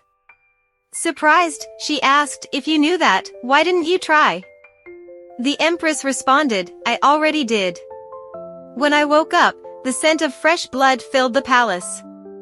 Over 100 people lost their lives for failing to manage things properly. From when I was the crown princess to when the young trainees first entered the palace, the Emperor killed them all. I owe 100 lives, so even though I don't want to, I have to live. I can't kill the Emperor and I can't die, so I must live to seek revenge. I made that promise to myself. Afterward, I gathered all the information I could to obstruct the Marquis's work, starting with the small things and then sabotaging the dark magic railway that he had worked so hard to build. At some point, he'll try to get that pile of scrap metal running again, but he won't be able to make money for a while. Opening the gate and blaming it on the Marquis is still missing something. I can't kill him with that alone. What's missing? Summoning a dark creature is enough to make it a serious crime, but under the guise of having contributed to the country for so long, at worst, he'll just lose some assets and get dismissed. But I don't want that. I want to see the Marquis vomit blood and die." Hearing the Empress's words, she thought the Empress would make a better witch than herself. If the Empress could hear the bell of transcendence, would her life be better now? She said, "Wouldn't the crime of killing royal blood be enough? If I force my father into committing such a crime, then at that moment, you could have him pay the price with his life. In return, both Your Majesty, the Emperor, and my father would have to pay the same price." The Empress asked, "You mean to take the lives of the three of us?" She responded, "No, including me, that would make 4. Why do you want to die? This is something the Empress doesn't need to understand any further. The important thing now is whether or not the Empress will take my hand. How would you kill us? The Empress asked. She replied, like, I would force my father to drink a cup of poison tea. Then, you and I would drink tea with the Emperor, using that same poison. You must drink with us, that way you'll escape suspicion. If it's discovered that you were an accomplice, when His Highness ascends the throne, there might be issues with legitimacy. She continued, as for the throne, of course, Alex will take over. Only 4 people will die. No matter what happens to the Crown Prince, it won't matter. But I want to make Helena the Empress because that child deserves to have a happy ending. At this point, the Empress suddenly laughed. I have desperately waited for a witch to come and buy my soul all this time, but I never encountered one. So I couldn't end my life. Now, looking back, it was to meet you. Have you come to buy my soul? Looking at the Empress, she thought the Empress seemed as joyful as if she worshipped the one who would claim her life, just as she had once done. The savior who brings me that cup, the Empress said, finally, after all these long months, I can exact my revenge for my son. The Empress, a beautiful yet heartless woman, had held power in her hands from birth. She was like Eris in that sense, but unlike Eris, she was loved. However, both women were bound to meet a tragic end. A woman labeled as a villainess in this world cannot survive. The Empress said, stay here. The people who escort you will take you. She wasn't curious why I wanted to die, and even if my life was miserable, I was the one who should be pitied the most. The next morning, breakfast was brought to her in prison. My lady, here is your breakfast. Even in prison, I'm treated like nobility, she smiled. Every 2 hours, she would wake up because she was left alone, and memories of what had happened with the Crown Prince kept resurfacing. After waking up for the 3rd time, she worried whether it was all just in a dream, so she didn't even try to go back to sleep. Thankfully, this wasn't an underground cell. Even Anakin wouldn't be able to climb up here. If needed, she could call a witch using the hand mirror that Anakin had secretly prepared for her. A voice echoed, I've come to take you, Lady Michian. Please come with us. At this moment, she was blindfolded and brought to a room. Good afternoon, Lady Michian. She muttered, who was this person? I'm exhausted, just ask your questions quickly. The old man asked, yesterday, you visited the academy, didn't you?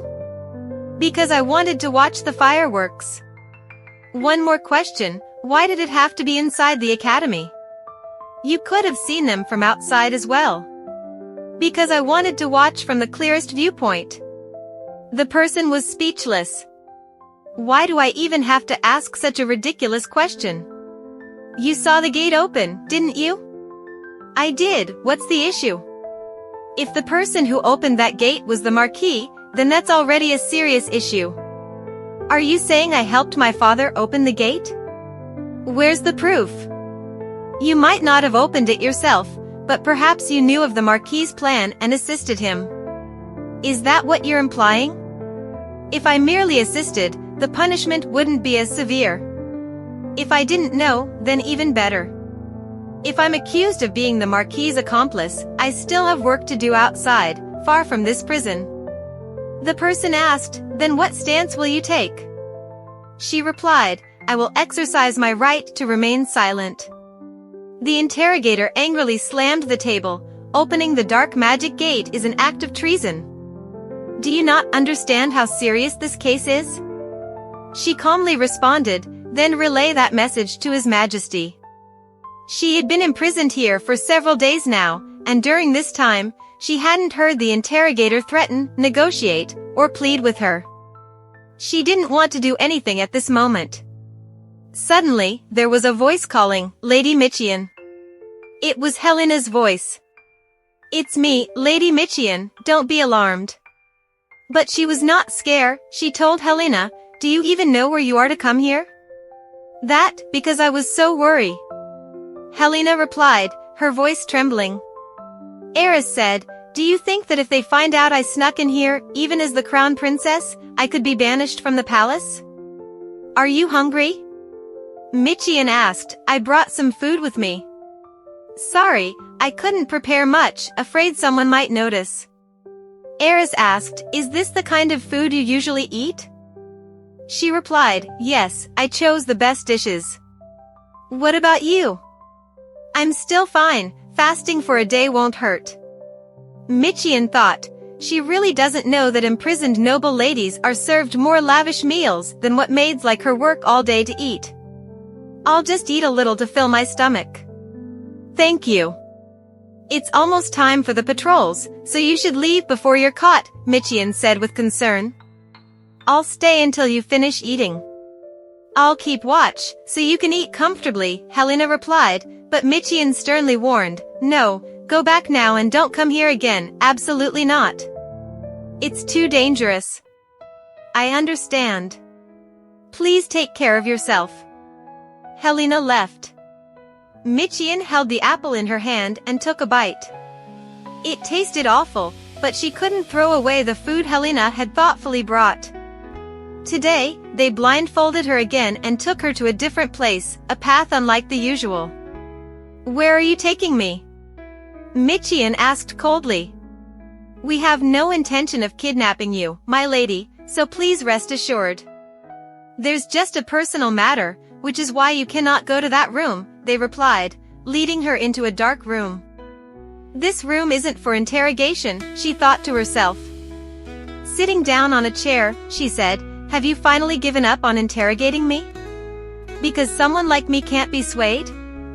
The person replied, "My abilities are insufficient, so I've invited someone who can persuade Lady Michian in my place." She looked around and noticed a fragrant cup of tea. The room was spacious, luxurious, and the carpet was soft, clearly not a place prepared for someone like her. It was meant for persuading people of higher standing. Footsteps approached. "Good afternoon, Your Highness," she muttered with a worried sigh. Immediately, she felt short of breath. "Don't come here. There's no Anakin in this place. What should I do?" she thought. The Crown Prince spoke, "I've heard that Michian is exercising her right to remain silent." "Yes, Your Highness. That's why I requested your help," someone responded. Alex stared at her intensely. "How foolish. Don't you know that keeping your mouth shut will only prolong your detention?" Seeing Alex's face, she recalled past events that made her body tremble, and she struggled to breathe. "My lady, are you all right?" Michian trembled as she looked at the prince. How can you come here so shamelessly?" "What did you just say?" "Lady Michian. Get out now. Didn't you hear me? Get out, before I kill you." Michian screamed in panic. She didn't understand why she was reacting so violently. Alex reached out his hand, but Michian immediately recoiled. "Don't touch me." "No, I told you not to." Right after, she collapsed to the ground. "Lady Michian. Someone, a doctor." Alex shouted, shocked and panicked. He had no idea what was happening. What's going on? Alex wondered to himself. Meanwhile, Michian's mind was in chaos, her body completely out of control. She was taken to a resting room. When she woke up, she overheard the whispers of the servants. She still hasn't woken up? They said she wasn't physically hurt, right? Shoo. They said she needs absolute rest. Is this true? I heard Lady Michian has gone mad. Well, she was always a little unstable, one of them sneered. Even if she was crazy, it was all just to gain the prince's attention. But this time, I heard she scratched the prince and caused a big commotion. Really? Well, I guess it's understandable. With pride like hers, constantly being looked down upon by the prince must have driven her to the edge. At Lady Quirg's coming-of-age ball, the prince brought Helena along. But Helena wore a purple dress. And purple is reserved only for the royal family. I heard rumors she's about to become part of the royal family. But Helena's not really nobility. Rotten fish is still fish. She has noble blood now, another chimed in. Lady Michian really is pitiful. Her father, the Marquis, is imprisoned for treason, and now she's gone mad too. Michian mumbled as she listened to the gossip around her. Before the crown princess, everything flows with the tide. The Marquis is still imprisoned. Even if he dies here, it doesn't matter. But I still need him. If I plan to use this poison tea to kill the queen, then I must finish my mission before I die. Only then can I kill Helena and leave. But what if the witch deceived me? What if killing Helena still doesn't let me return to the world I came from? She recalled what they had said, that she was their benefactor. She stepped in front of the mirror and called out, Maddie. I have something to ask. Maddie appeared. Have I found something for you already? She asked. Why did the coven of witches bow to me back then? Michian questioned. Maddie gave a cold smile. That's not your concern. You're a foreigner, about to leave here anyway, so why ask? But I need to know. I don't understand why you're helping me so much, Michian pressed. Maddie answered calmly, you read about this world before you got trapped in this body, didn't you? You know everything already. Michian was stunned. She hadn't expected Maddie to know the truth. Maddie continued, when this story ends, what do you think will happen to this world? What do you mean? Michian asked. Maddie replied, I mean, when the story that the gods created ends, this world will begin to collapse. The end won't come immediately, but the driving force of this world will gradually fade, and it will start to erode. The creations of chaos will appear, not life, nor death, but things that will begin to devour everything. Life will no longer be born, and death will disappear as well. Michian furrowed her brow. Then there's nothing left, just maintaining the current state. Maddie explained, imagine a person stabbed with a knife. They would remain in that stabbed state forever. Blood endlessly pouring out, feeling the pain but unable to die. That's the condition that all creatures with self-awareness will endure, unable to live, unable to die. Michian shuddered. Like zombies. Maddie nodded. Exactly. And while everything is frozen in that state, only the witches' coven can move because we are not creations of the gods. But that makes it more painful for us, as we will be the only ones able to move without being able to save the world. Michian began to understand. So, what I'm finding for you, is it a way to fix this? Maddie smiled. You could think of it that way. We intend to create a new god for this world. Create a god? Michian was shocked. Maddie signaled her to be quiet. Shoo. I told you, that's not your concern. Your wish is to leave here and return to the world you came from, right? Don't make me your enemy, understand? With that, Maddie vanished. Michian stared into the mirror, seeing her reflection. She muttered, this face, what did my real face look like? I can't remember. This isn't me. She swung her arm wildly, smashing the mirror. What's going on, Lady Michian? A servant rushed in, alarmed. This isn't my face. It can't be. Michian screamed.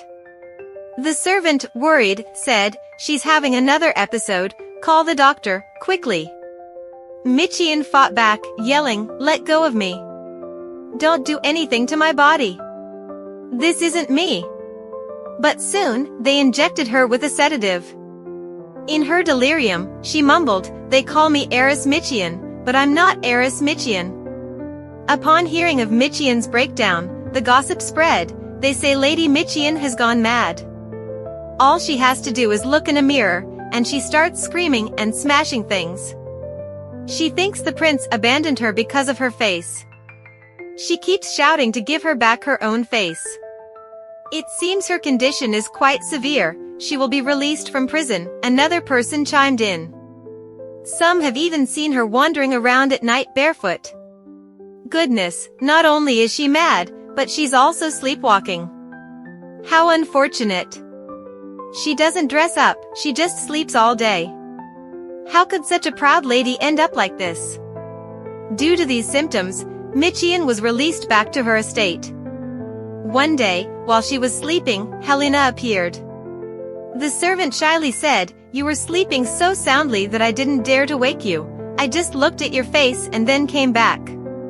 Michian thought to herself, "This strange girl has time to visit me but doesn't bother to study etiquette or go out and play? When she becomes the crown princess, will she shut the door and do that? Also, Miss, the Queen has sent a letter."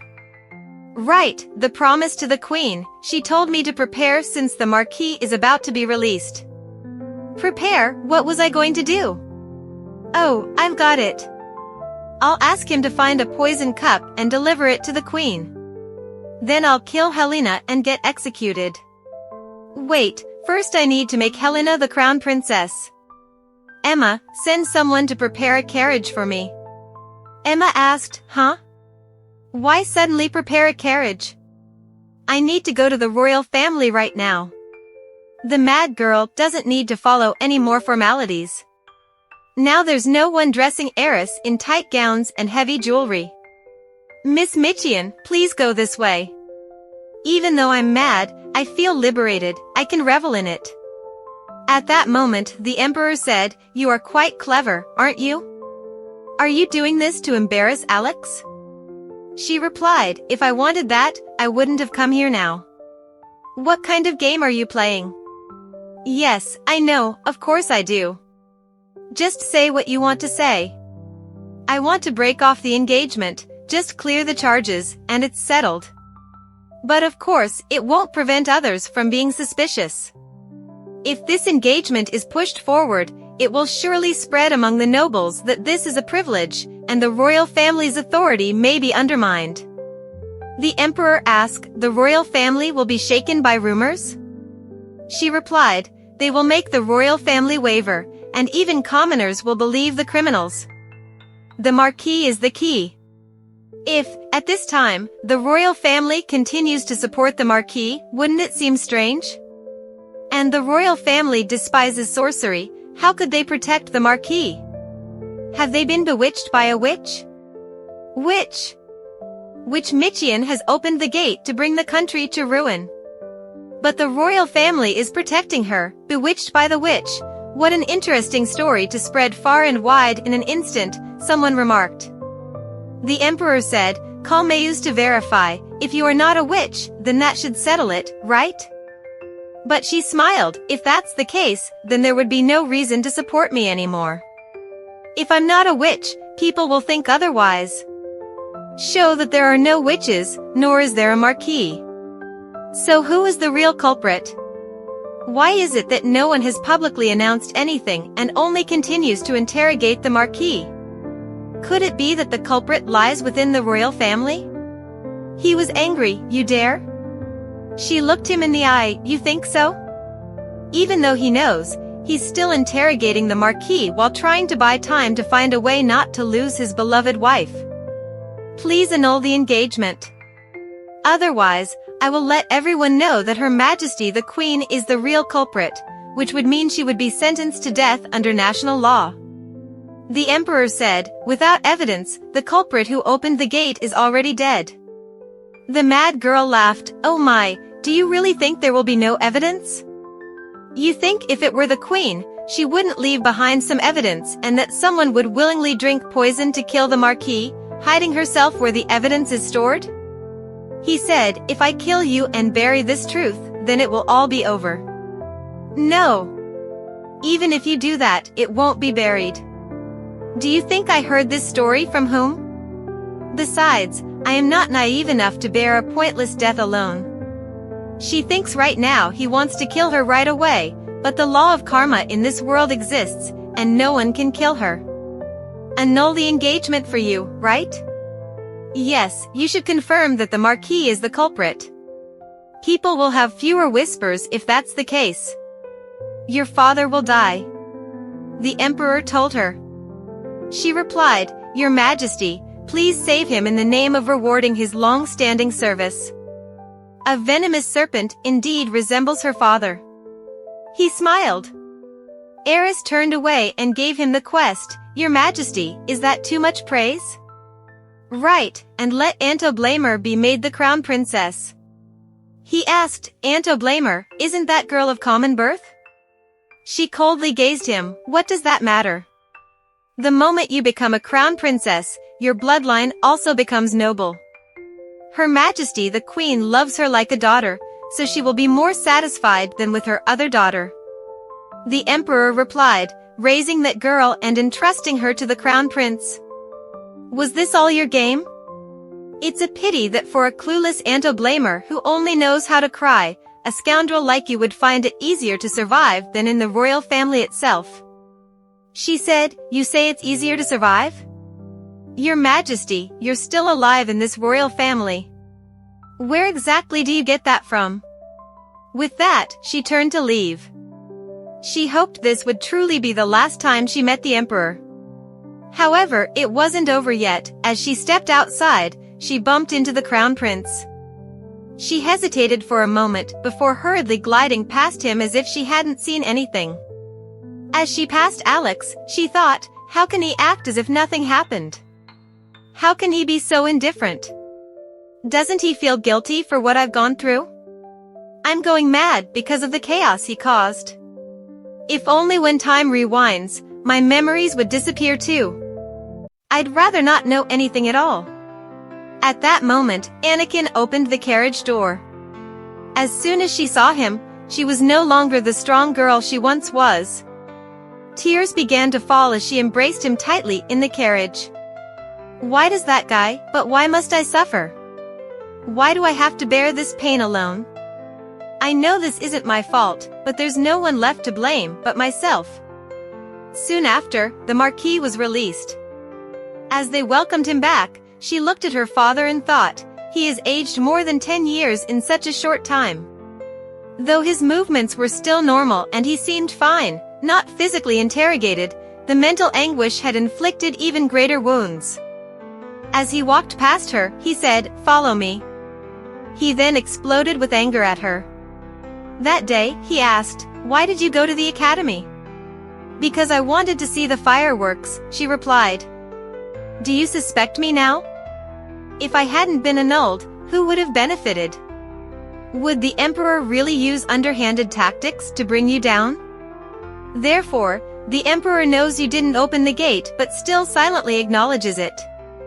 The Emperor would never do such a thing, he said. But he has a history of betrayal. Just planting the seed of doubt can cause it to sprout and take root. Now, she will dig up all the memories from the past to compare and find points of suspicion. The Marquis needed a target for revenge, so a plausible fiction would replace reality. She said, The one responsible for my annulment is also a noble family aligned with the Emperor. They know that the Crown Prince favors Helena, so they have secretly trained her. By now, they have quietly set the stage to elevate that girl to the position of Crown Princess. By making her a puppet, they can regain power and take their revenge. The father asked, Why are you saying this all of a sudden? What do you want from me? If everything is lost like this, wouldn't it be a pity? It's not too late. If Helena dies, the only option left is for me to become the Crown Princess. What do you mean by that? She turned away. Think about it. While I was still the fiancé of the Crown Prince, all the noble ladies my age have already become engaged. Moreover, the court dukedom is a founding family. But when they received their title, they swore not to become in-laws of the royal family and not to marry any princesses from other kingdoms. They only have sons, so there are no princesses of marrying age. This setup is not at all funny, considering that a lowly maid like Helena could become the crown princess. He became more angry. I can't believe you're exploiting this situation. What do you want? She answered, "I need you to secretly find me a cup with poison." That foolish girl is weak-willed and won't be able to refuse my invitation for tea. The father wondered, "But why are you suddenly aiming for the position of crown princess? Just a while ago, you wanted an annulment because you hated him." She smiled, thinking back, it wouldn't be so bad to marry a young, powerful man and live a tranquil life. He's quite handsome, after all. You've finally come to your senses, haven't you? This is called knowing when to push and when to pull. If you understand, quickly bring me that teacup. I'll take all of your lives. Not long after, he brought her the cup of tea she requested. "Is this the tea set?" She took it to view. He said, "Be careful, at first glance it looks identical, but if you look closely, the handle has a very slight difference. The poisoned teacup has 4 leaves, you must take the unpoisoned cup first to avoid arousing suspicion." Holding the teacup in her hand, she thought, the Empress and the Emperor both must die from the poison. She asked, "Well, I guess the Empress is aware and is just acting accordingly. But that craftsman is truly skilled, it's a shame to use something once and throw it away. I'd like to know where that craftsman is from." The father replied, "He's been eliminated. We can't leave any dangerous seeds behind. Isn't there a risk of being traced back? That's how it is." "When do you plan to use that cup?" he asked. "I'll use it whenever I want. No need to worry, there's nothing else to do. By the way, since you're heading back to your territory, you should go hunting or enjoy some leisure activities. Oh, I heard all the villas have been looted, right? The Marquis has been stripped of all real power except for the Kandar area, where his private residence is. All the territories have been confiscated by the palace." He said, "You insolent girl." She smiled, "Do you really think that? His Majesty once said that you and I are very much alike." He trembled, "Damn it. Just wait and see. I will reclaim everything. Today, I dreamt again about killing the crown prince. That moment was so vivid that I felt guilty. If I hadn't killed him, if I had rushed out to call for the palace doctor, would my circumstances have improved? No, not at all. After all, it's just a useless assumption. The crown prince truly died by my hands, while he is alive and well, and I'm left suffering and going mad because of the memory of my unintended murder. Could I really kill Helena? It doesn't matter, I can." Just then, Anakin's voice broke her train of thought. "Miss, have you been waiting long?" "No, I haven't been waiting at all." The maid had prepared food, and Emma said, thinking back, "The lady mentioned that a walk would be good for changing your mood. You should go before it gets colder." I thought she pushed my back out of pity for my disheveled appearance. Turns out she was suggesting I date Anakin. How cute. Let's go for a walk first. It's the first snowfall of the season, should I bring an umbrella? No, I like it this way. The snow is falling quite heavily. He's the cutest person in this world, he's the only one for me. I can't believe I have to leave him behind in this world. It's so unfair that it makes me want to scream. Anakin, I want to hold your hand. Yes, he replied. When I die, will you be sad? But you could kill me, right? If I'm with you, living in this place wouldn't be so bad. Miss. Huh? If you can't bear it anymore, go to the witch. I'll buy you some time. It's okay, with you by my side, what's there to worry about? I won't run away. Anakin looked at her, and she suddenly felt rejuvenated by his words. Thinking of herself, she decided to stay. Your sister will be buried in this cold world. You'll go crazy if you stay here. You'll forget who you used to be, what your face looked like, what your voice sounded like, and even your thoughts. You're no longer Lady Michian, you're someone else entirely. After that day, she went to see the Empress. You've lost weight, and you seem to have lost some as well, she said. Is that so? We really are quite alike, the Empress replied. She presented the tea set to the Empress. The poison teacup has 4 leaves on the handle. Didn't you say we should die together? This deadly poison, even if you give it to the Emperor, there will still be some left for you. Is that so? I understand now. Then I take my leave. If I get caught for murder, I'll probably be locked in the same room as before, the one where I was once trapped beneath the bed. That room has a secret passage. If I climb down the stairs of that passage, it will lead to the underground route I saw last time. This is a secret escape route passed down through generations of the imperial family. And I, no longer holding a royal status, probably cannot follow your orders. The one who yearns for death isn't just you. Oh dear, those stubborn people never listen to me. They're all the same, aren't they? At that moment, she recalled the play she had watched at the night market before the Crown Prince's death. Had she been imprisoned there? The Empress, despite her resentment, could not escape through the secret passage and welcomed death in that place. I wonder how many plot points I have yet to uncover in this world. After stepping outside, she encountered Alex again, standing there. When he saw her, he pushed her against the wall. Is it true that you want to cancel the engagement? What? Why is this suddenly coming up? I'm asking you, is it true? Yes, it is. You want it too, don't you? This cancellation is solely my wish, so you should be shouting with gratitude for me, as if you wanted it too. You dare. Do you dare now? If you're so furious about the engagement being called off, then go ahead and slit my throat to avenge the royal family's honor. You'll be remembered in history as the prince who personally killed his former fiancée. You've changed. Changed? I'm the one being told I've changed, but the one who has truly changed is you. You can hardly recognize yourself anymore. She took a few steps away, and Alex shouted. You still love me. How could that be? How could he say that? That fool believes that genuinely loving him is the essence of Eris's existence. She burst into laughter, doubling over as she continued to laugh. Ha, let me tell you an interesting story. There was once a girl who believed she must become the crown princess.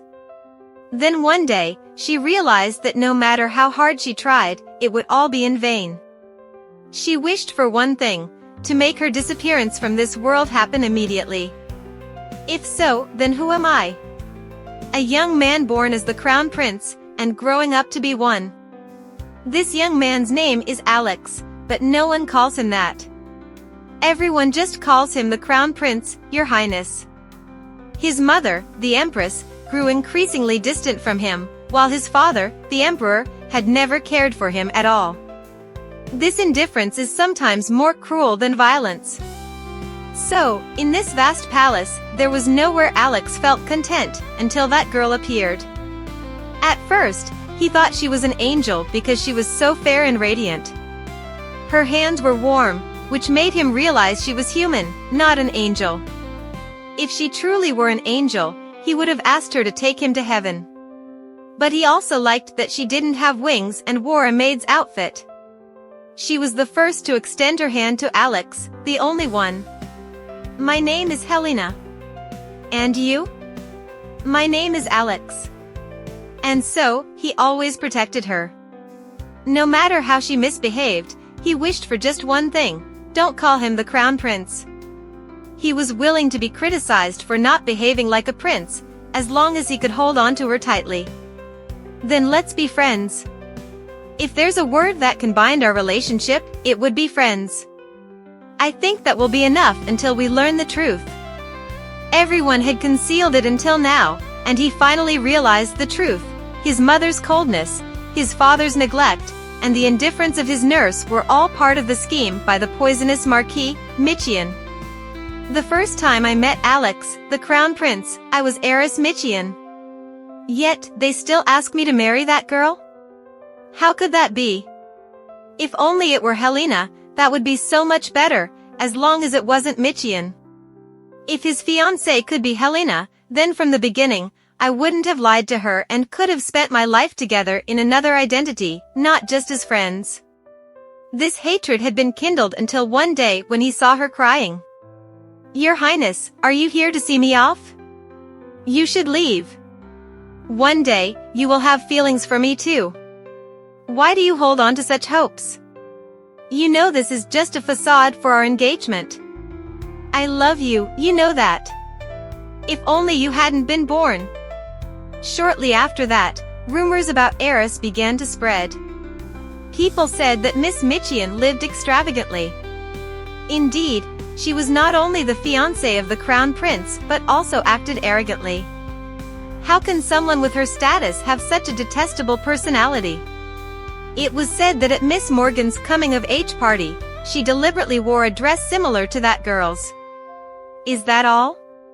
Rumor has it that she even stole Miss Morgan's friends. Alex knew that most of the negative behaviors attributed to Eris Michian in the circulating rumors were merely ploys to attract his attention. If she hadn't been secretly bullying Helena, Alex would have likely remained indifferent. Back then, he said, it would have been better if you had never been born.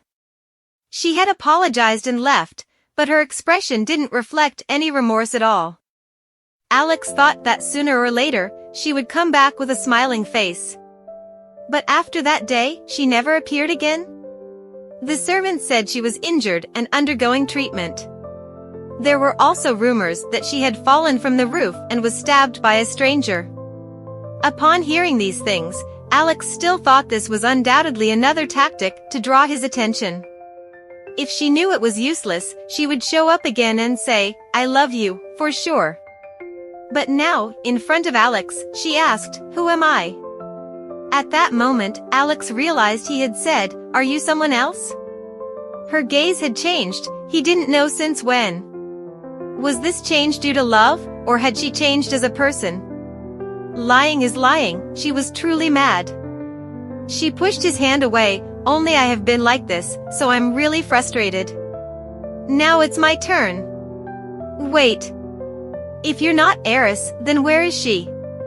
She stopped and replied, "Dead." More than dead, she has vanished forever. You can't see her again. Saying this, she turned her back and walked away. At that moment, Alex recalled memories of Eris. Whenever she met him, she was always cheerful. "Prince Alex. I love you, you know." Now, he felt a sharp pain in his heart. She was the one who loved him the most, more than anyone in this world. In the end, he shed tears for her, even though it was too late, but Alex realized he had lost something precious in a terrible way. Recently, invitations kept pouring in daily. It seemed that everyone was eager to catch a glimpse of Eris. If she was dead, then she was dead, what good would it do to see her? If only time would pass a little faster, the tasks piled up like a mountain, yet none could be done immediately. The tears that Maddie once mentioned, I still don't know what they are beyond anything else. If I want to kill Helena, I must follow the original story. On the wedding day, sneak into the bridal chamber. Now that the royal family has restored Helena's noble status, it won't be long before that time comes. At that moment, she turned to ask the maid. "Emma, what kind of person is my mother?" "You mean the lady boss?" "That's right, tell me about my mother." "I've heard that the lady boss has been indifferent to everything since she was a child. Aside from crying at birth, she neither cried nor smiled. Her parents didn't want her to become anything, she was not interested in anything, and life felt dull to her." "My child, why do you say that?" Nevertheless, the two of them did not give up. They always tried to find something that would interest the lady boss, but all their efforts failed. Therefore, the last option they decided on was marriage. The Marquis was chosen as her husband. However, what no one anticipated was that the Marquis had fallen in love with the lady boss at first sight, and soon after, the wedding took place. The lady boss did not refuse the Marquis, but that did not mean she accepted him. In fact, even in her rejection, she could not feel that she needed the Marquis. The lady boss did not want to eat. Was she feeling tired? Oh no, besides, the lady boss said that from now on, there was no need to adjust the meal times. The Marquis realized that he was a worthless existence to the lady boss and felt utterly disappointed.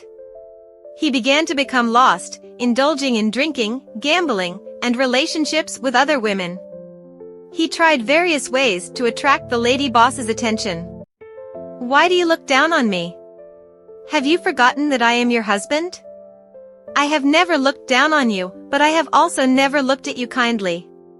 There's something you want from me, but I want nothing from you. Whether the Marquis pleaded or raged with love, it was in vain because from the start, his love was not reciprocated. The Marquis's aimlessness, which seemed like it would last forever, came to an end when the lady boss became pregnant with their daughter. It was said that today the Marquis also went to the market to buy fish. He truly was very dedicated. In the capital, fish was rare, to the point that even the queen did not enjoy such luxury. It seemed that the Marquis hoped that if they had a child, the lady boss would change. Is Eris asleep yet? Yes, she drank her milk and has just dozed off. Would you like to hold her? No need, I only came to see how the lady is doing after giving birth. The lady boss's health was plummeting, but she had no desire to recover. Are you here today too? I told you it wasn't necessary. You're here specially, so please don't say that, my lady.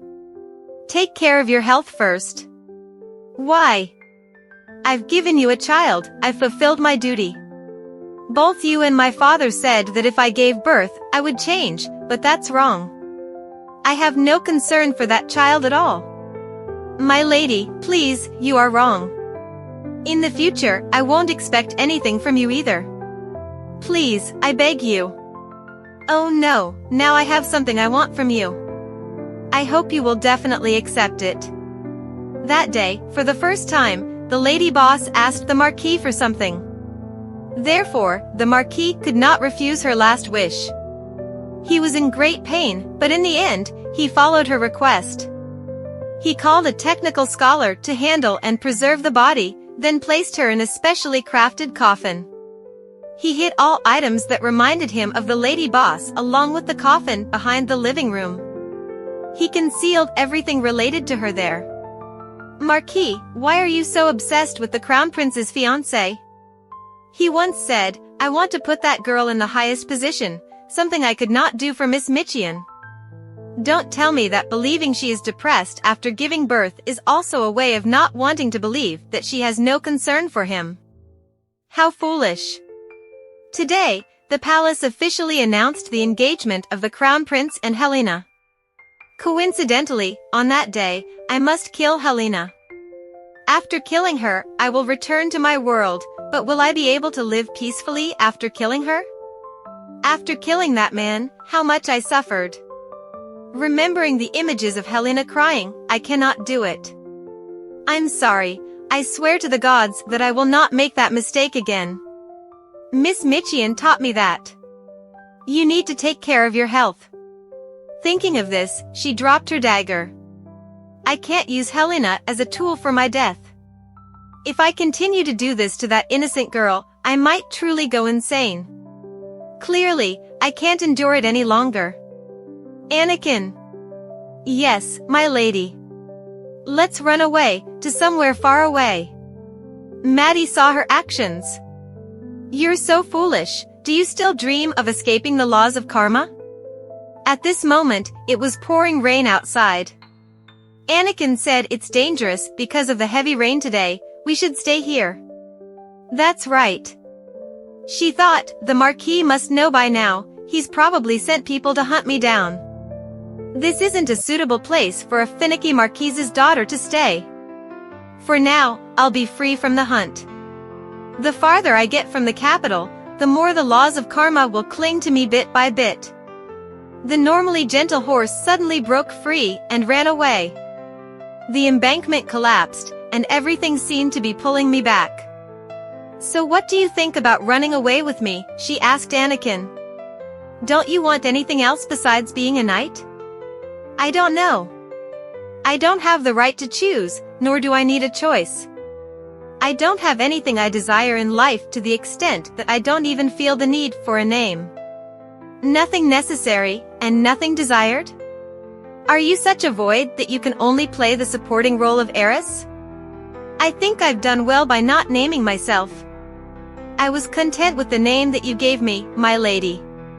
Do you think we won't be master and servant in the future? Why are you so nonchalant about accepting this relationship? At this moment, she heard a conversation from the table nearby. Have you heard about that? It's said that the Crown Prince's wedding has been decided. His Highness has dethroned Michian and taken in someone else, supposedly the daughter of a traitor. Hey, be careful with your words. The disgrace of the Anto-Blamer traitor was lifted a long time ago. The Anto-Blamer family was condemned for treason solely because of the poisonous snake, Michian. She thought to herself, karma is truly a bitch. If I could escape this place, I could be happy with him. But what about Helena? Does she want to be happy with the Crown Prince? She once said she hadn't asked me anything about whether I loved His Highness. I didn't ask, and now she answers that she doesn't like him. I need to go back, I need to return to hear Helena's answer. And if she says she doesn't like him, I'll stop this engagement, no matter what it takes, she said. Anakin, we have clearly lived happily, haven't we? Yes, we have clearly been happy. After that statement, they both turned back, and she sought out Maddie. I've heard the situation clearly. What next? I want to talk to Helena. Maddie said you see me as a seller or a negotiator, huh? I will accept whatever you want. What can you do? All your requests, you're quite brave about that. Fine, I'll help you meet her. Looking directly into the mirror, she imagined the face of the person she wanted to meet. She stared intently into the mirror and envisioned Helena standing in front of her. Immediately, Helena appeared behind her. Miss Michian. Where have you been? Eris said if you don't like it, just say you don't like it. If you want to run away, then say you want to run away, because I will do everything I can to help you escape. Helena said, by the way, everything you said is true. The more I learn, the more I understand things I didn't know before. For the first time in my life, I have something I want to do, and if I sit in this position, I can do it. Will you attend my wedding? She realized that the one who wanted to escape was not Helena, but Eris. After becoming the crown princess, the strength of those who love Helena will protect her as it does now. But if I kill her, and if according to the law of karma, Hybrid brings her back to life again, she will be reborn as the queen, receiving the blessings of the gods and acquiring her own power. A powerful political strength, nothing could make what she wanted to do more certain than that. Eris said, yes, I will come. Instead, I want us to meet privately, because if we are together, people will find it strange. Will you let me in? Of course. Tomorrow is Helena and the Crown Prince's wedding. For the beautiful ending everyone desires, I must kill her on Helena's wedding day, taking her life to cover my own tracks without drawing attention. Emma seemed to sense what she was about to do and felt very sad. Eris said, I'm leaving now, I'll return. I can't possibly utter that formal greeting. Thanks to this girl, who has always treated me sincerely, I can endure a little longer in this world. She turned back and said, I have always been grateful to you. Saying that, she left. Don't lie until the very end, Anakin followed. But she said, you stay here. It's too dangerous alone. You have other things to do for me. I'll let you know when the time comes. She took the mirror with her and said, Eris, now is the time to say goodbye. Long live the Crown Prince. Long live the Crown Princess. Congratulations, may you have a long and happy life together. Strangely, she instinctively found a secret path into the palace. Eris, if this is your wedding, will you receive blessings like that? How wonderful it is to be born in that moment. Do you think so? That answer will probably remain unknown forever. That night, perhaps the crown prince would take a long time to arrive there. Is that so? I understand. Looking into the room now, she saw Eris waiting there. Helena turned to the maid and said, "I feel tired. I should rest alone until the crown prince returns. Don't let anyone in." "Yes, your highness." Helena said to Eris, "How about making a cup of tea?" "It's fine, no one will come in for a while, just the two of us. Alex has to send off the guests, so he won't be back until dawn." Helena asked, "I heard you went on a short trip. Didn't you have any fun? You could call it an escape in the middle of the night, right? Did you get to see the sea?" "The sea? Yes, I've never left the capital, so I want to see the sea. If I ever quit being a maid, but for now, I probably won't get to see the sea because the kingdom has a poor relationship with our empire." "Haven't you ever seen the sea, Miss Mitchian?" "Yes, I have." "What is the sea like?"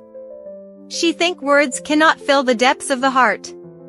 The golden waves ripple gently under the sunlight, and when night falls, it becomes very tranquil. Have you ever heard the sea breathe? There's nothing but being lost in the sea of love.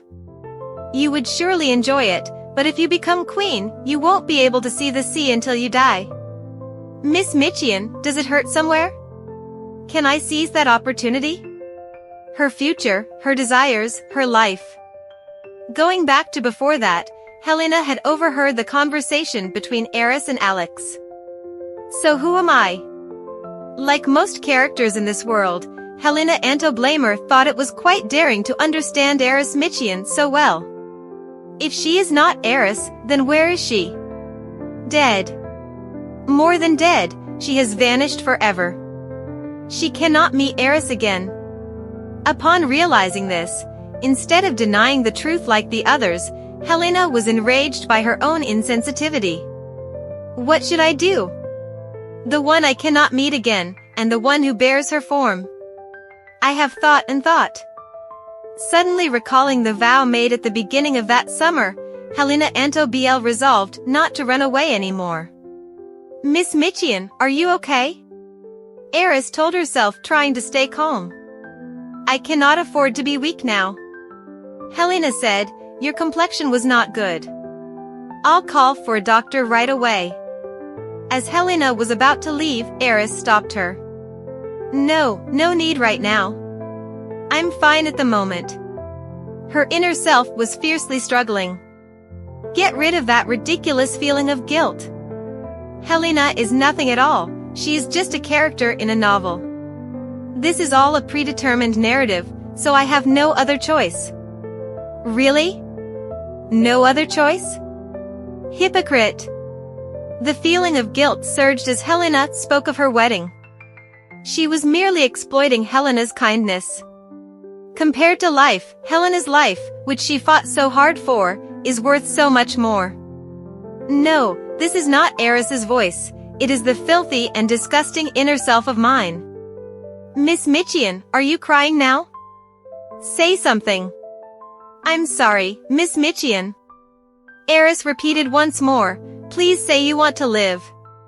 Please say you want to live. I know I cannot save her.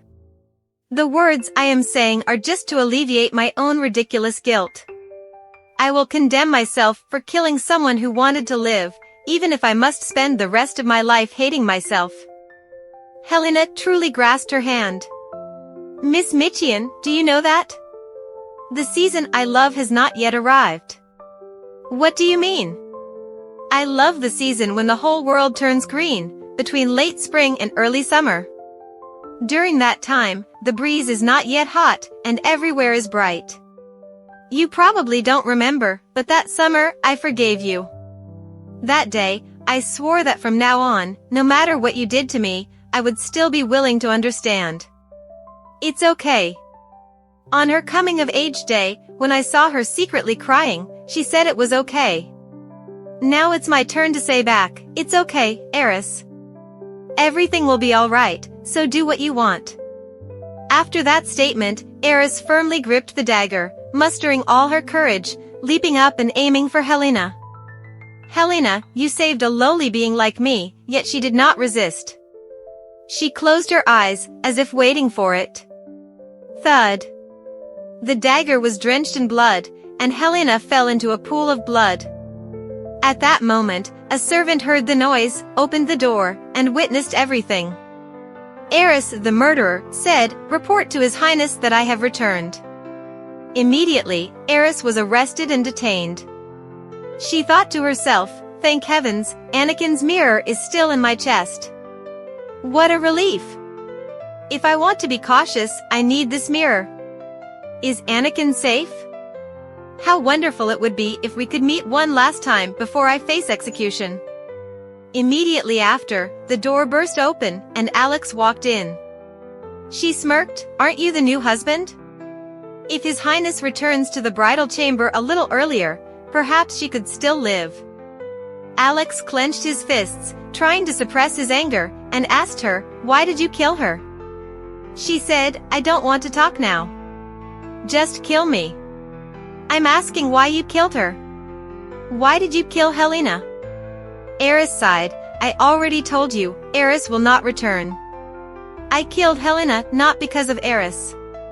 If you don't believe me, you can call the Grand Seer. The Grand Seer can see the color of the soul and verify whether what I'm saying is true or false. Your Highness, don't be deceived by lies." Alex scoffed, "You're talking nonsense. Even if she's a criminal, she once belonged to the royal bloodline. If you touch her, even with a finger, your life is as good as over. Call the Grand Seer as quickly as possible." She sat down, thinking about the girl she loved who had died, but the girl she hated had disappeared. This mattered more. That foolish idiot. Once again, she curled up on that bed. Exhausted, she just wished everything would pass quickly. After the Grand Seer arrived, Alex said, "My former fiancé insists that she is not Eris Michian. Grand Seer, can you please answer whether that statement is indeed true?" Hybris hesitated, not daring to speak. At that moment, she had a bad feeling. Then Hybris said, "That is an arrogant statement, but the one before me is indeed Miss Eris." She immediately stood up, furious, "You lunatic, just tell the truth." At that moment, she was tightly embraced from behind by Alex. "Can you swear to the gods that there is no falsehood in those words?" "Yes, the gods can swear. It may be an excessive statement, but for the sake of healing the insane, mercy should be prioritized over punishment. I hope you grant compassion to Miss Michian." "Thank you, Grand Seer. I will consider your wisdom." At this moment, she remembered that Michian had previously asked her not to be too harsh on him. He was wrong, boasting about loving her, but the soul was not Eris Michian. "Are you thinking of incest? That alone is unacceptable. You are the Grand Seer, you should be pure to the gods, what more do you want?" Now, was he planning revenge? "You dog." After Alex left, she looked at Hybris through the window. "You say he wants to see what a crazy person looks like? What's the reason for knowing everything yet lying? I rejected his love, so he plans to take revenge on me? Didn't you just answer that you are Eris?" "I remembered your response back then, so I just replied the same. After you rejected me, I went through all the documents of the divine realm. As I mentioned before, since you are still alive, there's no way to escape this world. But I found in the documents that if a foreigner dies naturally, they will be reincarnated as a member of this world. You said this life is trapped in my sister's body, so I can't be with you, right? Then I will be willing to wait for the next life." "Stop talking nonsense. Are you saying you'll be reincarnated and then find me? How will you even recognize me? Will you remember your true self after reincarnation? Divine power is deeply connected to past lives. It is due to the strength accumulated in the soul. When encountering reincarnation, even if the body housing the soul changes, the divine power within the soul remains the same. Are you saying that in the next life, I can still see the colors of the lady's soul? How is that impossible? If I am reincarnated in this world, I won't be a foreigner anymore. How will you recognize me? The color of the soul must be different from now. The color of the soul cannot change easily, it is something deeper than memory. The purple hue will likely remain a bit. I plan to create a myth where you and I appear. Find a lover who possesses a purple soul, and say it will be passed down through generations so that when I reincarnate, I can recognize it. You're insane. The one driving me insane is you. How dare you place the blame on me? Your disgusting feelings are my fault? You just need someone to fight against, to empathize with, and to save. After Hybris left, she was alone in the room, filled with questions. Hybris must save Helena, it's haunting me unreasonably.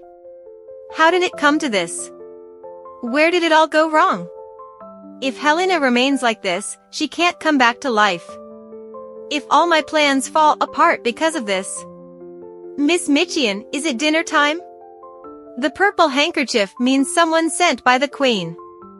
That person said, Miss, why did it suddenly happen like this?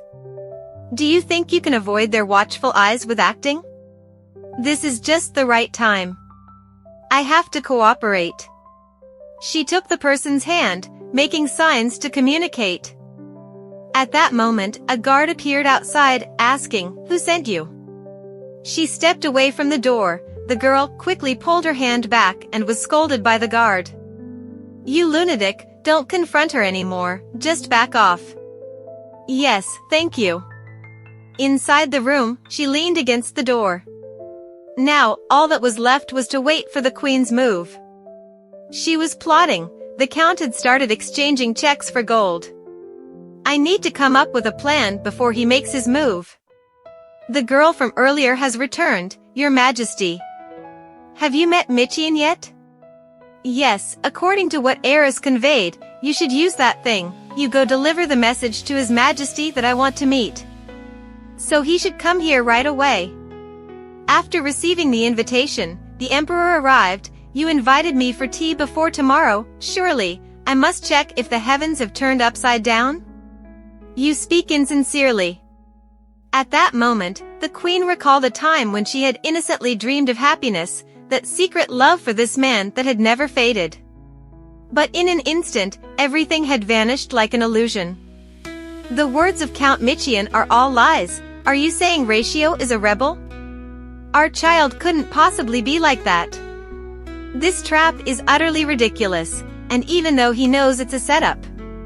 Shut up, my son, my son. I've lost everything I loved like this. My question of how could he send our child away like this, even knowing it was a trap? He answered, I only need power to hold you tightly. As long as I can keep you by my side, no matter what means, it doesn't matter. Suppose because of that means you despise me, yes, it happened as you said. I hate you, I despise you. You, who have taken everything from me, have passed many nights swallowing blood while praying to the gods until the day I can kill you with my own hands. Today will come, whether it's a lie. Do you still want to hear it? I want to kiss you one last time. You will fall into hell with me. I don't like you, don't come, just reincarnate until that soul is worn away.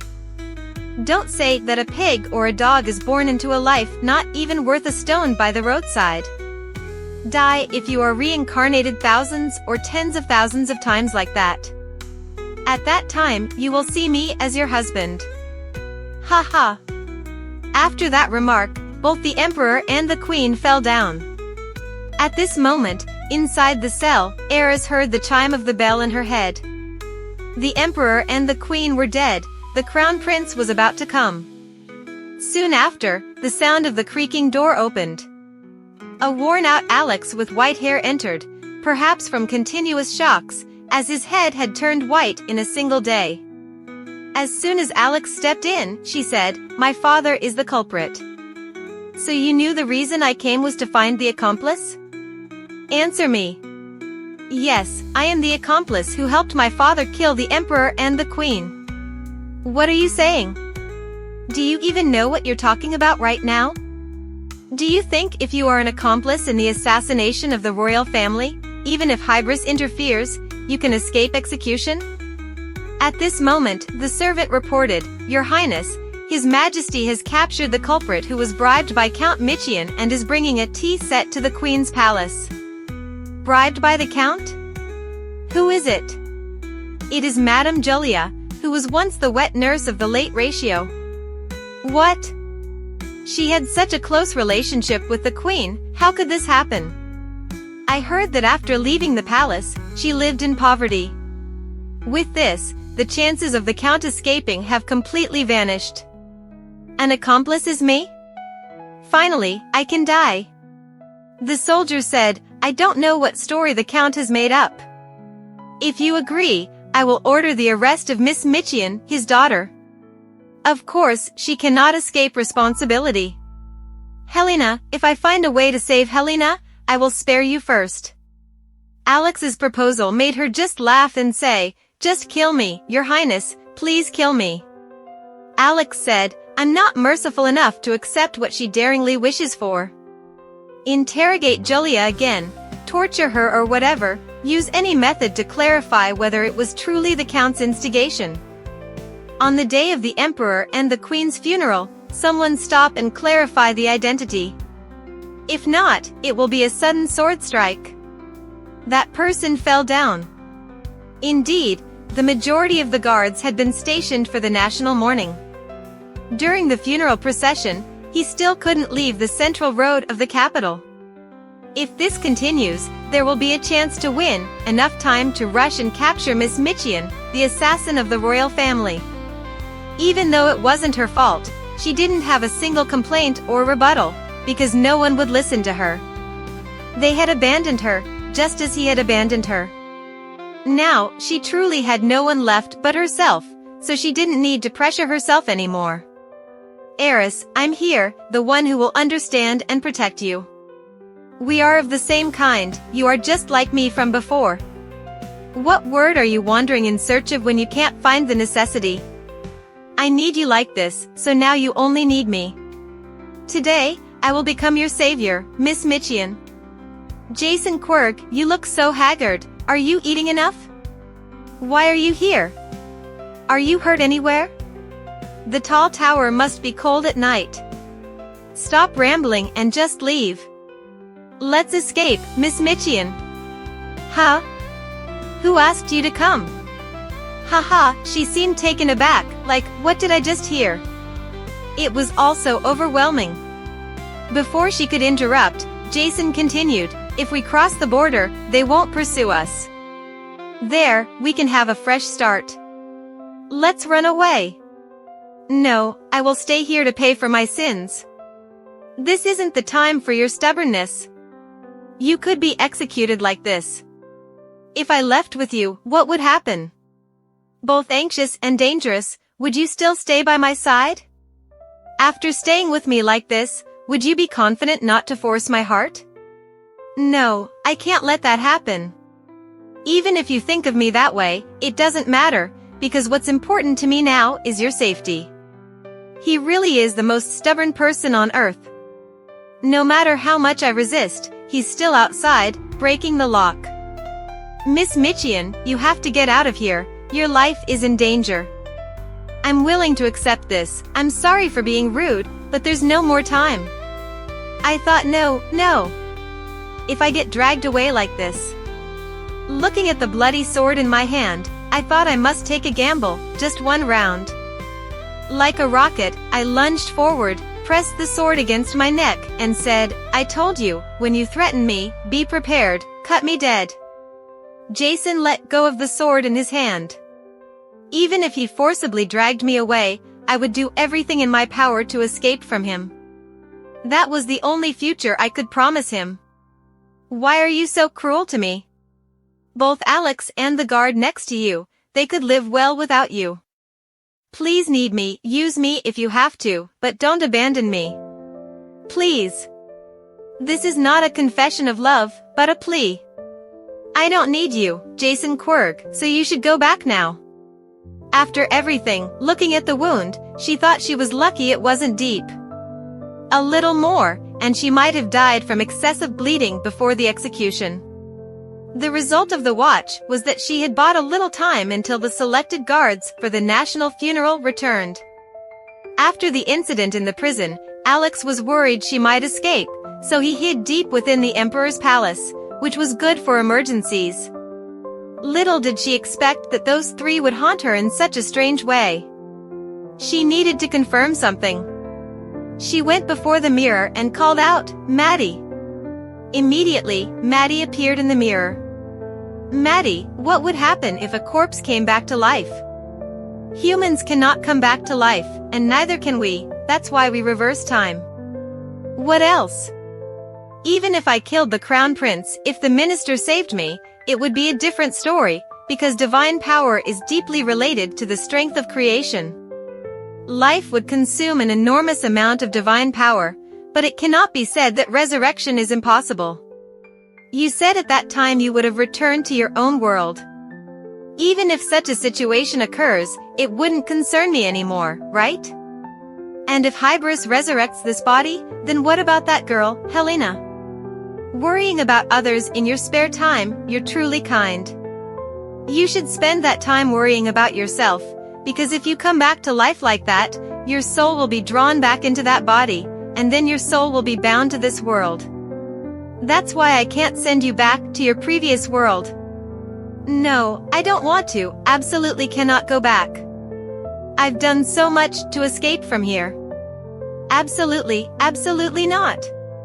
If you want to prevent such a thing, the simple method is just this: after death, destroy the body forever." "A body? If you want to resurrect someone with divine power, you need that body. So if the body is completely destroyed, then divine power cannot save them. So after I die, you..." "Oh my God, our contract only goes to sending you back to your previous world. But if I destroy my own body, someone will destroy me after I die.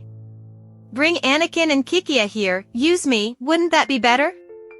Just reach out this way immediately." She appeared before Anakin and Kikia. "Miss, how could it be here?" "I'm sorry, but there's no time for greetings." "Kikia, there's something you must do for me." Yes, whatever you say, just tell me." "You need to spread the rumor that I'm a witch on the streets immediately.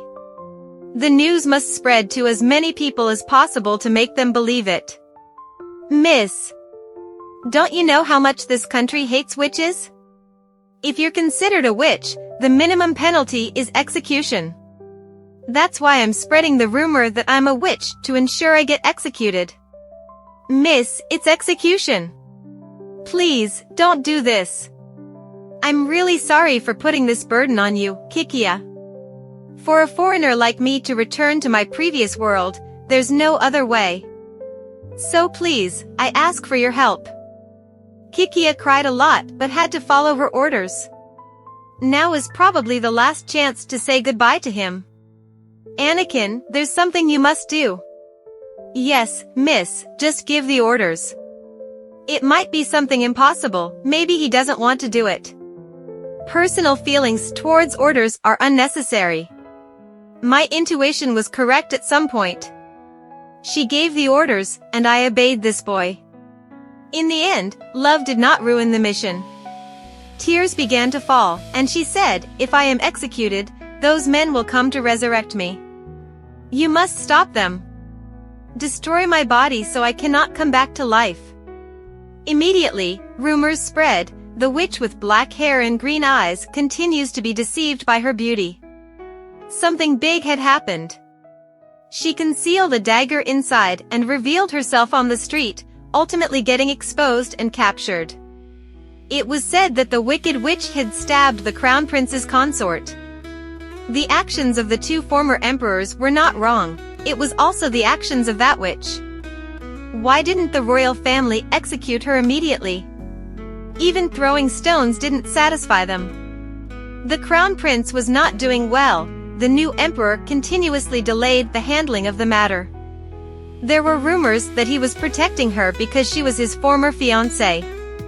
Could it be that he had been enchanted by the witch?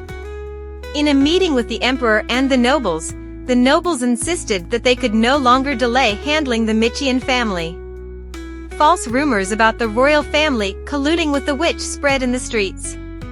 If they continued to sit idle, the royal family's prestige would surely decline. Now, he had to make a decision. Public opinion was intense. The factions of the emperor and the nobles could no longer delay handling the situation. Alex thought issuing orders according to national law would be sufficient. In fact, he knew that the girl was not little heiress, but rather an existence that loved only him. That spirit certainly had a way, some way. Al remembered the last meeting when Hybris had said, "I see that the crown prince's consort has been cursed by the witch." A curse, yes, was an ancient spell by at least 2 witches or more. As for how to lift the curse, the current situation did not allow for it. If I let her suffocate, then I would have tried every means to resurrect her with divine power. The ministers had said that resurrection could definitely be done with divine power. Perhaps it could be saved. Rescue her and hide her somewhere. He said, "I will follow your orders. Let's publicly execute those related to the witch according to national law." Praising the wise decision of the emperor truly is a decision that carries dignity. You secretly called the High Minister and Jason Quirg. Then, a secret meeting of the 3 took place. Alex looked at Hybris, thinking that this guy had sworn falsely that Michian was real at that time. He cleverly covered it up by saying that she needed psychological treatment more than execution. It was unclear what their relationship was, but it was evident that the High Minister had said the day before, if Helena dies, it will be easier to resurrect her. Right? That statement could be interpreted to mean that you could save the dead, couldn't it? Yes, Your Majesty. Are you implying that if you interrogate her, she will definitely come back as the master of the soul? It's not like a living corpse that moves around. That's right, because the deity uses the power of reincarnation contained within divine power. If so, then it's settled, the public execution of heiress Michian will proceed. There were no obstacles. The moment heiress Michian became deceased in front of everyone, High Minister, you must save that girl. Jason would guide the way to the palace's basement. Heiress would be buried, leave it to me. I have also found a corpse with a similar physique, which I will use to make the switch. But Your Majesty, during the process of handling the body, the divine temple might guess the identity of the royal family. Covering the face with cloth can't verify the identity, so there's no worry of exposure. But Miss Michian is not royalty, since she has broken her engagement with Your Majesty and has held the position of fiancée to the crown prince for a long time. She should be treated accordingly. Jason, you are in charge of taking Michian abroad. Yes, I understand. I will accompany you as well. I need to take time to observe and check for any imperfections. It's the divine power of my body covering her, so only I can take care of it properly. Then I will send someone from abroad to inform you of the residents. The Supreme High Minister must be aware, escaping is more urgent than anything else. Go ahead and do that. It seemed everything had been decided. If we do it, let's focus again on the night after the execution. She asked Anakin, "Anakin, do you like me? Don't you know? I thought you did. Knowing that I can't be sincere enough to kiss someone I don't like. How can you say that? You depend on me, but you've always doubted my heart, that my actions are just good intentions because I am Eris's dark knight. Yet, it turns out I've fallen in love with someone like you." She said, "I have a request for you, Anakin, don't I? It may sound ridiculous. Perhaps dedicating my whole life won't be enough. Maybe death is the end. But even so, if you want to, if you desire it, then die for me and come to my world to live with me." Really? Can I really follow you? You fool! You should be angry. I'm telling you to die. He said, I always thought I had been abandoned, even knowing it couldn't be helped. But it seems I had hoped you would stay. Anakin, are you crying? Because I'm happy to be allowed to follow you. At that moment, his tears fell, the glowing vial in her hand. Maddie had said that one more necessary offering was tears. Realizing what those tears were, she used them to contain his tears. A moment later, it vanished, the vial disappeared. It's not dragon tears or any other tears. It turns out Anakin's tears were the answer. I guess I have to go back now. Yes. By the way, Anakin, I love you. I've always wanted to say this to you. On the day of the witch's execution, go and behead that witch. At that moment, an heiress, though not dressed in magnificent robes, was still incredibly beautiful and ready to leave this world. The moment the words of execution rang out, she thought of Anakin. I'm sorry, Anakin. What was your expression like at the end? I can't remember. After she was executed, Jason and Hybris quickly arrived to retrieve her body. At the door, Jason said, There's someone inside, how can that be? Is there really no one who came alone? Where's the lost dog? Jason kicked the door open and saw Anakin standing there, holding a sword. Get out of my way. Just as his master predicted, I had lost my way, but luckily I arrived sooner. Seeing her body engulfed in flames, they cried out, No, no, no. What is happening here? I could have saved her. Jason spoke up, That dog doesn't know this, so I will deal with the Grand Mage. Quickly extinguish the fire and save Lady Michian. Immediately, the two charged at each other. Jason said, So, you're just a half-baked master of swordsmanship. Do you really think you can defeat someone who has reached the level of mastery like me? I'm not here to compete with you. Then, without hesitation, he shoved Jason aside. This brat wasn't even targeting me from the start. Anakin lunged at Hybris. Of course, Jason didn't hold back. He turned around and slashed Anakin, injuring him. Not stopping with his jealousy, Jason turned and stabbed Anakin through the body. Why is it you? If you were a boy with any skill, I wouldn't be this enraged. Anakin said, You not only disrespect the master's choice but really don't understand the reason behind it? Shut up.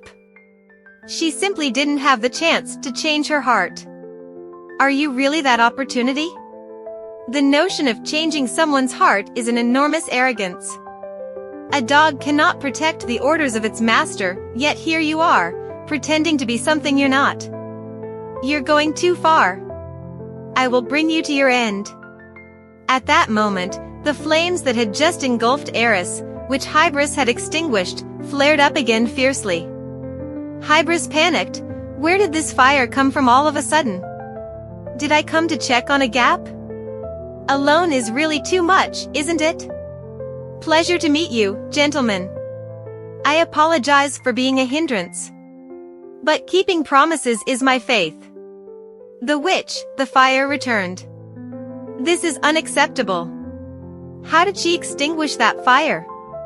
Hurry, we need to put out the flames and save Lady Michian immediately. Just then, Hybris rushed in, sweating. No. If you don't want to die, then step back. You witch, do you want to fight me? I feel like you can't win against me. Why are you acting so reckless? A dragon slayer like you is the strongest man in the world, but that doesn't mean you are the strongest in the world. Don't you have anyone who taught you that overconfidence in one's own strength can easily lead to injury? If you want to teach me, then I will teach you as well. First, let me introduce myself. My name is Maddie, the 9th witch of this land, and the last remaining witch in the Empire. Some call me vengeful. I'll say it in advance, I won't kill you. What's the point in killing something lesser than oneself? Maddie gently extended her hand. Have you ever imagined yourself free from the constraints of principles? Oh, boy. No matter what you imagine, I am a being stronger than all. After that statement, Hybris and Jason lay motionless. I thought you wouldn't come. You said you wouldn't help. Returning her is my task. What else? I also want to protect the fate of a girl who could have become a sister but whose body is no longer here. Anakin asked, has the mistress returned to her original world? As you can see, she has fulfilled the role this world set for her. She has also gained the necessary understanding to escape from your world. Understanding? The understanding of the one who loves her most and the one she hates the most? If it's the understanding of a lover, isn't it my tears? Oh my. The one you love is a foreigner, not Eris, right? When a soul escapes from the world, all standards originate from the body. Therefore, what is necessary is the understanding of the one who loves Eris Michian the most and the one Eris Michian hates the most. Your tears are not the condition but the price. Because I need the tears of someone who is purely joyful. So that's it. Luckily, the mistress has returned safely. Do I have to die? Not long after, regret? I had the audacity to be allowed to follow the mistress. In fact, I had planned to ask you to tell me how I could pursue the mistress. What an honest boy. If I had known it would be like this, I shouldn't have said to pursue. Perhaps the mistress will wait. Before closing his eyes, he remembered her many times, the beautiful images, and the moment she said, I love you. Then, he slowly closed his eyes. Maddie said, you've worked hard, boy. Ah, now you can rest peacefully. At that moment, looking at Anakin's lifeless body, she recalled his words from earlier. I had planned to ask you to tell me how I could pursue the mistress. If I had known it would be like this, I shouldn't have said to pursue, perhaps the mistress will wait. Even regret is the weight of the master, not the death of oneself. I have encountered many kinds of people, but one as blind as this is a first. Indeed, it's curious. In changed circumstances, will that heart remain intact? The way for someone born in this place to leave the world is completely different from how a foreigner returns. The truth is, it's more difficult. The girl who was once the strongest in the world, the strongest girl, and the girl who will become the strongest, needs the strength of 3 people. You are really lucky, boy. You've met 3 people and received the goodwill of all of them. Sigh. If I want to find her in that world, I'll need even more luck. Scene change. At this moment, in a different world, the strong girl has awakened and returned to her familiar home. She hurriedly steps in front of the mirror, gazing at the face that originally belonged to her. She says, so, this is what I look like. This is me. The fact that I've returned to reality means Anakin has completed what I asked. Looking at the novel, she wonders, what about Anakin and Helena? It's been weeks since quitting my job and planning for the trip.